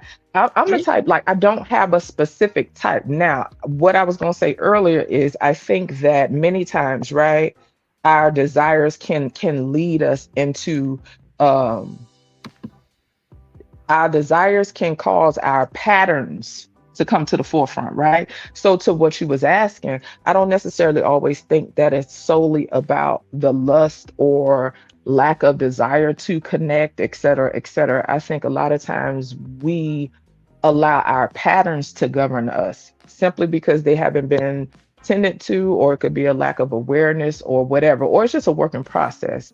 But as far as like the gray sweatpants, all that, you know what I'm saying? It's all the same thing, right? Like, Mhm. yeah, I could look at that picture and it's like, oh, okay. I ain't even gonna hold you, sis. Sometimes them pictures was a little cringe because you could see the whole print. Like you Right. I might as well give you a what you call it, a checkup. You know what I'm saying? Like I could see everything. Like what is going Right. on? Like this is a lot, you know? And so Like you'd be looking for a couple of dollars or you know something. what I'm saying? Like, okay, dude, like you really ain't even got on no draws right now. Like what? This is a lot, you know? Right. but um but if you're not careful, you can get caught up in stuff like that. But for the people that truly seek substance, To Mm-hmm. me, that type of stuff doesn't hold a person. Like me myself, I enjoy substance because like honestly, sis, I've dated dudes all different sizes. I've dated Mm-hmm. morbidly beast old dudes. I've dated slim dudes. I've dated dudes 5'5", 6'5". Like ultimately, I enjoy substance. So Right. I ain't never been one of them that based on how somebody look that's gonna hold me. You know what I'm saying? That Yeah, don't me neither. like it's lovely to look at. You feel me? It's I you know Yeah. I got my little things that I like. You know what I'm saying when it comes to dudes, and I can look at those things and I can admire those things. I can even look at them with a lustful eye, right? But if the connection is not of substance, that doesn't hold me. You know what I'm saying? But to your question, right? Because I'm rambling. I do think that a lot of people jump the gun based on lust simply because it leans into their patterns. It's the pattern Right. that it leans into, and that pattern could Mm-hmm. be rooted in something stable or it could be rooted in something dysfunctional. I'm not going to assume everybody has dysfunctional backgrounds or the most toxic backgrounds. So when I speak to that, I am acknowledging, right? Even the most well-rounded of parents, right? There are still things that can go lacking, and I Right. think that we definitely, if we tapping into all that childhood stuff or whatever, we lean to those patterns. So whatever that pattern was, we'll lean to that on some level, if that makes sense. Mm-hmm. I agree. I agree. And Jerome said, I think it's a lack of maturity and development. As old folks would say, you're not seasoned enough. You know what? That's a good point, right? That Because is a good. when you're young, right? Like, don't get me wrong. Like, you would hope, because like when I talk to my son, I tell him, like, listen, you gonna F up. Okay, let's be clear. You're gonna Mm-hmm. F up in life. I just don't want you messing up in a way that is gonna delay your life by decades or cause you to lose your life, right? Right. So in that regard, I think us being more knowledgeable, right? In this day and time, we definitely have grasped more knowledge. There's more awareness. There is a lot of conditioning, right, is being torn down. So I think that definitely opens the door to have meaningful conversations with our children and with the people in our circle about what healthy relationships look like, what healthy connections look like. Because the Yeah. because the time that I came from, they weren't, or at least my experience, right? They weren't sitting down having a conversation saying, okay, Jay, this is what a healthy relationship looks like. You know what I'm saying? These are Mm-hmm. what boundaries look like. You know what I'm saying? Hey, Right. let's evaluate what are your core values. You know what I'm saying? Where do you stand with things? What are deal breakers? A lot of times people truly don't ask themselves that. But to the young people, I think that is something that they learn in time, and you just hope that they don't delay their life by decades by certain decisions. And to Right. Jerome's point, we you could have somebody in their 40s just like me, in their 50s, in their 60s, still not Right. mature and still Now that not is a have fact. they didn't tap into, I wouldn't even say tap into, they didn't gather the proper tools, you know what I'm saying, to be Mm-hmm. able to handle conflict. Like some people don't know how to handle conflict in healthy ways. Some people don't know how to communicate and just sit down and have a conversation or what, like it's just a lot of things that go into that, but I think a lot of it does boil down to communication if we're talking about relationships. Okay. I definitely agree. Let me ask you fellas something. What do you think about that comment? Do you think that that rings true?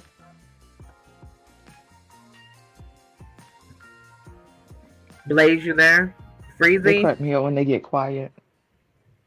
They don't fell asleep while I was talking.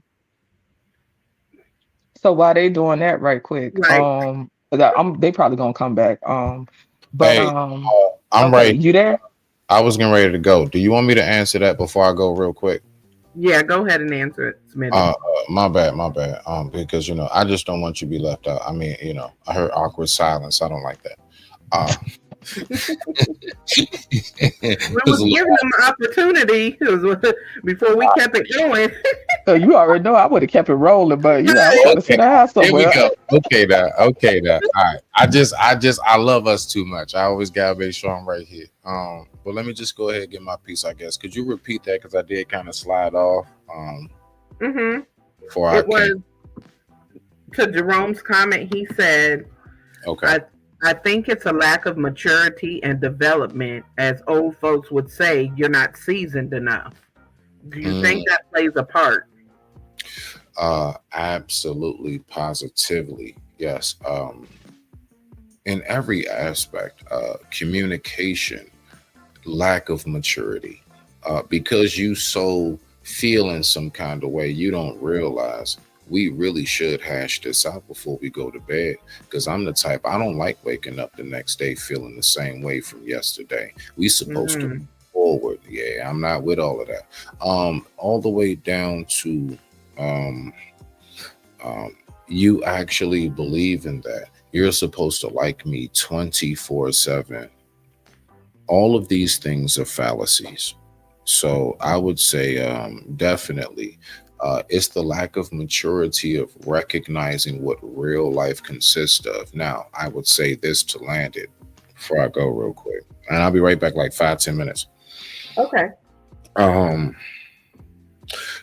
in real life, in real life, you are not guaranteed to be liked or loved everywhere you go, every waking moment when you wake up out of your Mm, bed and step out of your door. mm, For what reason on God's green earth, or should I say this aqua marble we rotate on, what makes you actually think that you will get into a relationship that does consist of this world that is already promised you? Life will not always like or love you. Life is right. not fair. But then we get into a relationship with a person, a human from life, and we expect this to be now something that's exclusive and excluded from the ramifications of what nature has shown us for millenniums. I digress. My mic is muted. Rock out, family. That was good. I It totally definitely agree. was. So can I Hmm. chime in on that right quick? Go Fernando, ahead. I know he finna step out for a second. So Hmm. to what he was talking about, that kind of prompted my thoughts on and I've spoken on this times before, right? Like it's important to in relationships, right? It's important to have a shared purpose and a shared goal, right? Right. Because I think when you don't have a shared purpose or goal, you know what I'm saying, something that you both can come together on, I think it's easier to what's the word?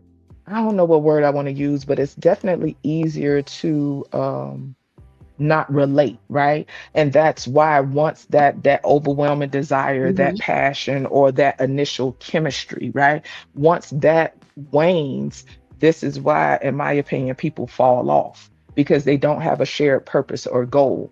And to me, in order to Okay. even get there, we have to evaluate our value system and what it is that we want for our lives before we even tap in with people. Because there was times where I realized I didn't even know what I truly wanted, right? Now, it's something I've said before. I don't have to solely know what I want. I only have to know what I don't want. I still believe that, and there's context to it, right? As we grow, as we develop as individuals, right? We have experiences in life, and those experiences help us, in my opinion. What I use those experiences for is to evaluate my my values and where I stand. Okay. You know what I'm saying, with stuff like, Hmm. and it can be the most unfortunate experience, it could be the most pleasant experience, but I use it to evaluate where I stand with stuff because I think that we don't always truly tap into the stuff that we truly value. You know what I'm saying? So anyway, Right. having that shared purpose and that shared goal to me gives people something in common. Because even though people, because I think lately I've been hearing people getting riled up about the word partnership or something. So, Yeah. so whether you have partnership, whether you have um whatever the other words is, I don't know what words it is, but I think some of these words be triggering folks. They got that be power tripping, but you have people that come together, right? To Hmm. me, you know how some people say, "Oh, once you get with a person, or when you get married, you become one," right? I totally Right. agree. I agree to a degree, and we probably already saying the same thing. It's just a matter of semantics and wording, right? I think Go that you ahead. have two individuals, and then you have the relationship, the marriage.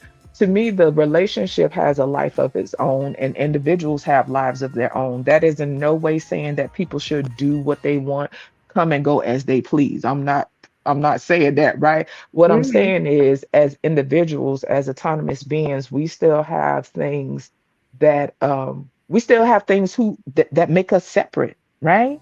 Because if we were solely whole when we come together, we would think the same thoughts all the time. We would do the same stuff. Like, you know what I'm saying? Like, I don't know. Correct. I think it's important for people to still have their individuality, right? And of course, when you get into a relationship, you have to take the other person into consideration. It's not a free for all to do as you please. But say, Mhm. for instance, the person that you're with has interests outside of you. Maybe they like horseback riding and you scared of horses. You know what I'm saying? Right. Should this person have to stop horseback riding because you scared of horses? No, No. they should be free to have that experience. So that's what I mean about individuals and then having shared purposes and goals with one another. Because to me, that gives you something to look forward to, that gives you something to strive towards, and that feeds the relationship, that feeds the connection. I definitely It agree with you. edifies it. Yeah. Mhm. Yeah, because people, I feel like in order to really have a healthy relationship, people still have to have their own individual identity. You can't just base everything around that person. Yes, you're supposed to come together and compromise and, make that commitment to love and share each other's certain experiences and everything, but you can't lose yourself. And if you give up on everything that you like in your life and you just completely conform to what that other person likes, I think that's a recipe for disaster. Because at Facts. that point, you don't have your own identity. Everything you're doing is just based on someone else. I truly think that that is very unhealthy. Like and I'm only using the space as an example because we can all relate to different things we've heard in the space, right? A lot of Right. conversations in regards to relationships in the space, in my opinion, and this is just based on my personal development, right? And the things that I've learned, on my personal journey. A lot of the stuff I hear be stuff that's rooted in codependency and enmeshment. It don't be sounding like stuff that's rooted in being interdependent of one another. You know what I'm Mm-hmm. saying? it Yep. be it be straight codependency, enmeshment, and it be very one-sided. You know what I'm saying? Like, Mhm. yeah, just based on the different things I've learned, I don't find that to be very healthy. Now, with that being said, feel no more. Listen, I'm gonna be the first to tell you, I'm the kind of woman. I can be what's the word? I don't mind being up under my dude. And then sometimes I need my space. You know what I'm saying? Because I can Mhm. be very affectionate. You know what I'm saying? I'd like to get up under you, pinch you and You bother could you. I'm defend. playful like that. Yeah, you know what I'm saying? Mhm. And so I have the moments, and then I also have the moments where I want to not be bothered. You know what I'm saying? I want to go sketch, I want to Mhm. go color, and I want to just be in my creative energy and not be bothered. You know what I'm saying? And it's not even in a rude way. Cause like say for instance, when I was married, um, my Okay. ex-husband, he used to stay in the house like he didn't really go nowhere, you know what I'm saying? Okay. And at the time, he was well, I should say for the most part, this is how he was. You know what I'm saying? He was in the house. He was the one that did homework with the kids, and he was excellent at it. Fear no mortals, like he was Mhm. excellent at it. I do not have the patience for it, and he thought it was a very small thing, but I absolutely adored him for the way he would sit there and do homework with kids. He get them ready Right. for school in the morning. That was his thing, and the way he used to show up. But us and the kids, it used to just had me looking at him like, why don't you go hang out with so and so? I bring up one of his friends. When last time you talked to so and so? Oh, it's been a Right. minute. I talked to him last week or what. Why don't you go hang out? And you know what I'm saying? Like it was a few times where it was a time where I'd be trying to push him out the house to go do something for himself. You Okay. know what I'm saying? Yeah. Because yeah, Mhm. go have some time to yourself. Even with my boys, right? Especially Mhm. my oldest, right? When he would hang out with his mentor, because he was in the Big Brothers Big Sisters program, when he would hang Right. out with his mentor, um, after they had been hanging out for a couple years and I was used to him and stuff, sometimes he'll still ask me, "Hey, we're going over to such and such. Do you want to go?" No, I don't want to go. This is the time for you and y'all to be over there, and y'all keep all that testosterone over there and be to yourself. He around me enough. So my whole point is to the point, right? Especially if you're married and you share a house with somebody, a home with somebody, you're around these people all the time. It doesn't mean that you should rip and run the streets, but it does mean Right. tend to yourself sometimes. Because what I found is when you was talking about people who just become absorbed and they Mhm. just don't have a life or identity of their own, to me, Right. those people low key get resentful at some point. I don't care if it's the end of the relationship, whether it's down the road, and then they think about all the opportunities that they passed up, et cetera, et Being cetera. with It's you. easy for people to get resentful. That's why you I have to agree have a with that. shared purpose and goal. I could see that because Hmm. once it's over, like you said, it's getting to the end, and then they're like, "Well, I spent all this time putting my life and all the things that I like to do into your Hmm. world, and I put you the center of my world, and I stopped doing all the things that I wanted to do in life." And so then I guess I could see why somebody at that point would be kind of resentful, like, Right. why didn't I do this? I should have been doing that. I should have been having my own identity as well in this relationship. Because when Right. somebody does that at the end of it all, they Mm. have to really, those type of people really have to figure out how to function without Because they just don't know themselves. right. They don't know how they're going to function after that because they put all their energy and they let go of their own self identity. That's good, And you just know what that says to me? That also says, right? Because if at the end of a situation, like you say, the whole narrative of I've done this, I've poured all myself into this, that, and whatever. To hmm me, if I'm sitting in that energy, and I'm not saying that it's I don't get it, because to me it's easy to get in that space when you feel like you haven't had a reciprocal connection or whatever the case is, right? If a person gets like that, to me, that says that they violated their own boundaries, right? Now, on some level, they may have perceived it as sacrifice, right? right. Because, and I'm not making this like no male or female type thing, but as you know, fear no mortals, many a times you have people in marriages that will put things on hold, right? Because if we're gonna be realistic, if a man and a woman come together and they say they want to have kids and they want to build a family, a lot of times that woman will have to sit at the house so she can have them kids. You know what I'm saying? You True. got some people nowadays that they want to have kids, they want to be the what you call it, the CEO and all that and whatever. And to each his own. Some people can handle that. The way my mind work, you can't have it all at one time, especially when it comes to trying to build a family with children and whatever. But you have people that will put things on hold. Or you may have a guy that he said he was going to build and he was going to do this family thing, and he decided to put something off that he wanted to pursue. You know what I'm That's saying? I true. think that you have that give and take, but when it is perpetual and it is constantly one-sided, I think it's easy for people to get resentful. But I wanted to ask you a question right quick. Okay. What are your thoughts on like attachment styles, since we was talking about relationships? Do you believe in attachment styles? Do you think they have any validity? If so, like how do you think that fits into in regards to relating? Oh, attachment style. I do.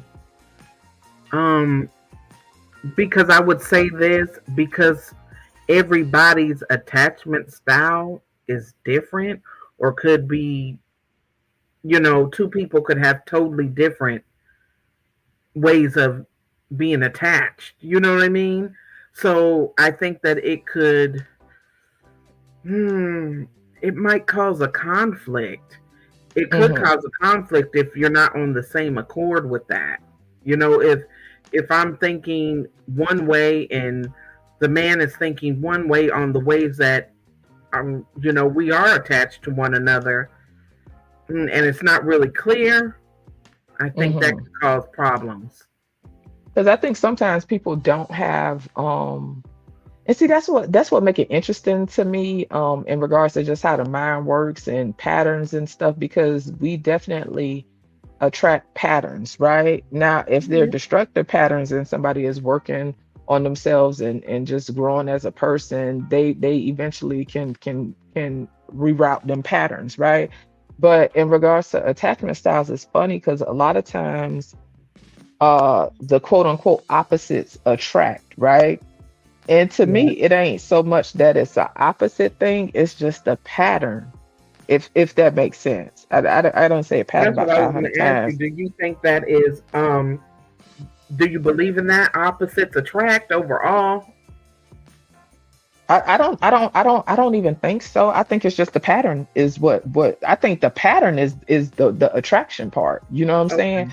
Because I don't necessarily think it's about and don't get me wrong, right? It's refreshing and it's on some level it's familiar when we tap in with people that have some of the same interests as us, right? Like it's enjoyable. And I do think that we receive what's the word? We have a reward. It's like a reward system. So it's familiar when we can connect with people that relate and we share some of the same interests. But I've Mm. also been tapped in with people where our interest isn't the same. But to me, Okay. it ain't so much about the interest. To me, it's about whether or not the value system aligns. Mm, that's good.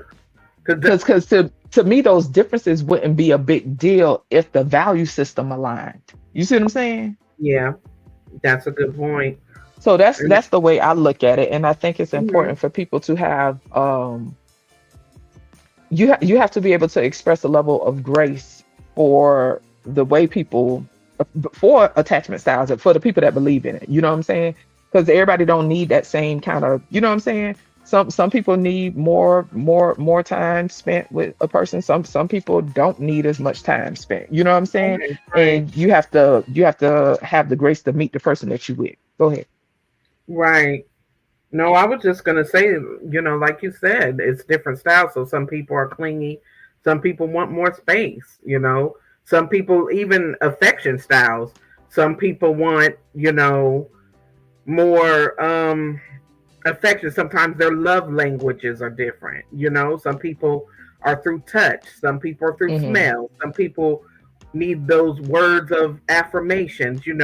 It could be so many different things. Hmm. I definitely agree. And to me, and so let me put this out there. When it comes to love languages, I definitely think it's a helpful tool. I don't think it's something that is written in stone. I think when we talk about certain stuff like attachment styles and love languages and stuff, for me personally, it's just tools to help me explore uh where I am. You know what I'm saying? Like because my love language, I ain't gonna hold you like sometimes one could be in the forefront of the other and sometimes you know what I'm saying, I ain't gonna hold you, it depends for me. Now I don't know if it's because me being a woman and them hormonal changes and stuff, I don't know, you know what I'm saying, but I do think that it's a great tool to use to explore what you need, right? Because it's about understanding what you need to function on a healthy level. Like what one person needs to function on a healthy level might not be the same. I'm the type of person, there's certain things that I need to have in a connection to be able to function on a healthy level. If That's those right. things, if those needs are not met, it is gonna compromise my connection. Period. You know what I'm That's saying? And I think true. it's important for us to know that. Yeah, that's a good point. Do you guys want to chime in on her question about attachment styles? Yes. I would like to say something to that. Much respect. That was beautiful, beloved. I appreciate that. That was Well, very thank you. refreshing. Nah, real talk. That was very refreshing. Because sometimes it can be very discouraging out here when we start to really think that everybody's with this new wave stuff. So I would say this. I'm a firm Hey, believer Mo that Love. I'm sorry, Smitty. I just wanted to say hey. girl, the show. You can interrupt anytime you feel like it. That's a fact. You I already try know. to have etiquette because some people don't, so I try to. Much respect, man. Nah, I would say I'm a big component of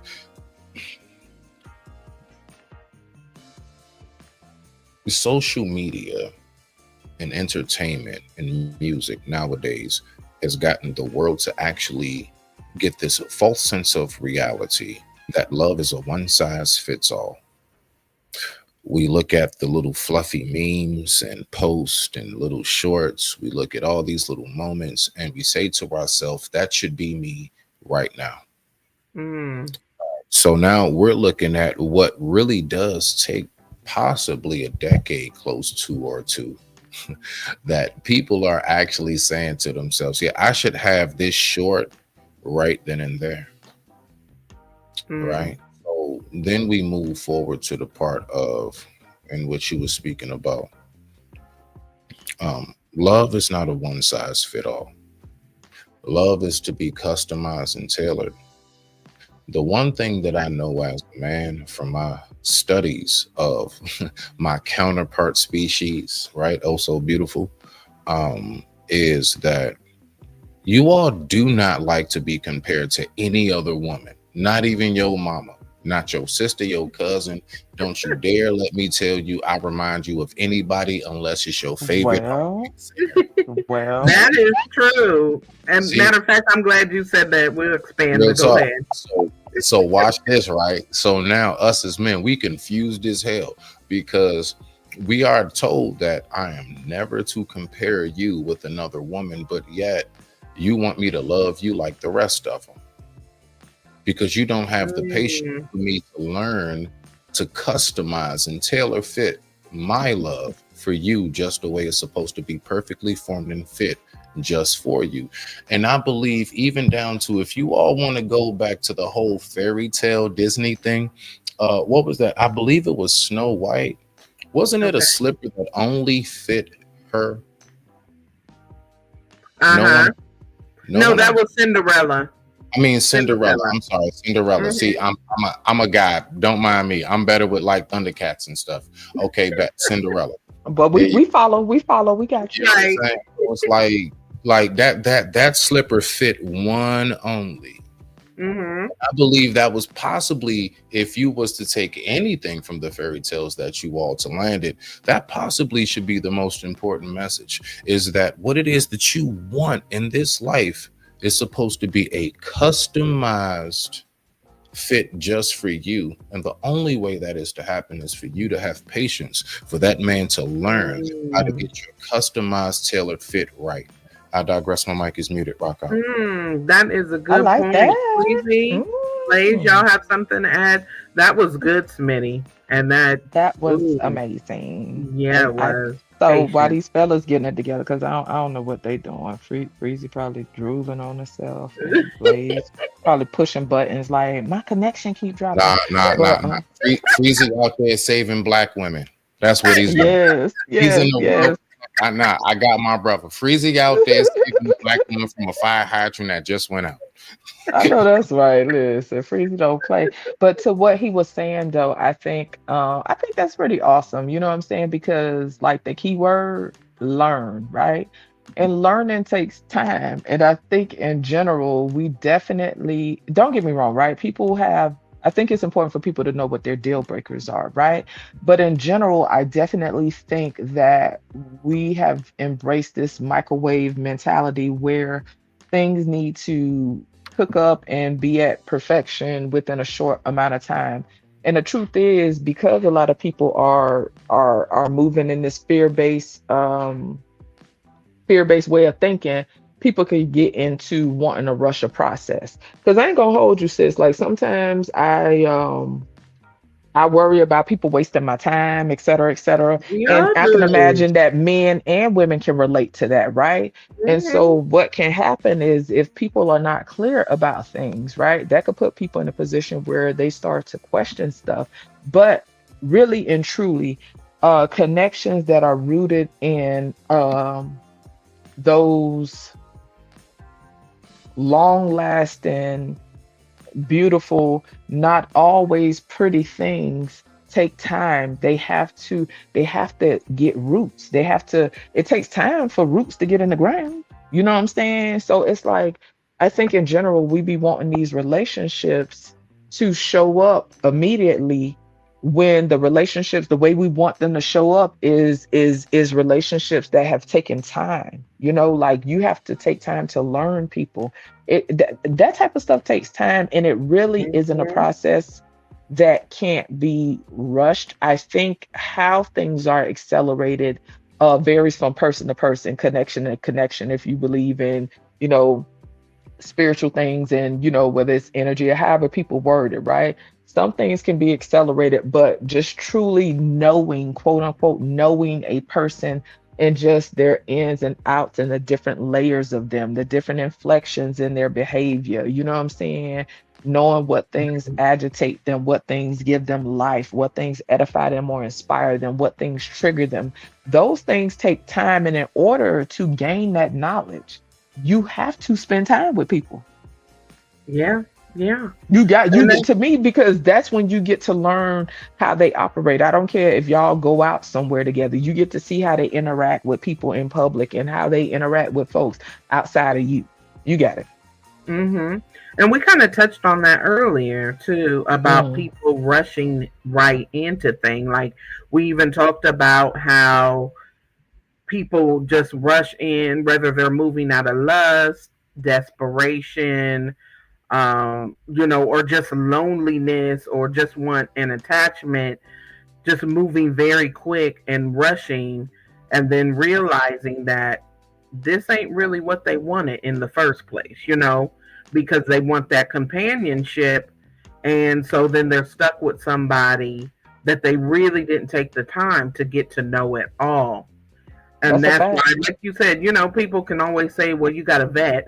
I mean, we all know even if you do vet, a person might not even be telling the truth, but, you know, you have to take the time to really get to know somebody in order to know their ins and outs, and get to know, you know, what they are going to tolerate, their boundaries, what you Hmm. guys have in common, what you don't like, versus, you know, just jumping right in head first and not even knowing anything, and then being stuck with something that you don't even want. And I think that Listen, that can be a lot of the reasons why so many relationships fail, because we didn't even take the time to properly, for one, I think it starts with knowing yourself. When you hmm don't even know yourself and don't even know exactly what you want, or know your good attributes, or, you know, your boundaries, what you expect, then you jump in right. with somebody else and you haven't even figured it out for yourself yet. That's an absolute fact. And I think that in general, you know what I'm saying? I believe that most people can definitely relate to that, right? Hmm. And vetting is important, and I never used the word vet until I got on the internet. But we know, just taking time to people person. You understand what I'm saying? Right. But even in today's time, with how a lot of people move, it's difficult to vet when men and women are basing, like it's hard to vet lies. What I mean by lies, it's hard to vet lies when people show up as one thing, right? Mm-hmm. When in actuality, it's something totally different. And in general, we show people what we want them to see, right? Now, given to your point, and given to y'all point, in time, if and see, and I don't want to totally say this, because I think that there are some people that pay attention and you can still miss things. Now, I do think that the universe, God, when I say universe, I mean God. Is interchangeable for me, y'all. So I don't mean no disrespect. When You're God, right. to me, God always gives signs. God always gives signals. Now we may bypass them signals. We may not even be aware, because hindsight is always 2020, right? So in time we'll be able to connect the dots on some things that we missed, or some things that we simply ignored. We will humble ourselves and say, okay, well, I did see that XYZ. You know what I'm saying? Right. But it is difficult, and we're in a day and time where you have people that are, what's the word? They just, it's like a lot of people are just, they it's so much morphing going on. You know what I'm saying? It's like Mighty Morphin Power Rangers. It's just you don't know what One to be way of dealing putting with. it. You know what I'm saying? It just be a lot. You know what I'm saying? And I think Girl. a lot of people, men and women, are very fearful And it does show up in how we connect because a lot of people out here afraid of somebody getting over on them or whatever, whatever. So Yeah. guards be up off rip, you know. And when it comes to the whole love thing, like to be honest with you, sis, like for me, love is easy. Mm. It, See this is and so this is the thing. I'm it sorry, sh- somebody said something. no, no, I'm sorry. No, no, no. Because no, you spoke my language right there. It should be easy. Keep going. Okay. So for me, love is easy, right? It doesn't take a lot for me to love a person. It really doesn't because I'm a loving person. Now, when we speaking Right. on attachments, that's something totally different. Because something I realized, right? Because like sometimes people if you a person that feel like you ain't loved or something, I used to go through some of that sometimes. But I had to realize like when I have thoughts in my head that are not accurate, I make effort to combat them with facts, right? The fact Right. is, I am well loved, fear no mortals. I am not lacking in regards to love. I am well loved, right? Mm-hmm. Now, attachment is a different thing. That's true. A lot of times people be like, I want love, I want love. Okay, well, is that accurate? Because you are loved. You could be Mm-hmm. loved by a parent, you could be loved by a sibling, you could be loved by a That's child, true. whatever, That's whatever. The love is abundant. I don't lack love. Now, when it true. comes to attachment and companionship, that is a different thing. You know what I'm saying? That is So even definitely when we true. grieve breakups and stuff, to me, the love didn't necessarily wane and disappear.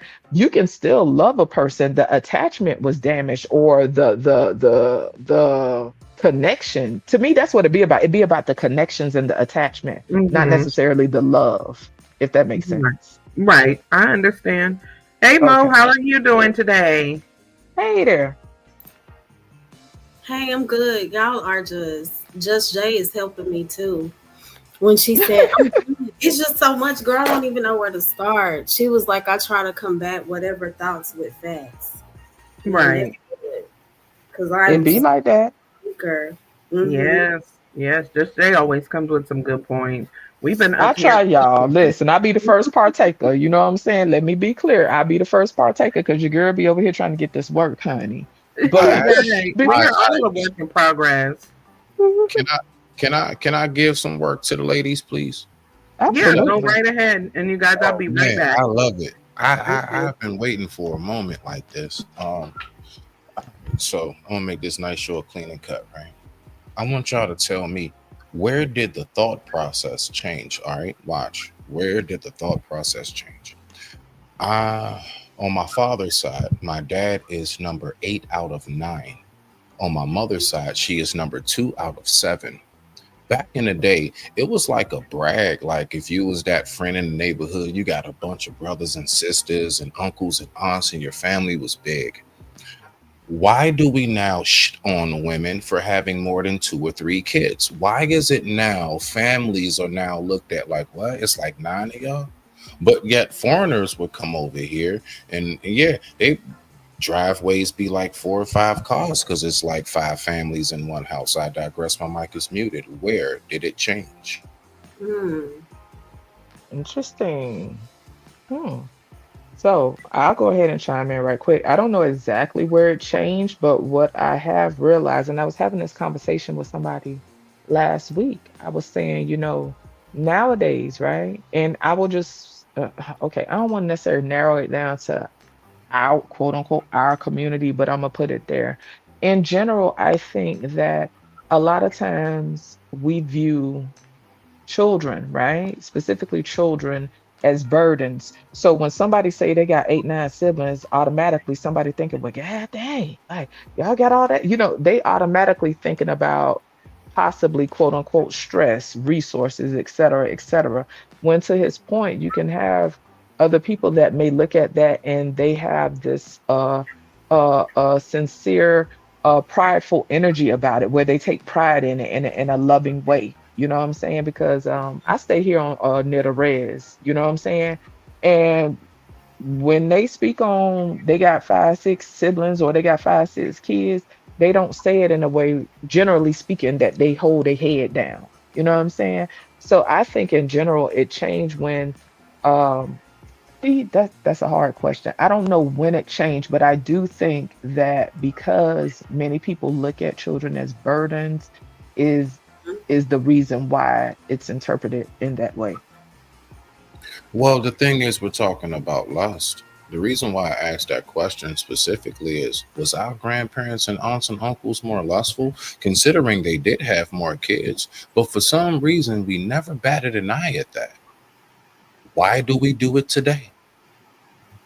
Oh, I see what you're saying. Because a lot of grandparents, I ain't trying to be funny, but some of them had several baby daddies. You feel me? Hmm. So, so okay. Let me think about that So, while y'all tap in. so was it really lust? I guess it was. That's a good point. Several baby daddies. I don't know. My grandmother had 13 Okay. kids. Oh, go ahead. My grandmother had 13 kids, and they stuck it out. So I think that that does speak to a level of love, possibly. You know, 13 kids, same mom, same dad. In regards to my grandmother, I think it takes love because lust eventually fades. I didn't hear the question.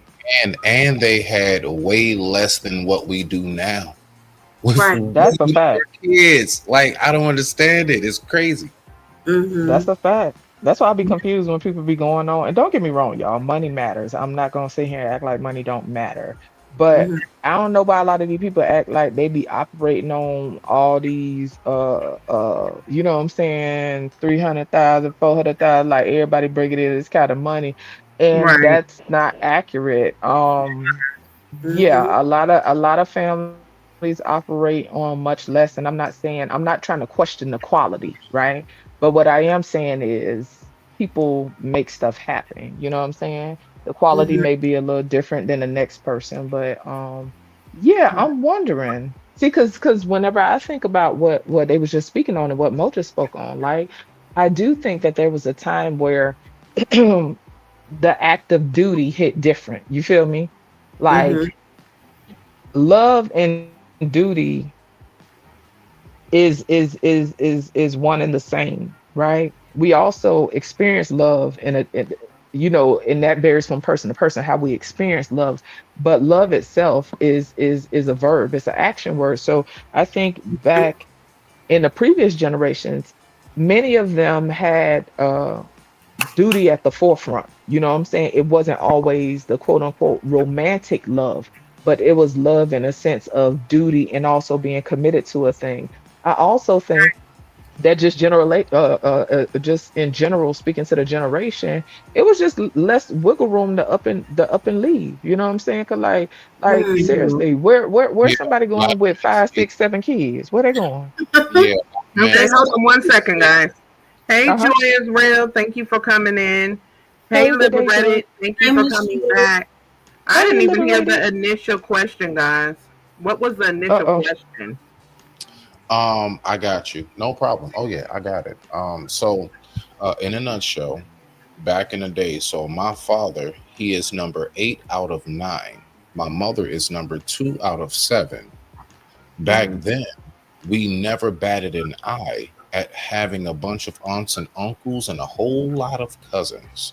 Nowadays, we look at our sisters as, what, you got more than 2 or 3 kids? Something's wrong. Mm-hmm. Where did it change? We used to really value those things. Rock out.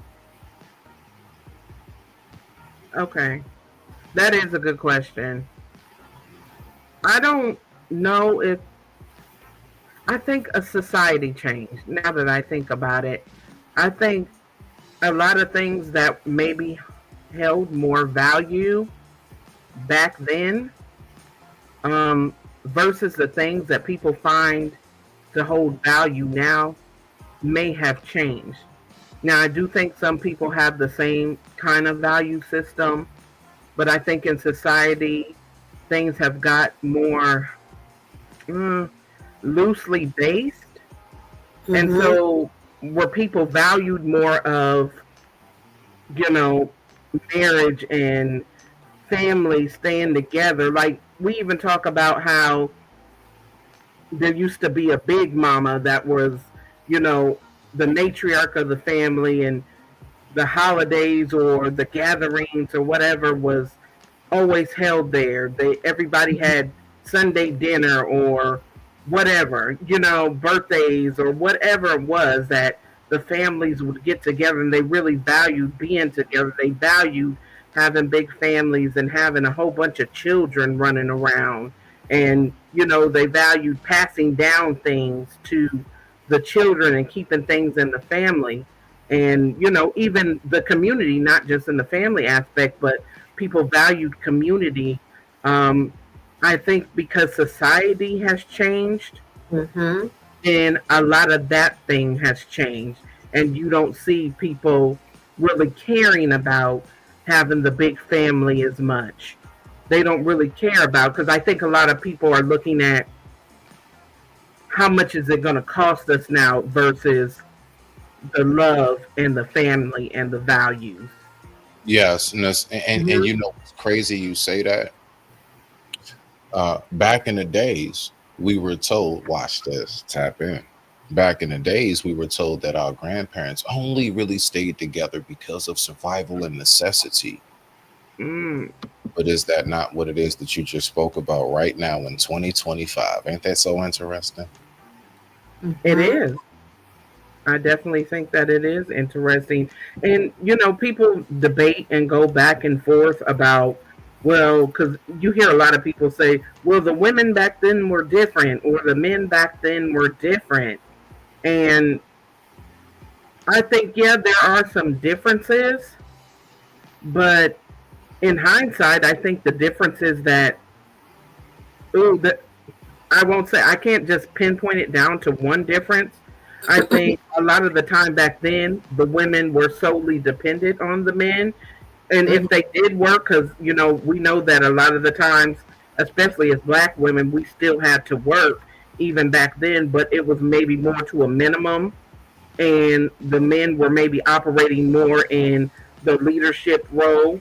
And those people did value, you know, being in those relationships and being married and having that family, no matter what it took to try to keep that together. You know, yeah, it was based on, it wasn't so, I'll say it really wasn't based on our finances. If we have a kid, we're going to pop it out and that's just it.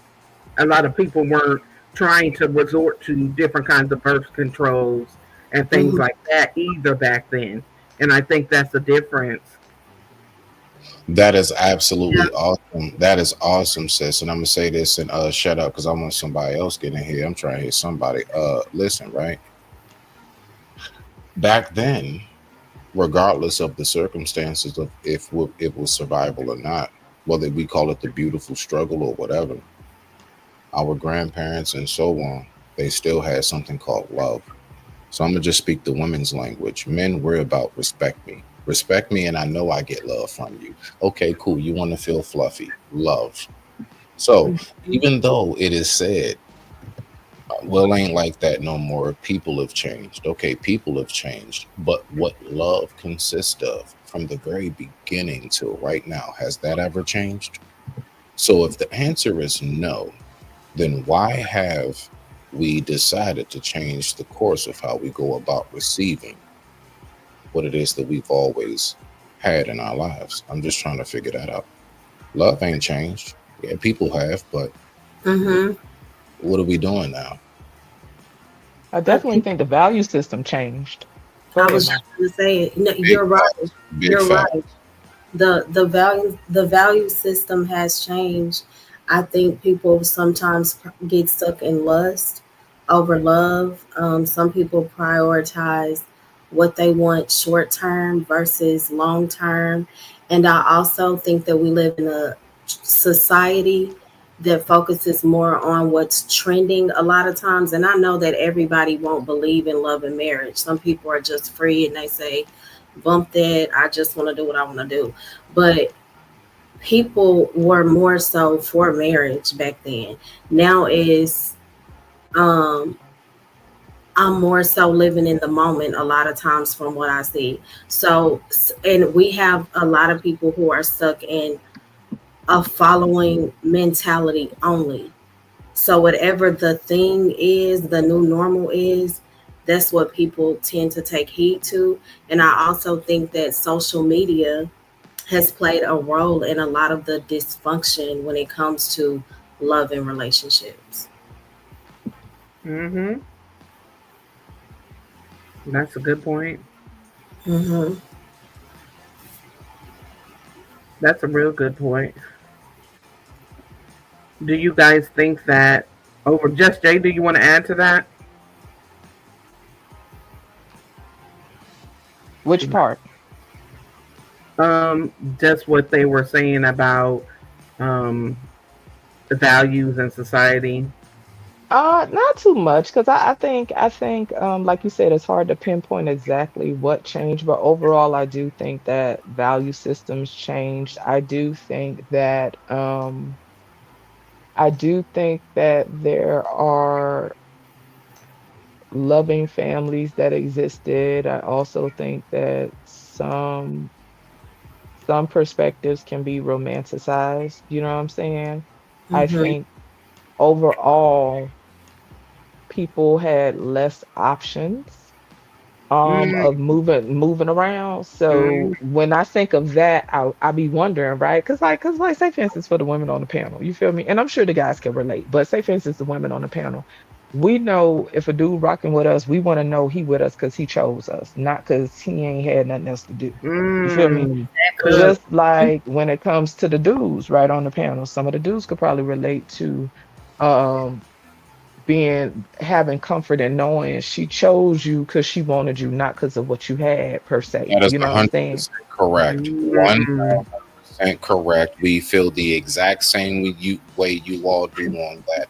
Yes, we. Yes. Right.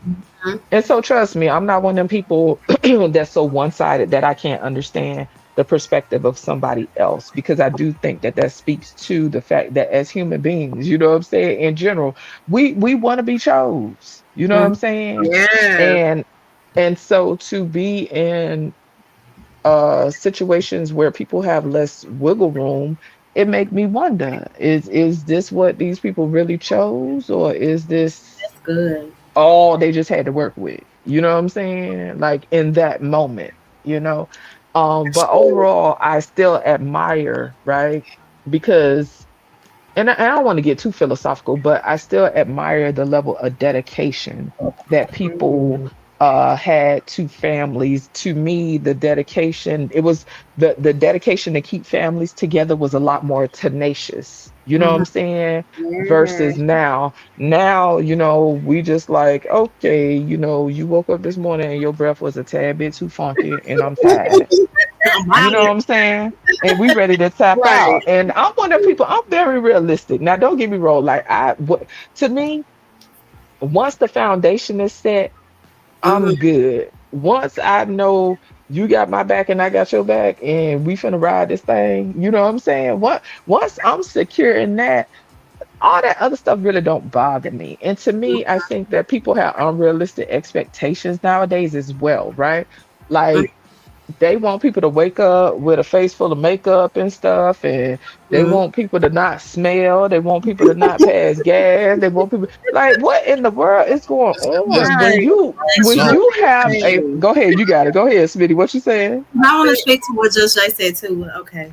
no. Go Oh, ahead, you got. Smitty, then Mo, then I'll go last. Oh no, Momo, you got the floor, beloved. Ladies first. Go rock out. I Are you know Oh, you. okay, sure? well, hold on, let me finish right quick then. I'm sorry, I thought Okay. he was Go saying ahead something, and land your but plane. I think we have such, like, our tolerance be so low for the most ridiculous stuff. Like, and I think social media has a lot to do with that as well, because they're constantly promoting these ideas, these images of all this. Yeah, it's just a bunch of unrealistic foolishness. You know what I'm saying? I know if I'm tapped in with a dude and we up under the same roof and we married, I know sometimes I'm not gonna want to look at his behind. I already know sometimes he gonna get on my nerves. Mm-hmm. But I'm one of them people that is okay, and I would hope that he would understand that and be okay with that as well. I know every day he ain't gonna want to look at me. Some days he gonna get tired of me running my mouth. You know what I'm saying? But Yeah. people have those days, and as Right. humans, that is okay. We just have like, I don't know. To me, it just come with the territory. I think a lot of people just have very unrealistic expectations. You know what I'm saying? Mhm. Mhm. That's true. That is true. Go ahead, Mom. So I wanted to speak to her point of the option. They didn't have as many options back then. I think that's very true. Um, and we as women and men want to know that when we're with with somebody, that they choose us genuinely, and not out of desperation. And I think back to what my dad said about my mom, right? He said, I didn't even believe in love. I was just going through the motions. Like, he was a player until he met my mom. He said, your mom spoke to my spirit in ways that nobody else could. So when I look at a situation like that is such a blessing, because we don't see that a lot, and everybody won't receive that kind of love. So I just be like, dang, like that's huge. That's so Mhm. hard to find, and you have to cherish stuff like that, because a lot of times people are not genuinely choosing like that. They That, may not have as many options. So I'm just like, that's so fire. If you can find somebody that makes you see and desire only them, like I think that's worth holding on to, and everybody mhm. won't get that opportunity. And I think when I was tuning in, like Judge Jay was saying, we live in such a microwave society, and I was a baby when I got married. That was a rush situation. So how can I expect something to work when you marry somebody that you really didn't take time out to know? That's a set up for failure. And I think that's why I value now, like being patient, getting to know somebody. I'm okay with sending somebody out back into the community to find who's right with them if I know genuinely that they don't fit for me. you know Hello, Bolo. hey That was Bolo. good. That was good, Mo. Because you have to. I definitely think people have to take the time to know themselves. And Hmm. sometimes when we start off so young, we don't even know what we want out of life, but yet we hook up with somebody else and expect everything to go so smoothly. When people change, you have the same different perspective when you're young versus when you get a little bit older and you have more life experience under your belt. So that's definitely good. And I I was I, just just, can I chime in on that right quick? go Man, ahead. and y'all saying something, man, because man, you know what I've learned as a man, I'm gonna be honest with you. I've learned that the longer we hold out, I'm saying it just like this, the longer we hold out on the D, the more we keep you intrigued long enough. It's Mm, something about and I'm only saying that as far as once we get comfortable with one another. Hmm. mm-hmm. Once we done woke up naked next to each other. I didn't, you know what I'm saying? All of that stuff. I know you snore now. All of this stuff, you know. Once we get past all of that, how you brush your teeth in the morning, why you do it that way? Yeah, I believe that at that point, that's when all of the how we really think or see things start to come into play. So what I've learned is yeah, uh I'm just gonna go ahead and withhold it uh just long enough to see, are you really about me? Like, I'm just gonna chill, I'm gonna hold, you know what I'm saying, I'm gonna fall back. And that's just like the type of time I've been on for a quick second. And but I can tell you this much though, like, when we finally get to that point, I mean, it'll be something that'll be beyond dreams.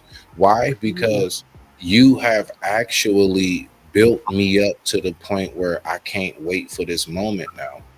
It's right. not every day like, oh yeah, I already know what everything working with. Nah, I actually do miss the whole like that fantasy, that imagining part. And I Hmm. think that ladies have really stripped us of that. That was so powerful.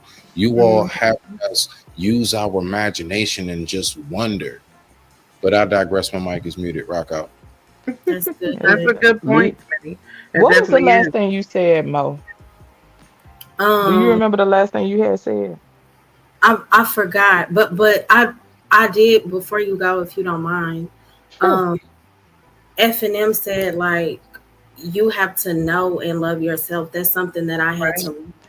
And you can think that you love yourself, and I still have questions. I'm like, I should have just said no.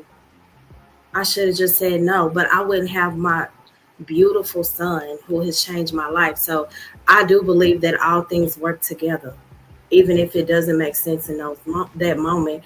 But it's so important to have self-love. And I was like, how dare I expect a man to love me? And I don't even properly know how to love me yet at Yeah. 20. You know, That's so a I great learned point. so much from that. Like, and now I know, okay, this is not, first I learned like the love of God, how God tells us that love is supposed to be, even though we will always fall short, right? But I'm like, this is not what love is supposed to look like. And if I love myself, even if a person chooses not to, I still have love regardless. So That's true. it just taught me so much, and I just thank God for the experience. And I know now what to accept and what to look for before making such a huge step, you know. But I think a lot of times a huge issue is lacking the ability to truly love you. Yeah, And Mm. and be get to looked know yourself. And I also think that, that all goes on with emotional intelligence too, because I think a lot of people in society and us, we don't learn that. Some people never learn it at all. No right. one actually takes the time to really say, okay, I have to have the emotional intelligence to be able to not only love me, care for me, be able Mm-hmm. to self evaluate and know my core inner being and values, but I also have to be able to give that same love in return, to Yes. care about that person and care about their values and their emotions, and the things that Right. are important to them and valuable to them. I think a lot of us lack in that department, and that's why some people are incapable of truly being vulnerable enough to really love someone Mm-hmm. healthy in a healthy manner. Mm. That's So so I true. think I got it now. Fear no mortals. So Mhm. to piggyback off of what y'all was saying, right? Even Mhm. when you have young couples that get together, right? Because we know that there are people that get married young and actually stay together. Mhm. I think in general, right? Because I'm not necessarily a person that subscribe to, oh, if you're divorced, you fail, et cetera, et cetera. To me, life is a little Right. bit more complex than that because we have experiences that we need to get while we're on our particular journey. That some of that may entail different things, not solely divorce, but just speaking to what Mo was talking about, right? What Mhm. we do in any given moment is we do it with the best of our ability. We do it to like we truly like it's a cliche.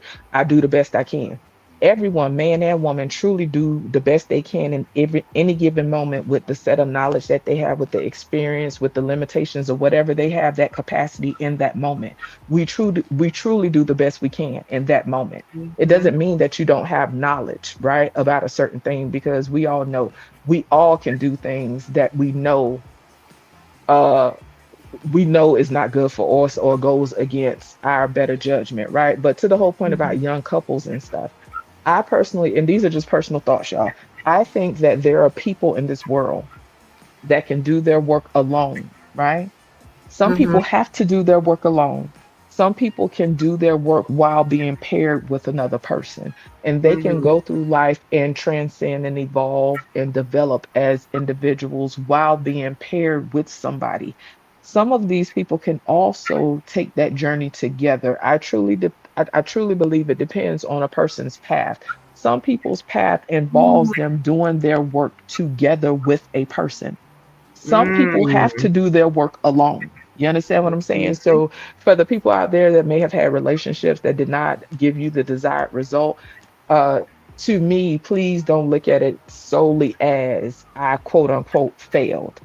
Any experience That's is an good. opportunity to learn something about ourselves. And some people Mhm. truly have to they have a set of experiences and knowledge that they need to gain alone. And it may come a time where they can be paired with a person after they get whatever, whatever stage that test is, you feel me? Right. And some people can truly do that together. So there are couples that get married early and stay together, right? But on some level, based on my thinking and my opinions, it is a shared purpose and goal that they still have even if they're not consciously aware of it. It can be as simple as we finna stay together because we got this kid now and we finna continue to move forward in XYZ, whatever, whatever. Some of it can be rooted in codependency or whatever, all these things that we find dysfunctional, right? They can Right. actually still serve a purpose in them people's connection as they develop, right? And Mhm.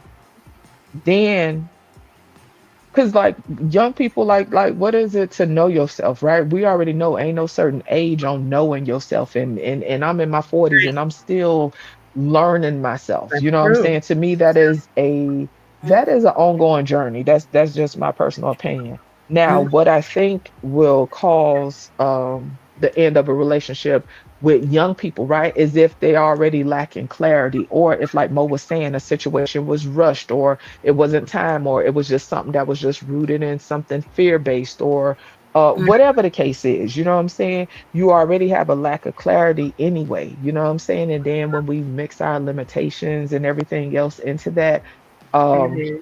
whether it be tumultuous or not, you know what I'm saying? That end result could be a little bit different. But I think to the whole point, right, about choosing, there Mhm. is, for me, right, I find it to be a beautiful uh thing when people consciously choose, right? There Mhm. is, in my opinion, there's power and there's strength in consciously choosing a person, right? And the reason I Mhm. say this is because we live in a world where there are beautiful people everywhere. You know what I'm saying? And if Yeah. I Right. don't consciously choose, it will always be something better. I could get with a Right. dude right now, right? And he could check off most of my boxes. Guess what? Somebody will pass by that can check off more boxes. That That doesn't is mean it's so time for me true. to uproot myself and take off and start running behind them boxes. No, I Mm. consciously chose to be with this person. So it doesn't matter what comes by. I consciously chose to rock with this person. And to your point about lust, right? There is always something better. There is Right. always respectfully a bigger butt, some nicer breasts that sit up, a bigger, sexual member, bigger Yep. muscles, a flatter stomach, a six pack. There is always something better. There is power in Right. consciously choosing to rock with a person. Mm. That's the That's type of true. stuff that I admire because, like I said, Mhm.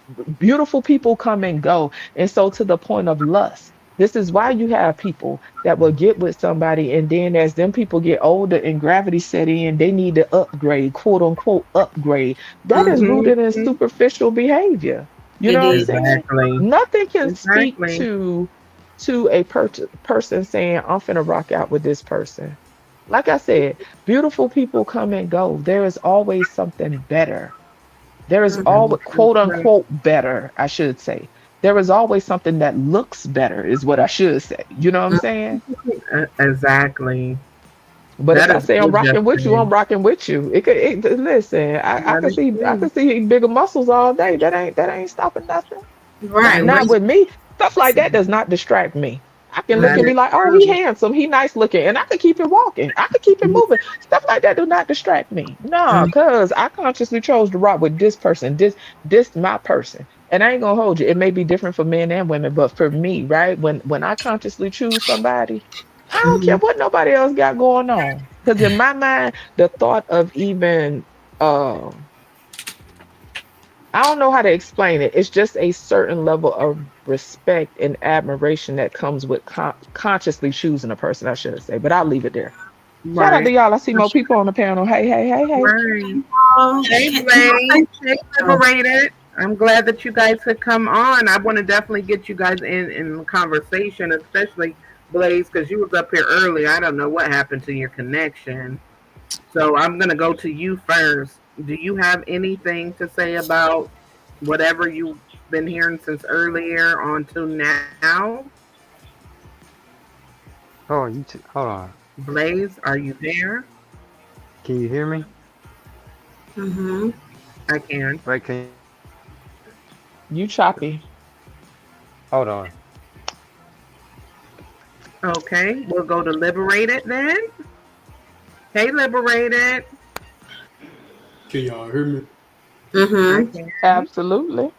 Much love, fear no mortals. Much love, sis. Mo Much love, love. Jess J.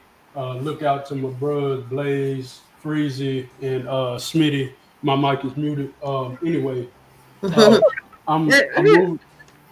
What'd you say? I'm moving No, around a little was bit, back. so I'll be muting on and off. But I seen who all was on the panel, and it's all fam. So I just wanted to jump on real quick. I appreciate you coming up. Do you have something to say before you go back on mute? Uh, what am I speaking to? Let me go that route. We are just the overall conversation. We have been talking about lust, choices, discipline, how people lust can lead them to choose wrong, how how people are maybe different from their younger version of their self to their older version of their self, how different values change in society that maybe can curve how families used to be versus now, how Mm-hmm. discipline and learning, if your parents taught you or anybody along the way taught you discipline in learning how to choose the right person or learning how to control any lust and in your decision making, just all kinds of stuff. We've been all over the world in this last 6 hours.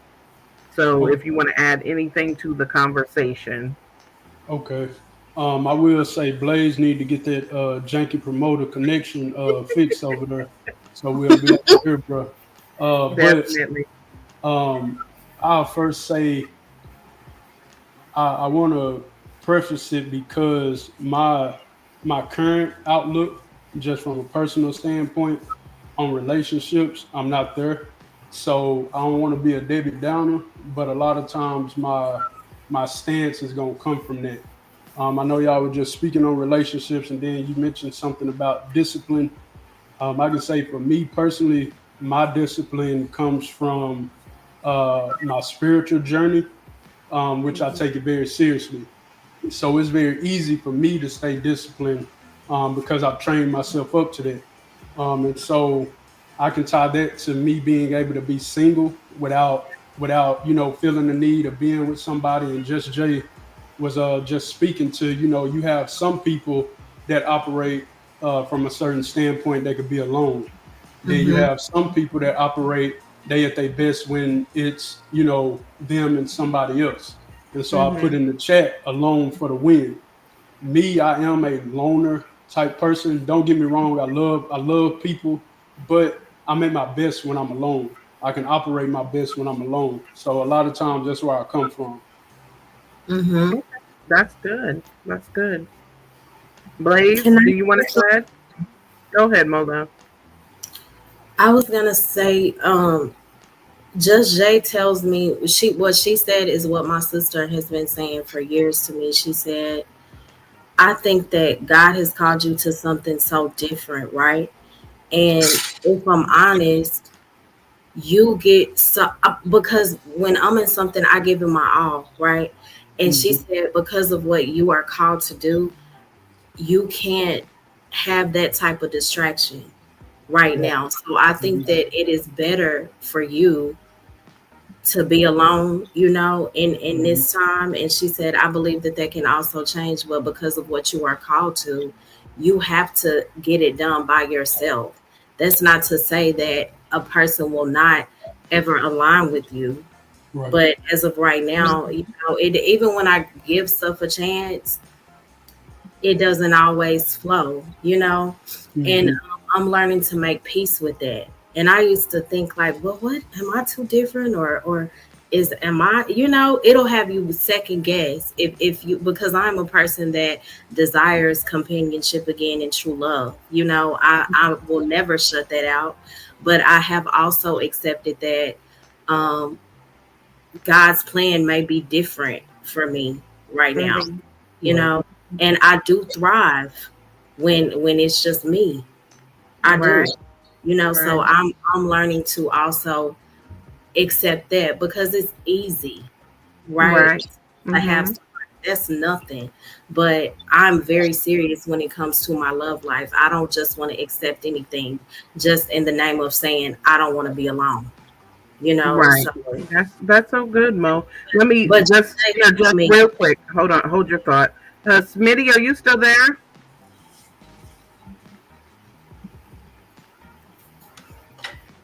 Smitty, are you there? And someone asked for the link on his Yes, side. yes, I'm right here. I'm right. Can you send I- Bolo the link to my channel so he can come on and hit the link? Hold on. Oh. He's in your chat. I got you. Okay, so hold on. Where's it at for you? Where's your link at? So I can copy Hold it. on 1 second. Yeah, no problem. No problem. Oh yeah. I was hoping Brother Bolo showed up. Right. Can someone No, in the Bolo. chat get my link? Hold on. All right, better. Let me see what I got right here. Because you know I'm all new to trying to operate all this. So I don't usually go live. Uh-huh. Hold on 1 You know, second. this is how we connect, you know. Right. Real talk though. Okay. I think. Where you at, back chat or front part of it? I don't Hold on. see it.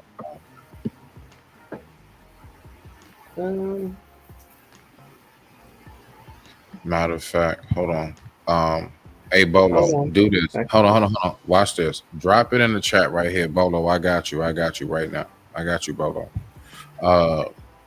Okay. Bolo, go to your phone. Bolo. All right. Drop the link right here. Okay. Okay. I got him. Okay. Let me see. Let me go to y'all. Boom. So he can just come on over here, period. Yeah, do No, that. Hold on. I got you. Hold on 1 second. Here we go. Yeah. Oh, Hold on. my bad. Put that on mute. And shit. Okay. All right. Let me find my buddy. All right. Hold on. Let me just switch It's in screens. your phone, Bolo. It's in your phone. Okay. Thank you, Smitty. No problem. No problem. So I'm like, I didn't want to take the screen off of this.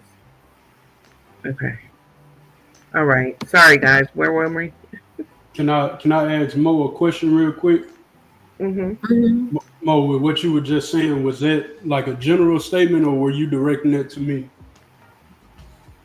Oh no, I was speaking from I guess my personal thoughts and experiences. Okay. Well, I'll piggyback off of what you're saying and definitely say that I can relate.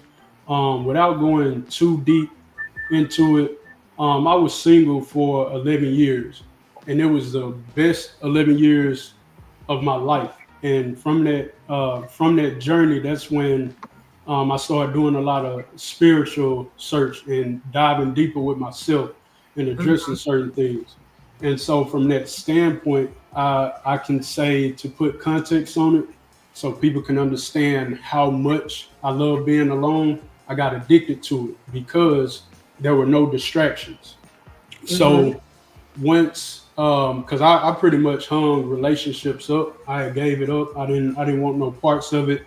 From the standpoint at that time, it was just about, I knew it wasn't likely for me to run into anybody that I would be spiritually connected with.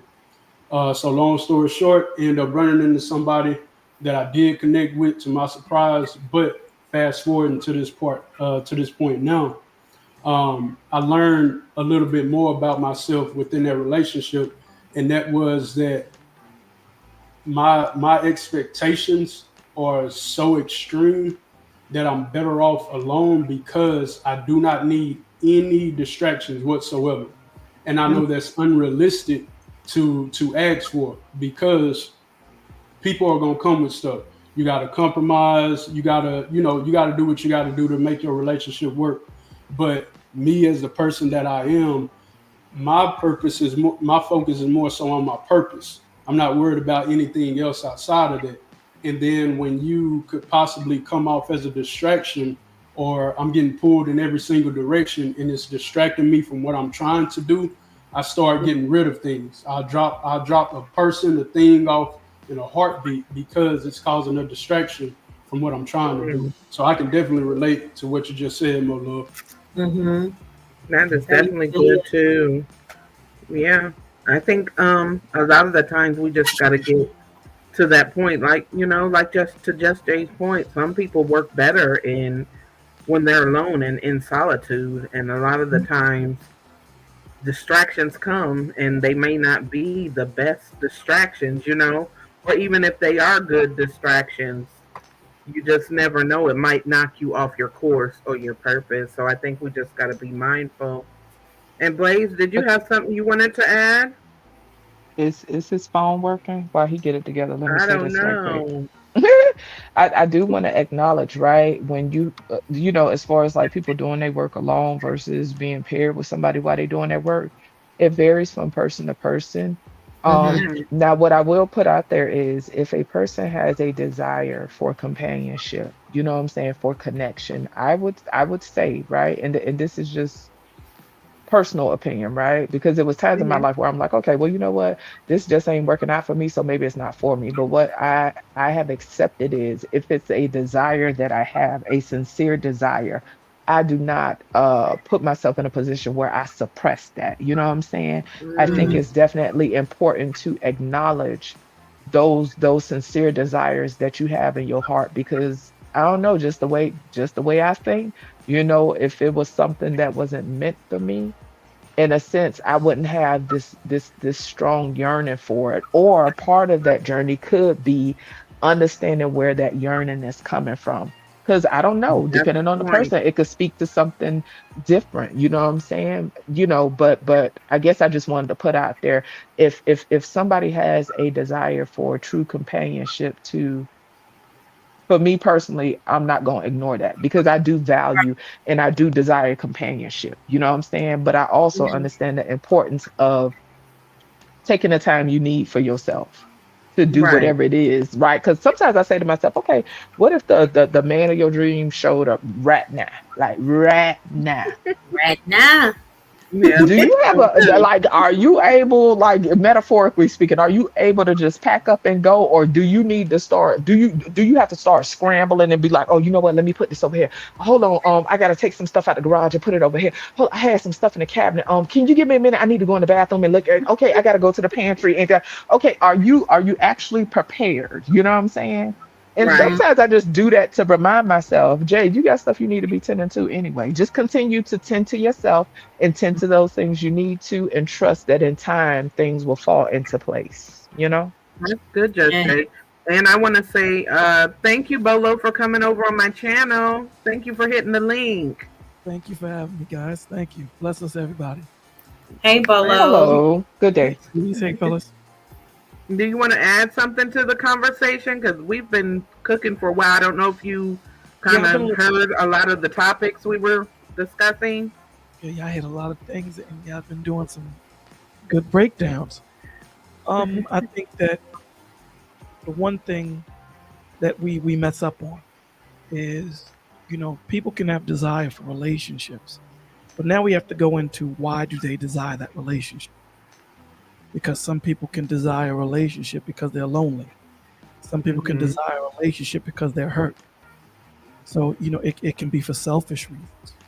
And if it's a selfish reason, then I would tell that person you shouldn't be in a relationship because all you have the capacity to do at this point in your life is take, take, take. You don't have the capacity to give. because of where you are mentally, emotionally, spiritually, and physically. So this is why it's so important that we get to know ourselves, right? God, a man that findeth a wife finds a good thing. Now, remember, she was a wife before he found her. How the hell was that? Because she had the foundations of what a wife is supposed to be. And how, and the Lord speaks sometimes in conundrums, and you have to take your time because he didn't say nothing about the husband in that point. But you have to understand, for a man to find a wife, he already has to have the foundation of what a husband is to know what he's looking for in a wife. So he's not freestyling. So this, it takes you getting to know yourself, having a trajectory, all of these things. When it says that a husband shall leave his mother and father and cleave to his wife, what does that mean? That means that he has a direction, he has a plan, he has something to take that wife of that woman away from her family and create their own. And this is what we have to understand, that when my son or my daughter leaves to get married to a woman or a man, they create their own family. I'm no longer number one. She's number one. So this is why you had, men teaching the young men, women teaching the young women. So they understood what it was. They understood that, I forget who said it earlier, that love is an action word. And it invokes an emotion. So here it is, we're in 2025. And I believe one of the ladies said that, options. I mean, when you really look at it, in Christ, you have no option. What options do you have? See, that's the illusion that, that the devil makes you think. He makes you think you have options. See, when you know yourself, right? Me as a man, when I was looking for a wife, when I knew myself and I took time to get to know myself, there wasn't that many options because my eyes was on a certain type of woman. I wasn't looking at 15 to 20 different types. I was looking for one. And they had a high plan. You understand where I'm going with it? So when you say you have options, when you make yourself available to everybody, you make yourself available to nobody. And I said this on Freezy's channel the other day. Lamborghini don't advertise to everybody. They advertise to a certain core of people. They don't care, so at the end of the day, you have to advertise to that man that you need. And the same thing for that man. He has to advertise himself for the woman he needs. We need to start wanting what we need opposed to needing what we want. Ooh, that's so good. And that's where we start to fail. And I forget which lady said it, but the options of jumping from relationship to relationship. From a counselor's perspective, that tells me that that man is indecisive or that woman is indecisive. That man or that woman does not have self-discipline. That man or that woman is their integrity is surrounded by mediocrity. Because what you have to understand is there's nobody out there perfect for you, right? Right. You make that person perfect for you. Now, what does that mean? That means that every marriage on this earth that is based under God has a relative foundation. Now, there's nuances to each relationship because everyone is different, but there is a foundation that everyone has. So it's going to take time. But one of you ladies say it takes time to learn, to grow. See, when we start talking about relationships, marriage is a contract. The difference between a covenant and a contract is the difference between the covenant of Moses and the covenant of Christ. There's a big difference. The difference was Moses, if you did something wrong and we found you, you was punished. There was no room for grace. There was no room for mercy. And that's the difference of the covenant of Christ. It gives room for grace and mercy. And that's what a covenant is. A covenant, I can't foresee or foretell everything that's going to happen. And the man that I was at 22 is not the man that I am at 52. So Mhm. the thought process that these young men have, I would never do this. I would never do that. If my woman did this, if my woman did that. And then when it happens, they have a whole different thought process. So, you can't speak egotistically because I don't know what I would do in that situation. I can tell you as a man, I would hope that I would have grace and mercy.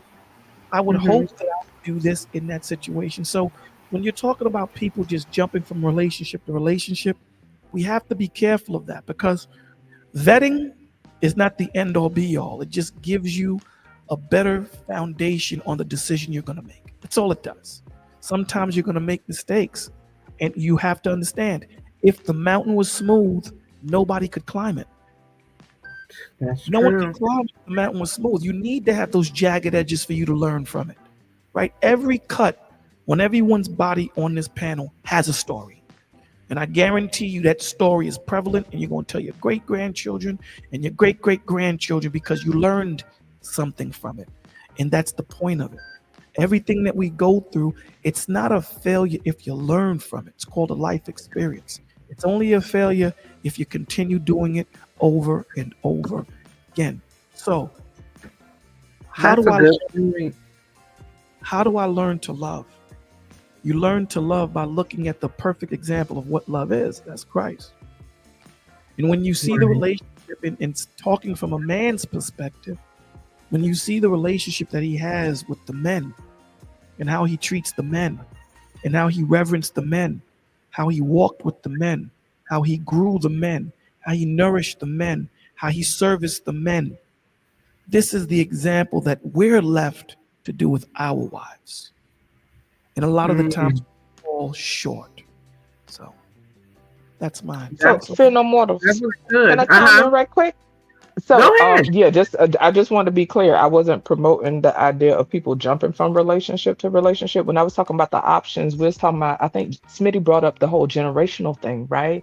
And so, when I was speaking on options, I was just speaking to like people, like specifically women, right? Not being able to go out and get jobs as easily as they do now.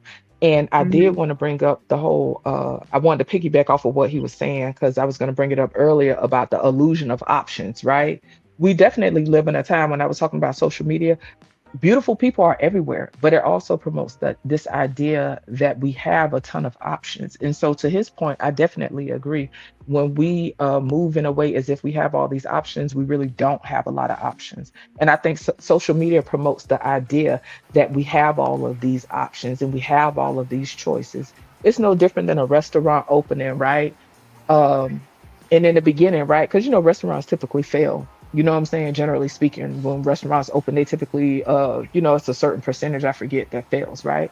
If you have a menu and it has like 50 different items to choose, like 50 different entrees, for example, right? That Mhm. becomes difficult. And what typically happens with people is we experience like this decision paralysis type thing, where it creates this stagnant nature, like it creates this stagnant energy where it's hard for us to move forward simply mhm. because too many options are being put in front of us. And so, in that regard, less is definitely best. And that goes back to the whole consciously choosing. But yeah, so I do think that there's a fallacy and there's a delusion that comes with people thinking that they have so many options. in counseling, sis, that's called paralysis of analysis. Yes, absolutely. That's Agreed. and here's the thing. When you're able to jump from thing to thing, you never learn yourself. That's a You never fact. learn Mhm. you never learn to persevere. This is why, I'm dealing with so many young men and so many young women that are thinking about, self-deletion. Because the difference between when we grew up and when they grow up is when a parent says, I'm going to give my child a better life than what I had. Typically, that means they're going to make that child's life easier. When you do that, you rob them of the tenacity, you rob them of growth because Mm, through struggle, you learn discipline, tenaciousness. You learn fortification. All of these things is what they're learning. I mean, we do it with babies. It mind boggles me that when our kids get a little bit older, our children get a little bit older, we take that from them, right? As a baby, The kid is trying to walk. You're going to let them walk. I don't care how many times they fall. You're going to stand back and watch the frustration on that little baby's ear, because what's happening is in their brain, they're creating new receptors and new connections that's going to get them to figure out how to get to third step, fifth step, 10th step. And we Right. rob these young men and young women of that. This is why they're so quick to run to drugs, so quick to run to self-deletion, because we rob them of them figuring out, because we tend to not prepare them, prepare them for when we're gone. We're Right. not be here for the rest of their lives, right? So we can I ask? I'm sorry. Go ahead. No, go ahead, darling. Go ahead. Okay, so I was going to ask you right quick, since you was going into this arena, right? As you may well know, because you kind of speak in a language that might, you might be picking up what I'm putting down. So when we have these different reward centers in the brain, right? It's also centers of the brain that deals with discipline and, like you say, perseverance and tenacity and stuff. And I think, to your point, right, when we create these lives for people that are easier and they don't have to problem solve, it takes away their need to have critical thinking, because everything is done for them. It leaves people in a state where they don't know how to make decisions that are good for them, because they haven't been tested in different arenas of life. And so, to your point, y'all, it's a pretty cool TED Talk. It's actually one of my favorites. It's a couple of them. It's about the power of grit and the art of grit. And I think that a lot of us people in general, right, are missing that aspect of life when it comes to grit. It's not about struggle love. It's about perseverance, and actually how that equips the brain for problem solving and different challenges. So in regards to what you were saying, Bolo, can you kind of expound on that a little bit? Yeah. How the brain works in regards to discipline and stuff? The brain, especially with, Black and Latinos, we live in the amygdala. The amygdala part of the brain is the fight or flight. That's the part of your brain that kicks in when danger comes in, right? So a lot of the times, this is where we are. This is why you step on someone's sneakers and they jump from 100 to 80 in 2 seconds, right? When another cat will be like, nah, you good, go ahead, whatever. And you kind of compare it to like a radiator, right? The radiator fan only comes on when it's needed.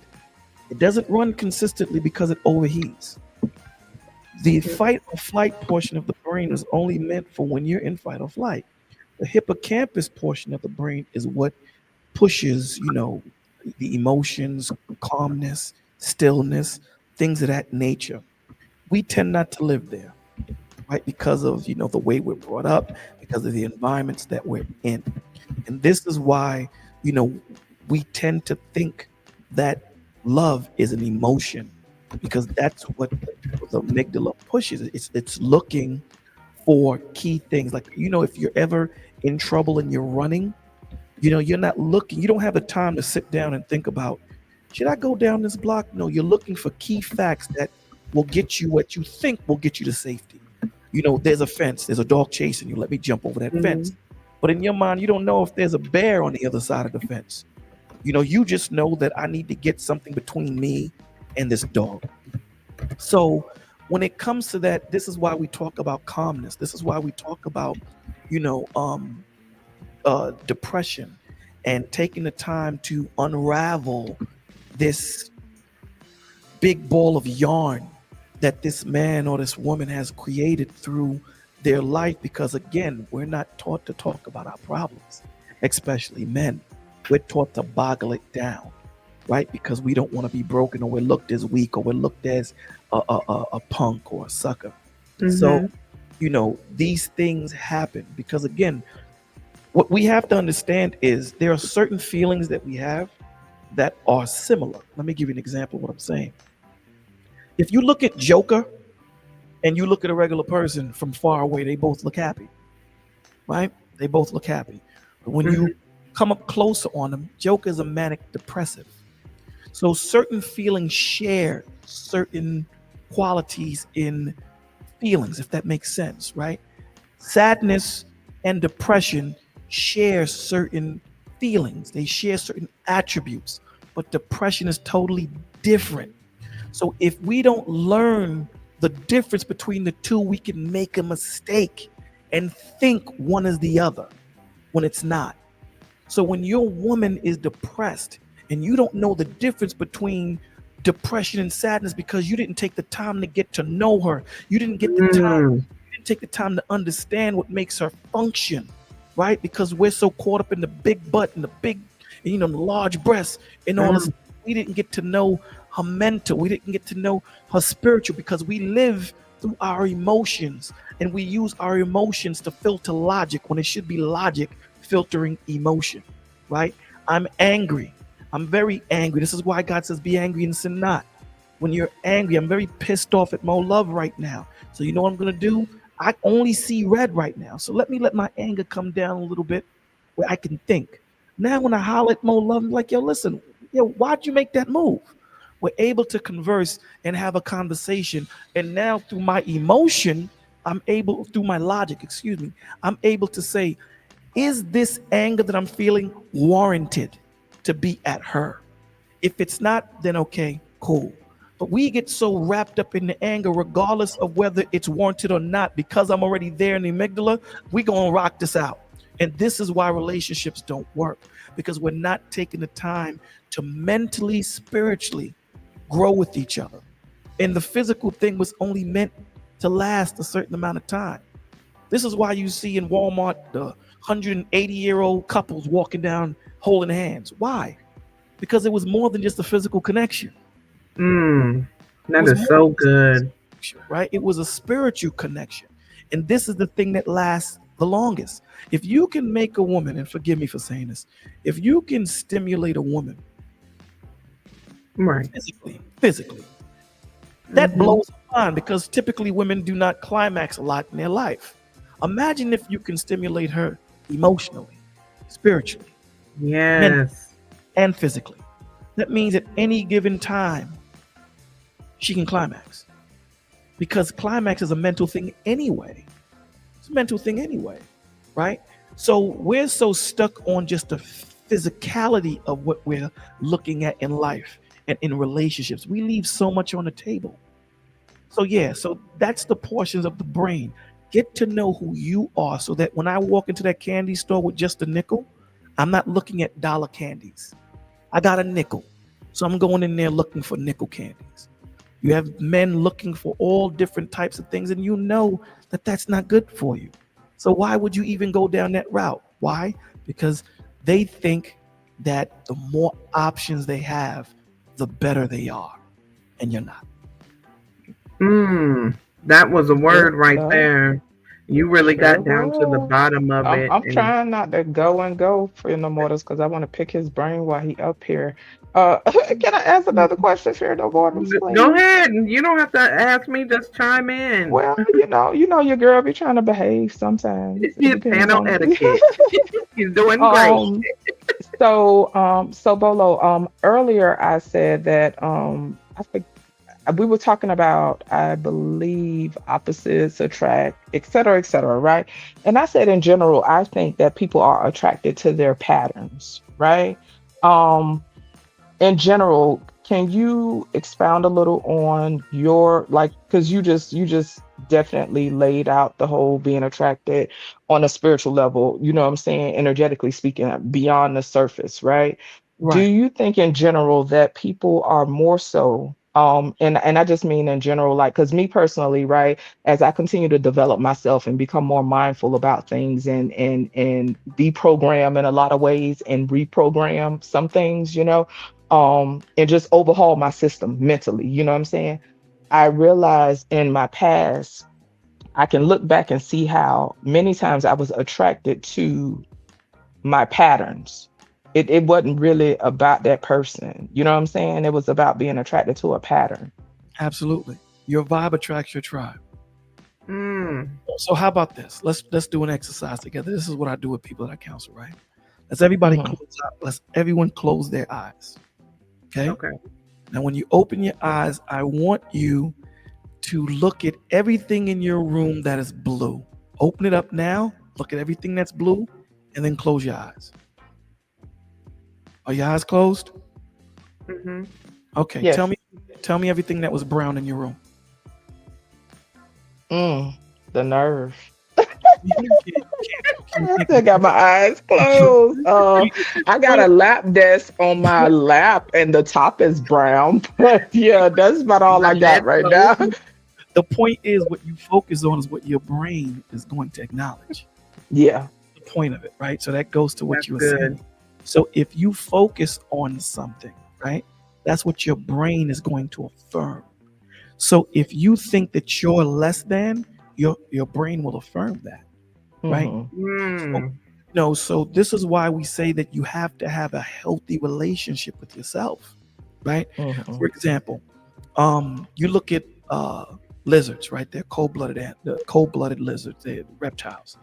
They can't regulate their body temperature. So what do? They climb up on a rock, put the sun. As soon as they heat up, you have people like that. There are people that don't love themselves and are not capable of loving themselves where they are. So what do? They latch on to other people's light. And they drain them of that light. This is where you find those people that say, I can't live without you. And if I can't have you, nobody can. Because they've wrapped their life around you, opposed to you being an add-on. You're supposed to be an add-on to somebody, right? I make myself happy. My wife don't make me happy. I make myself happy. She adds to it, absolutely, right? So if you can't be happy with yourself, I go to the movies by myself. I go to eat by myself. That's a fact. I love myself. There are some people that don't like what they look in the mirror. They just don't. And that's the sadness of it. So your vibe attracts your tribe. However you're feeling, misery loves company, all these cliches are rooted in fact, right? So whatever you're feeling is what you're going to attract. And sometimes we're so lazy when it comes to doing the work to be better men and better women, we just accept, right? I have something that I created called the AAA, not the people that pick you up on the street, but acknowledgement, acceptance, and application. Acknowledging that you are the reason why you're in the situation that you're in 98% of the time, right? And acceptance of the ramifications of the decisions that you make. Now, here's the thing. A lot of the times, we always speak about the effect of something. We don't talk about the cause. We don't talk about the cause. How did I get here? I understand that I'm here. How did I get here? And that part is where the learning curve is. In between acknowledgement and acceptance is the learning curve, right? And we understand that growth is not comfortable because you're traversing new topography. This is new landscape. You're nervous. You're making new left turns and right turns. You've never been in this town before, and the roads look different. It's something that's not good. But here's the beauty in it. The beauty is the man or woman you walked in is not the man or woman you walk out. And that goes into the last A, application. You take what you've learned and you apply it to your life. And you learn from it and you grow from it. Perspective is everything. If you plant a seed, this seed has two perspectives. That seed can say, I'm in a damp place, I'm claustrophobic, and it's dark. Or that seed can say, I'm planted. I'm going to get watered. I'm going to get nourished. And I'm going to grow into something awesome. So really, it's up to you on how you perceive life. So at the end of the day, if you're not able to corral your thought process, that's the most dangerous thing, because that's how you see life. How you feel affects how you see. Don't let anyone tell you anything different. They're lying to you. If I'm pissed off and upset and I have low self-esteem, if all of you guys are laughing and I walk into the room, guess what I'm going to think? You're all laughing about me. And it has nothing to do with anything, right? So at the end of the day, this is why we have to start. And this is why I say we got to start with the men.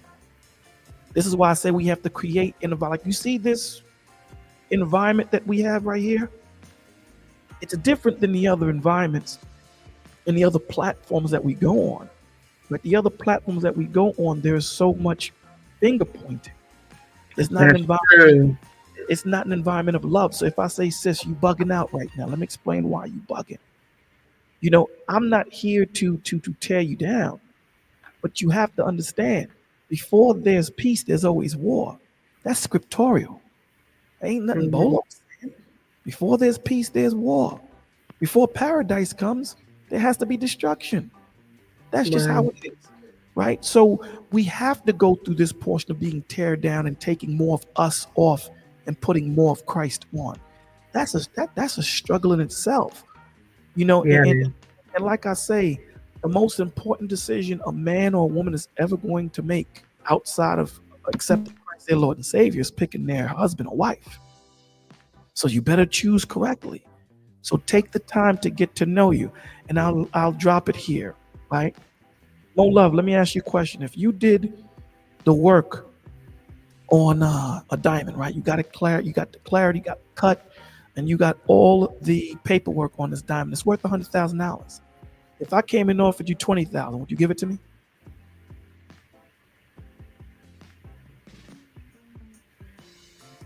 I don't know if she's there. Okay, so let's ask you. If you have a diamond and it's worth $100,000, would you give it to me for 20? No, Would you give it to me for 50? no. Would you think about giving it to me for 80? I would think about it. Okay, so what's the point of that exercise? Patience. Wait for the right person for you. Now, again, you're not going to ever get 100%, but the closer you start to get, the more you start to open up that garrison. And like I tell men all the time, it brings you more pleasure to have that flower open up her buds willingly, opposed to you doing it forcefully. That's a great point. Do you think, let me ask you a question. Do you think that for everything you said, and that was so good, I appreciate it.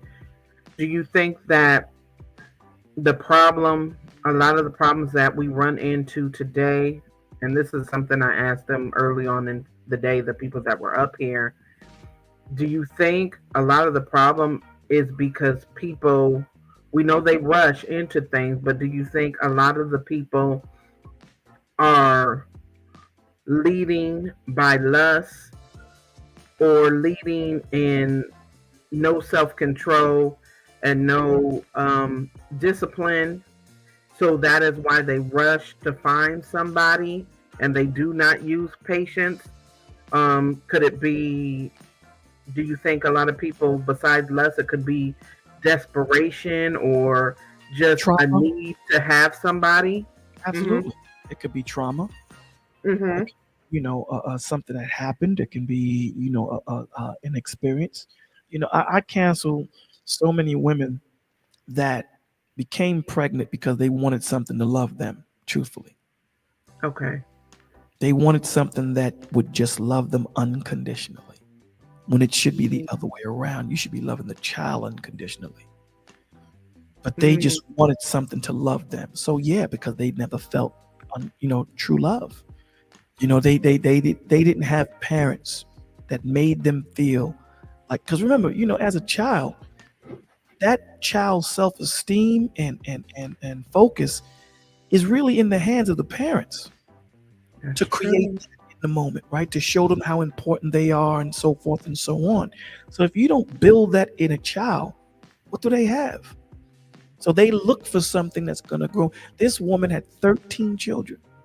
Oh, wow. Not because she was fruitful and multiplied, because each child grew up. And I always told her, you know your children are going to grow up, right? And you're going to be left alone. So if we don't do the homework in the work right now to get you to love yourself, there's just so many children more you can spit out. Getting old in age. So yeah, people create relationships, they trauma bond. That's what they call it. Trauma bond. Absolutely. Okay, that's a good point. That's a good point. Does somebody want to add something to the conversation? And you find a lot of problems. I'm sorry, you find a lot of problems with that, because let's say if myself and you got together and we were trauma bonding. Let's say if you come out of your trauma, you grew, I'm still left behind. Now remember, I wrapped myself around you. That's now this true. is where the potential of violence start now. You just left. Now I feel abandoned like everyone else abandoned me. So we have to be able to look for the triggers, because again, they may look the same as other feelings, but they're not. And that's the point. It's the same thing with looking at children when they're thinking about self-deletion. Okay. Right? And I learned this lyric, like when you sit here and you know, if your child starts giving their toys away, saying bye, it's not a good sign. If your child has cleaned the closet and left one closet portion of it cleaned, I'm talking about totally clean, that's not a good sign. If your child has turned all pictures and toys like teddy bears away from where they are, that's not good. So these little things that we should have looking at our children, that we should look for in each other, we're not taught this. We got so much other nonsense going on in life, and we're so boggled down with so much nonsense. This is why people say, I had to do me, because you were unable to help, because we're so caught up with so many different things stimulating ourselves, right? And this is why the Father tells you, be careful of what you take in. Don't take everything in. That is true. Hey, El Cheapo.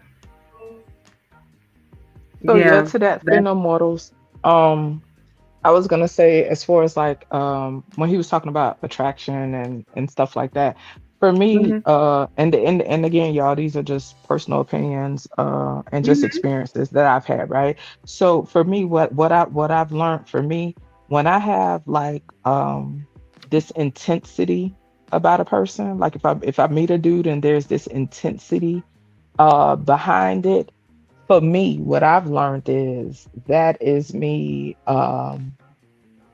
That's attraction that's rooted somewhere in my trauma. Like I don't know how to explain it, but when it's like this intense initial attraction and stuff, you know, some people just call it all this chemistry stuff. But to me, when you have that level of intensity, somewhere it's this it's stuff at play that typically is rooted in trauma, is what I'm saying. I'm not talking about the worst, the most extreme thing you could think of, just in general. To what I was speaking about with the patterns, you know what I'm saying? What I found is connections that have built over time and just have really came from a place of just this genuine wanting to get to know a person. I'm not saying there's no attraction involved, but the general sincere wanting to get to know a person and just truly spend time with that person has been the most stable and fulfilling connections, you know what I'm saying? Versus some that I've had that are just rooted in this intense passion and this intense attraction. It's almost like this consumptive thing, you know what I'm saying? And to me personally, when I find that I'm drawn to people like that, I have to slow down and I have to check myself. Okay, Jay, what we doing? Because let's see what this is about. You know what I'm saying? Before, when I was younger, I used to just think that, oh my God, this is just, we just vibing, and I'm just really feeling him. Yeah, you know what I'm saying? I was thinking that meant something, and that, listen, if anything, that listen, child, that mean a mess is afoot, is what it means. And that's just my personal experience, you know what I'm saying? But when I was younger, I used to really think that meant something, like, oh, I really found, you know, my soulmate and all the child. I just be going and going. But as I've gotten older, I realized that was just rooted in something that did not serve my highest good. And so even with the emotions, with what Bolo is talking about, I'm not a health professional. I just do a lot of reading and stuff on my own, because it's just in regards to my own personal development, right? I put in the back chat this author. I got a couple books by this lady named Lisa Feldman. I think her name is Barrett or something. Don't quote me. I think it's Barrett. But she has a few videos on YouTube as well. But she's a neuroscientist, and she talk about emotions and stuff. And it started with me, I found her books, but also like just on my personal journey, right? When I have certain triggers or I feel a certain way about something or whatever, I'm one of them people, I try to get to the root of why I feel the way I feel about something, or why did I interpret what a person did this way or that way, whatever. I'm one of the people, I'm always trying to evaluate my thought process, right? And sometimes I'm just straight triggered and I might jump out the window. You feel me? But Right. ultimately, I always go back to self-reflection and trying to understand why I do the things I do and why I move the way I move. Because, like he said, perception is everything, right? The way we take in stimuli from our external environment is based on how we perceive things. And so that's why I be constantly saying, when I feel a way about stuff, I have to challenge, or if when I get into rumination and just overthinking, I have to challenge them thoughts with facts. Because if not, I will spiral. Okay. You know what I'm saying? And I will get carried away with my thoughts and everything. The brain is Right. efficient. And to the point of what the books that I mentioned, she talk about how the brain is efficient, right? Our Mm-hmm. brain constantly have to do stuff. It have to circulate blood. It have to make sure digestive system moving. It That's have to make true. sure we being mindful of not to touch the stove and oh it's too hot over here and whatever. It is so many things that are working at one time. If we had to physically experience all those processes going on at one time, the visceral reaction will be overwhelming, right? So with that being said, the brain got enough stuff to do. So when we have these experiences, right, and we interpret them and we have these perceptions and the perspective that we hold, it's gonna be efficient. And because the brain needs to save energy to do other stuff, it bases those experiences and perceptions it uses previous exposure, right? And so it's like a bunch of file cabinets. It just take Mm-hmm. that experience and throw it in a file cabinet that already existed. Sometimes those file cabinets are not accurate. The brain is just doing it in an efficient way and it's using past information to categorize it, right? So anyway, the best way that I've learned and based on my reading and stuff and my personal experience, the best way to reroute them connections, because it goes down to neuroplasticity and just how our brain is routed, right? The Right. best way to reroute those perceptions and how we categorize things in the brain is by exposing ourselves to new experiences, right? That's why I say it cracked me up. Like sometimes when people get in this mode where we be like, "Oh, I'm healed," and da da da da da, but we won't mess with nothing, we won't touch nothing, we won't try to experience nothing. Saying that we That's healed and true. sitting on the bench ain't doing nothing. That's When you true. really gauge and measure your growth is by going out and trying to have new experiences or even experiences interactions that may be familiar, right? You can gauge based on your triggers or how you respond to things. You can truly gauge your growth, you know what I'm saying? But anyway, I was just making a point that the best way to reroute things when we have patterns is by gaining new experiences and exposing ourselves to new things so that way we can build new connections in the brain. And I'm assuming Bolo is some type of health professional, so I'm gonna let him Um, correct anything that um, I said in regards to that. Or you seem well versed or something, or licensed or something. well, on our channel, we deal with a lot of doctors, a lot of neuro doctors and therapists and things of that nature. And I'm just a counselor. I'm not a doctor. I'm not. Well, I won't say just a counselor. What I will say is you Right. have a knowledge base, right? That's Where right. A lot of wisdom. you could definitely speak or expound on something I might have said that could have been inaccurate because I don't know, I'm a stickler when it comes to mental health and stuff like that.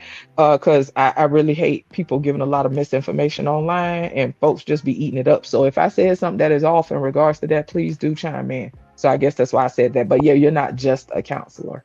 I appreciate that. Thank you. Right. More than that, because like everybody's tuning in. I'm like, okay, we got questions here. Well, you know, this is my thing. I love this because even when I had my channel, this is the stuff I talk about all the time. Because I really Right. do. I'm constantly in thought. And sometimes I think too much and I have to just shut it off, you know. But in general, I definitely am somebody who is evaluating themselves on a regular basis. You know what I'm saying? Because I Yeah. think sometimes people have a hard time grasping that concept, right? Because I'm one of them people I could just straight up say, "Hey, I'm triggered right now." I could just own it. Like, I'm triggered right now and I don't like what you're doing. And but hey, and then in the same note, I could say, but hey, my triggers are not your responsibility. You know what I'm saying? I could sit there and have that little emotional roller coaster. And some people be looking at me like, dang, she crazy. No, I could have that little emotional roller coaster. And at the end of the day, I could still sit down and have a whole conversation with myself and be like, okay, Jay, yeah, you felt the way when they did XYZ, but ultimately your triggers is not their business. Your triggers are for you to tend to. You know what I'm saying? But sometimes we get caught up in that way of thinking. That's you know, true. we expect a person to make accommodations for our triggers and all that. When at the end of the day, this is an inside job. Like, this is an inside job. Like, yeah, I'm self-loathing right now a little bit, and I want you to feel sorry for me, and it's annoying me because you ain't giving me what I need right now. You know what I'm saying? I could be with all of that. But see, the beauty of that is this is why God tells us to forsake ye not the assembly of one another, right? So that if you do feel that way, hey, come in, sis. Come in, brother. I'm here. Sometimes, when I get phone calls, it's not about a breakdown. Sometimes they just need a shoulder. That's true. So, that's it. And here's the wonderful thing, right? Isn't it amazing how you feel and how your perspective affects the human body? Like, if a woman thinks that she's pregnant, her body will mimic the symptoms of pregnancy. Won't have a period. Yes. You'll have morning sickness. So this goes to tell you how important you need to have a mental health. Your mental health is. This is how important your mental health is. The way you think is so important. Don't get caught up into the carnal thought process about the physicality of it. That takes no thought, right? A man or woman can climax. You don't have to have thoughts on that. Facts. That's just a biological response. So it's like breathing, right? But to actually physically think of something and to go through it, this affects your body. Stress affects the molecular structure of cells that grow. It's that deep in it. It's that deep. So this is why mental health. This is why, on my channel, we have a show called Testimony Friday, where you can just come up and just talk about your weaknesses, your strengths, what you've gone throughout the week, or whatever the situation might be. And we don't want you to cam up. And I know that's dangerous. I know it's dangerous, but people tend to not be themselves authentically when you can see them, if that makes sense, right? It makes total sense. That's a good idea. If they're on stage, right? So, and that's just the opening stage of getting my number and talking to me offline or whatever. But the point of the matter is, a lot of the times they feel unheard. So this is your time to talk. This is your time to speak. And we'll rock out for as long as we need to rock out to get everybody's thoughts out and things of that nature. Because again, some people may not have insurance. Some people may not, do these things. And it's just important that, for me, it's important that I do the best to leave the world better than how I found it. That is so I think good. that's pretty awesome. Me Because too. to what he said about not camming up, right? Because think about it, like, even when you use the word stage, right? If somebody on the stage, they got to play their part. You know what I'm saying? And that part may be, you know what I'm saying? Like, it is what it is. But to the whole point, though, what I realized in just my personal journey and different stuff like that, because fear no more, when I get to popping, you know what I'm saying? I'd be like, listen, nobody can shame me, because I understand the importance of speaking a thing out. You know what I'm saying? Because what happens is, when we deal with stuff in general, and I'm not saying that you should be transparent in environments that are not safe. You have to exercise wisdom and know when it's appropriate to share stuff, right? But in general, when we hold shame about stuff, we typically don't speak on things, men and women. A human being typically does not speak on things when there's shame involved. And so to me, the power in speaking on certain things, it's about removing the veil of shame. You know what I'm saying? Right. Because if you don't speak on stuff, you'll continue to hide, you'll continue to isolate yourself or whatever, but it's actually power in speaking on stuff. And with speaking on things, you have to have a supportive environment. So I think that it's good that you open that door for people to be supported, because it is funny to me, because I do think that people receive from people in different ways. But this ain't Fear No Mortals. This is nothing foreign to the stuff. And you can even ask Freeze whenever he wake up or whatever he doing. Right. This is what I usually talked about on my channel when I did have my channel. At the Really? end of the day, as human beings, girl, listen, I used to be playing, girl, don't get me started. I used to be playing Bruce Lee clips. I'll be having meditations and everything. Like, based on what people usually see from me on panels when I don't have tolerance, is what they would expect my channel to be like. I didn't have a lot of people that would sit in my chat because the stuff that I was talking about was not stuff that just was very chaotic. It was stuff that caused you to evaluate yourself. You know what I'm saying? And to me, that's what it's about. It's about self-evaluation. But yeah, just taking the veil of shame off of stuff. Is power in that when you're able to speak on stuff. And you have to have a supportive environment, because at the end of the day, so the point I was gonna make, like, everybody want to be heard. Regardless of all this stuff people be going on about, as human beings, it is fundamental. It is a base, it's a base thing when it comes to us. As human beings, we all want to feel heard. That's why I Fear No More is when you see people get up there sometimes and they be just going wild, you'll see me still try to have a conversation with them people. And I truly be trying to understand where they coming from, because ultimately, Yeah, you despite, you know, whatever. And sometimes, don't get me wrong, because sometimes they will trigger me because I got my triggers. Oh, Certain yeah. things will be a trigger for me. And then we just gonna get it popping. But overall, I understand people's need to feel heard. Yes. Regardless of all this stuff people want to say, people want to feel heard. You have to That's go through that. right. Freezy's That's right. channel, on Freezy's channel Sunday, I think he was on for damn near 24 hours or something like that. Yeah. Uh-huh. Yeah. When I was talking, Tyranny just started tripping. She started tripping.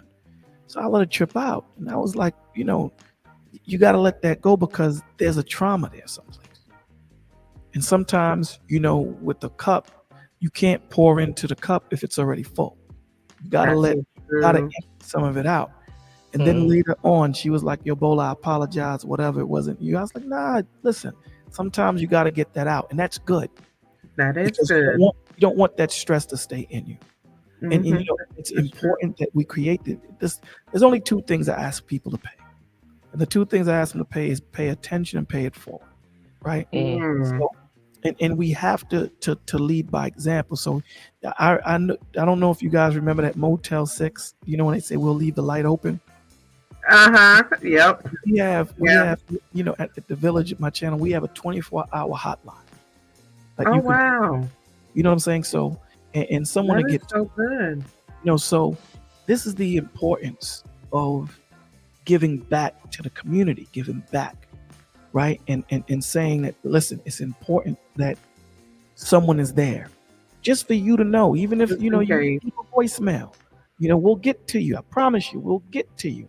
You know, it's important for them to know, because there's a lot of people that come on YouTube, especially after the pandemic, that Mhm. are looking for a word. They That's just true. looking to hear something. And when you have people arguing and talking all that, man, I it's know. so disappointing to me that we have so much that we have to deal with, that people will take 5 hours to talk about a goddamn statue on 42nd Street. And it's like, really, bro? They still going wild about that statue too, boy. It's Yes, live still everywhere. They are. mad about that. They mad about that statue. What You the know, fuck? Right. everything that's going on inwardly, mentally, emotionally, spiritually, this is what we're talking about. Let's understand what a trauma is so that we can heal. You know, That's right. when it makes me, it gets me pissed off and angry that, you know, I see our people in this conundrum, in this labyrinth of hurt and trauma, Right. and they're so familiar with hurt that Mm. let it go, it's unfamiliar territory, and they just would rather deal with the devil they do know, opposed It's to the familiar. Mm.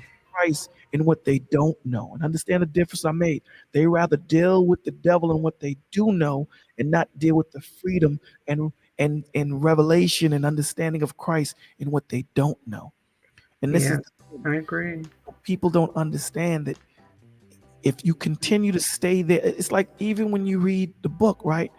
Abraham wasn't the original dude that was supposed to be the father of nations. It was his father, Tahar. Mm-hmm. His father wound up getting killed because he made a temporary stop a permanent stop. And that's Wow. what we do so often. We make temporary pit stops, permanent pit stops. And then there is no growth. You haven't grown.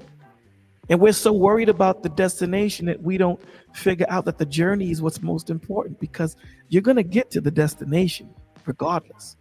But if you don't pay attention to the journey and learn the things that you need to learn on the way to the destination, then when you get there, how do I know that, fear, if fear no mortals is the wife for me? If I didn't do the work as a man, as a husband, to know that this is the woman that I'm supposed to court. I got a question because you said that, right? Yes. I got two things. Let me just say this to Just Jay right quick.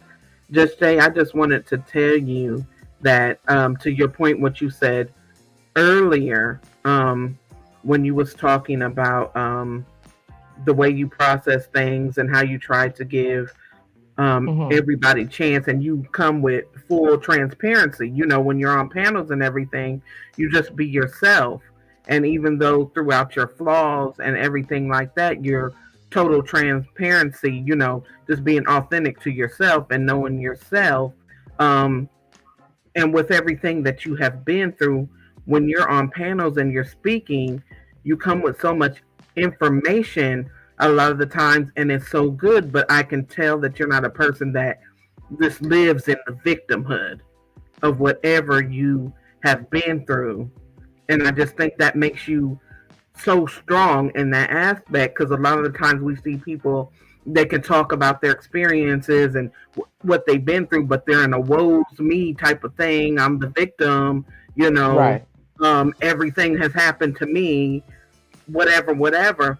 But you don't do that, despite of everything that you say and everything that you've been through. You don't never lead in a victim mentality. You take accountability, and that is something that I've always loved about you from the beginning when I first saw you on Freezy's panel.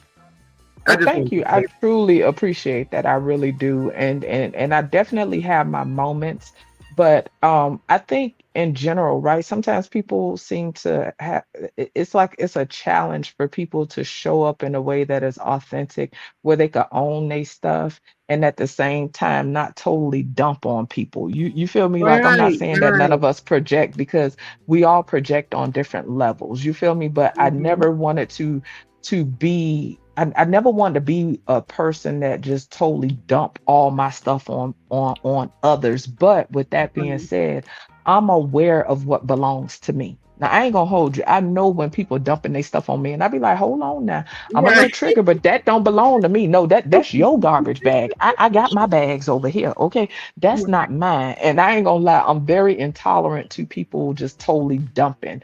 I do expect people to project on some level. And sometimes I have the grace to just, or the tolerance to just differentiate. I can always differentiate, okay, that's not about me. But sometimes I don't always respond or emote in that way, right? Like, because I could be triggered. But ultimately, I just think it's important to just show up as you are. And that's always been an inside job for me, right? I got my insecurities, but at the end of the day, when I log off, I got to lay down with myself. And one thing I've never wanted to do from young was lie to myself. Because I always thought it was crazy. Like, you can lie to everybody else, but you can't get away from yourself. What I look like telling myself lies. But some people live in that loop for different reasons. You feel me? People, we experience escapism on different levels. You feel me? That's typically not my thing. You feel me? I have other stuff, but ultimately I never want, and some people can, and that's the thing, you can't please everybody. So some people get annoyed, you know what I'm saying, with me. One thing I realize is truly about aligning with people that's gonna get you. And even when I be trying to figure out, okay, well, why do people hit the panel just to come at me? What is happening here? What's going on here? At the end of the day, I have to stay true to me. You feel me? But I definitely appreciate that. I definitely have my moments. You feel me? I have my moments of self-loathing and stuff. But I'm one of them people. I'm gonna go cry in the car for a couple days. And I'm gonna feel sorry for myself about a couple days, and then I'll be like, okay, Jay, get it together, because you right here looking crazy. Okay, get it together, girl. You know what That I'm is saying? true, girl. Me too. I I can't was, just cause stay there. sometimes I put myself in a position where I talk to myself the way I talk to my homegirl. Like if my homegirl called me right now, I'd be like, "Girl, can you believe such and such and such?" The same way I'm a talk to her. I talk to myself like that because I'm my own best friend. So Yeah. after I finish feeling sorry for myself, I have a whole conversation. I say, okay, Jay, if you was talking to a friend right now, what would you tell them? Okay, well that's the one you need to That's what listen you to. need to tell you. Not the other one that's trying to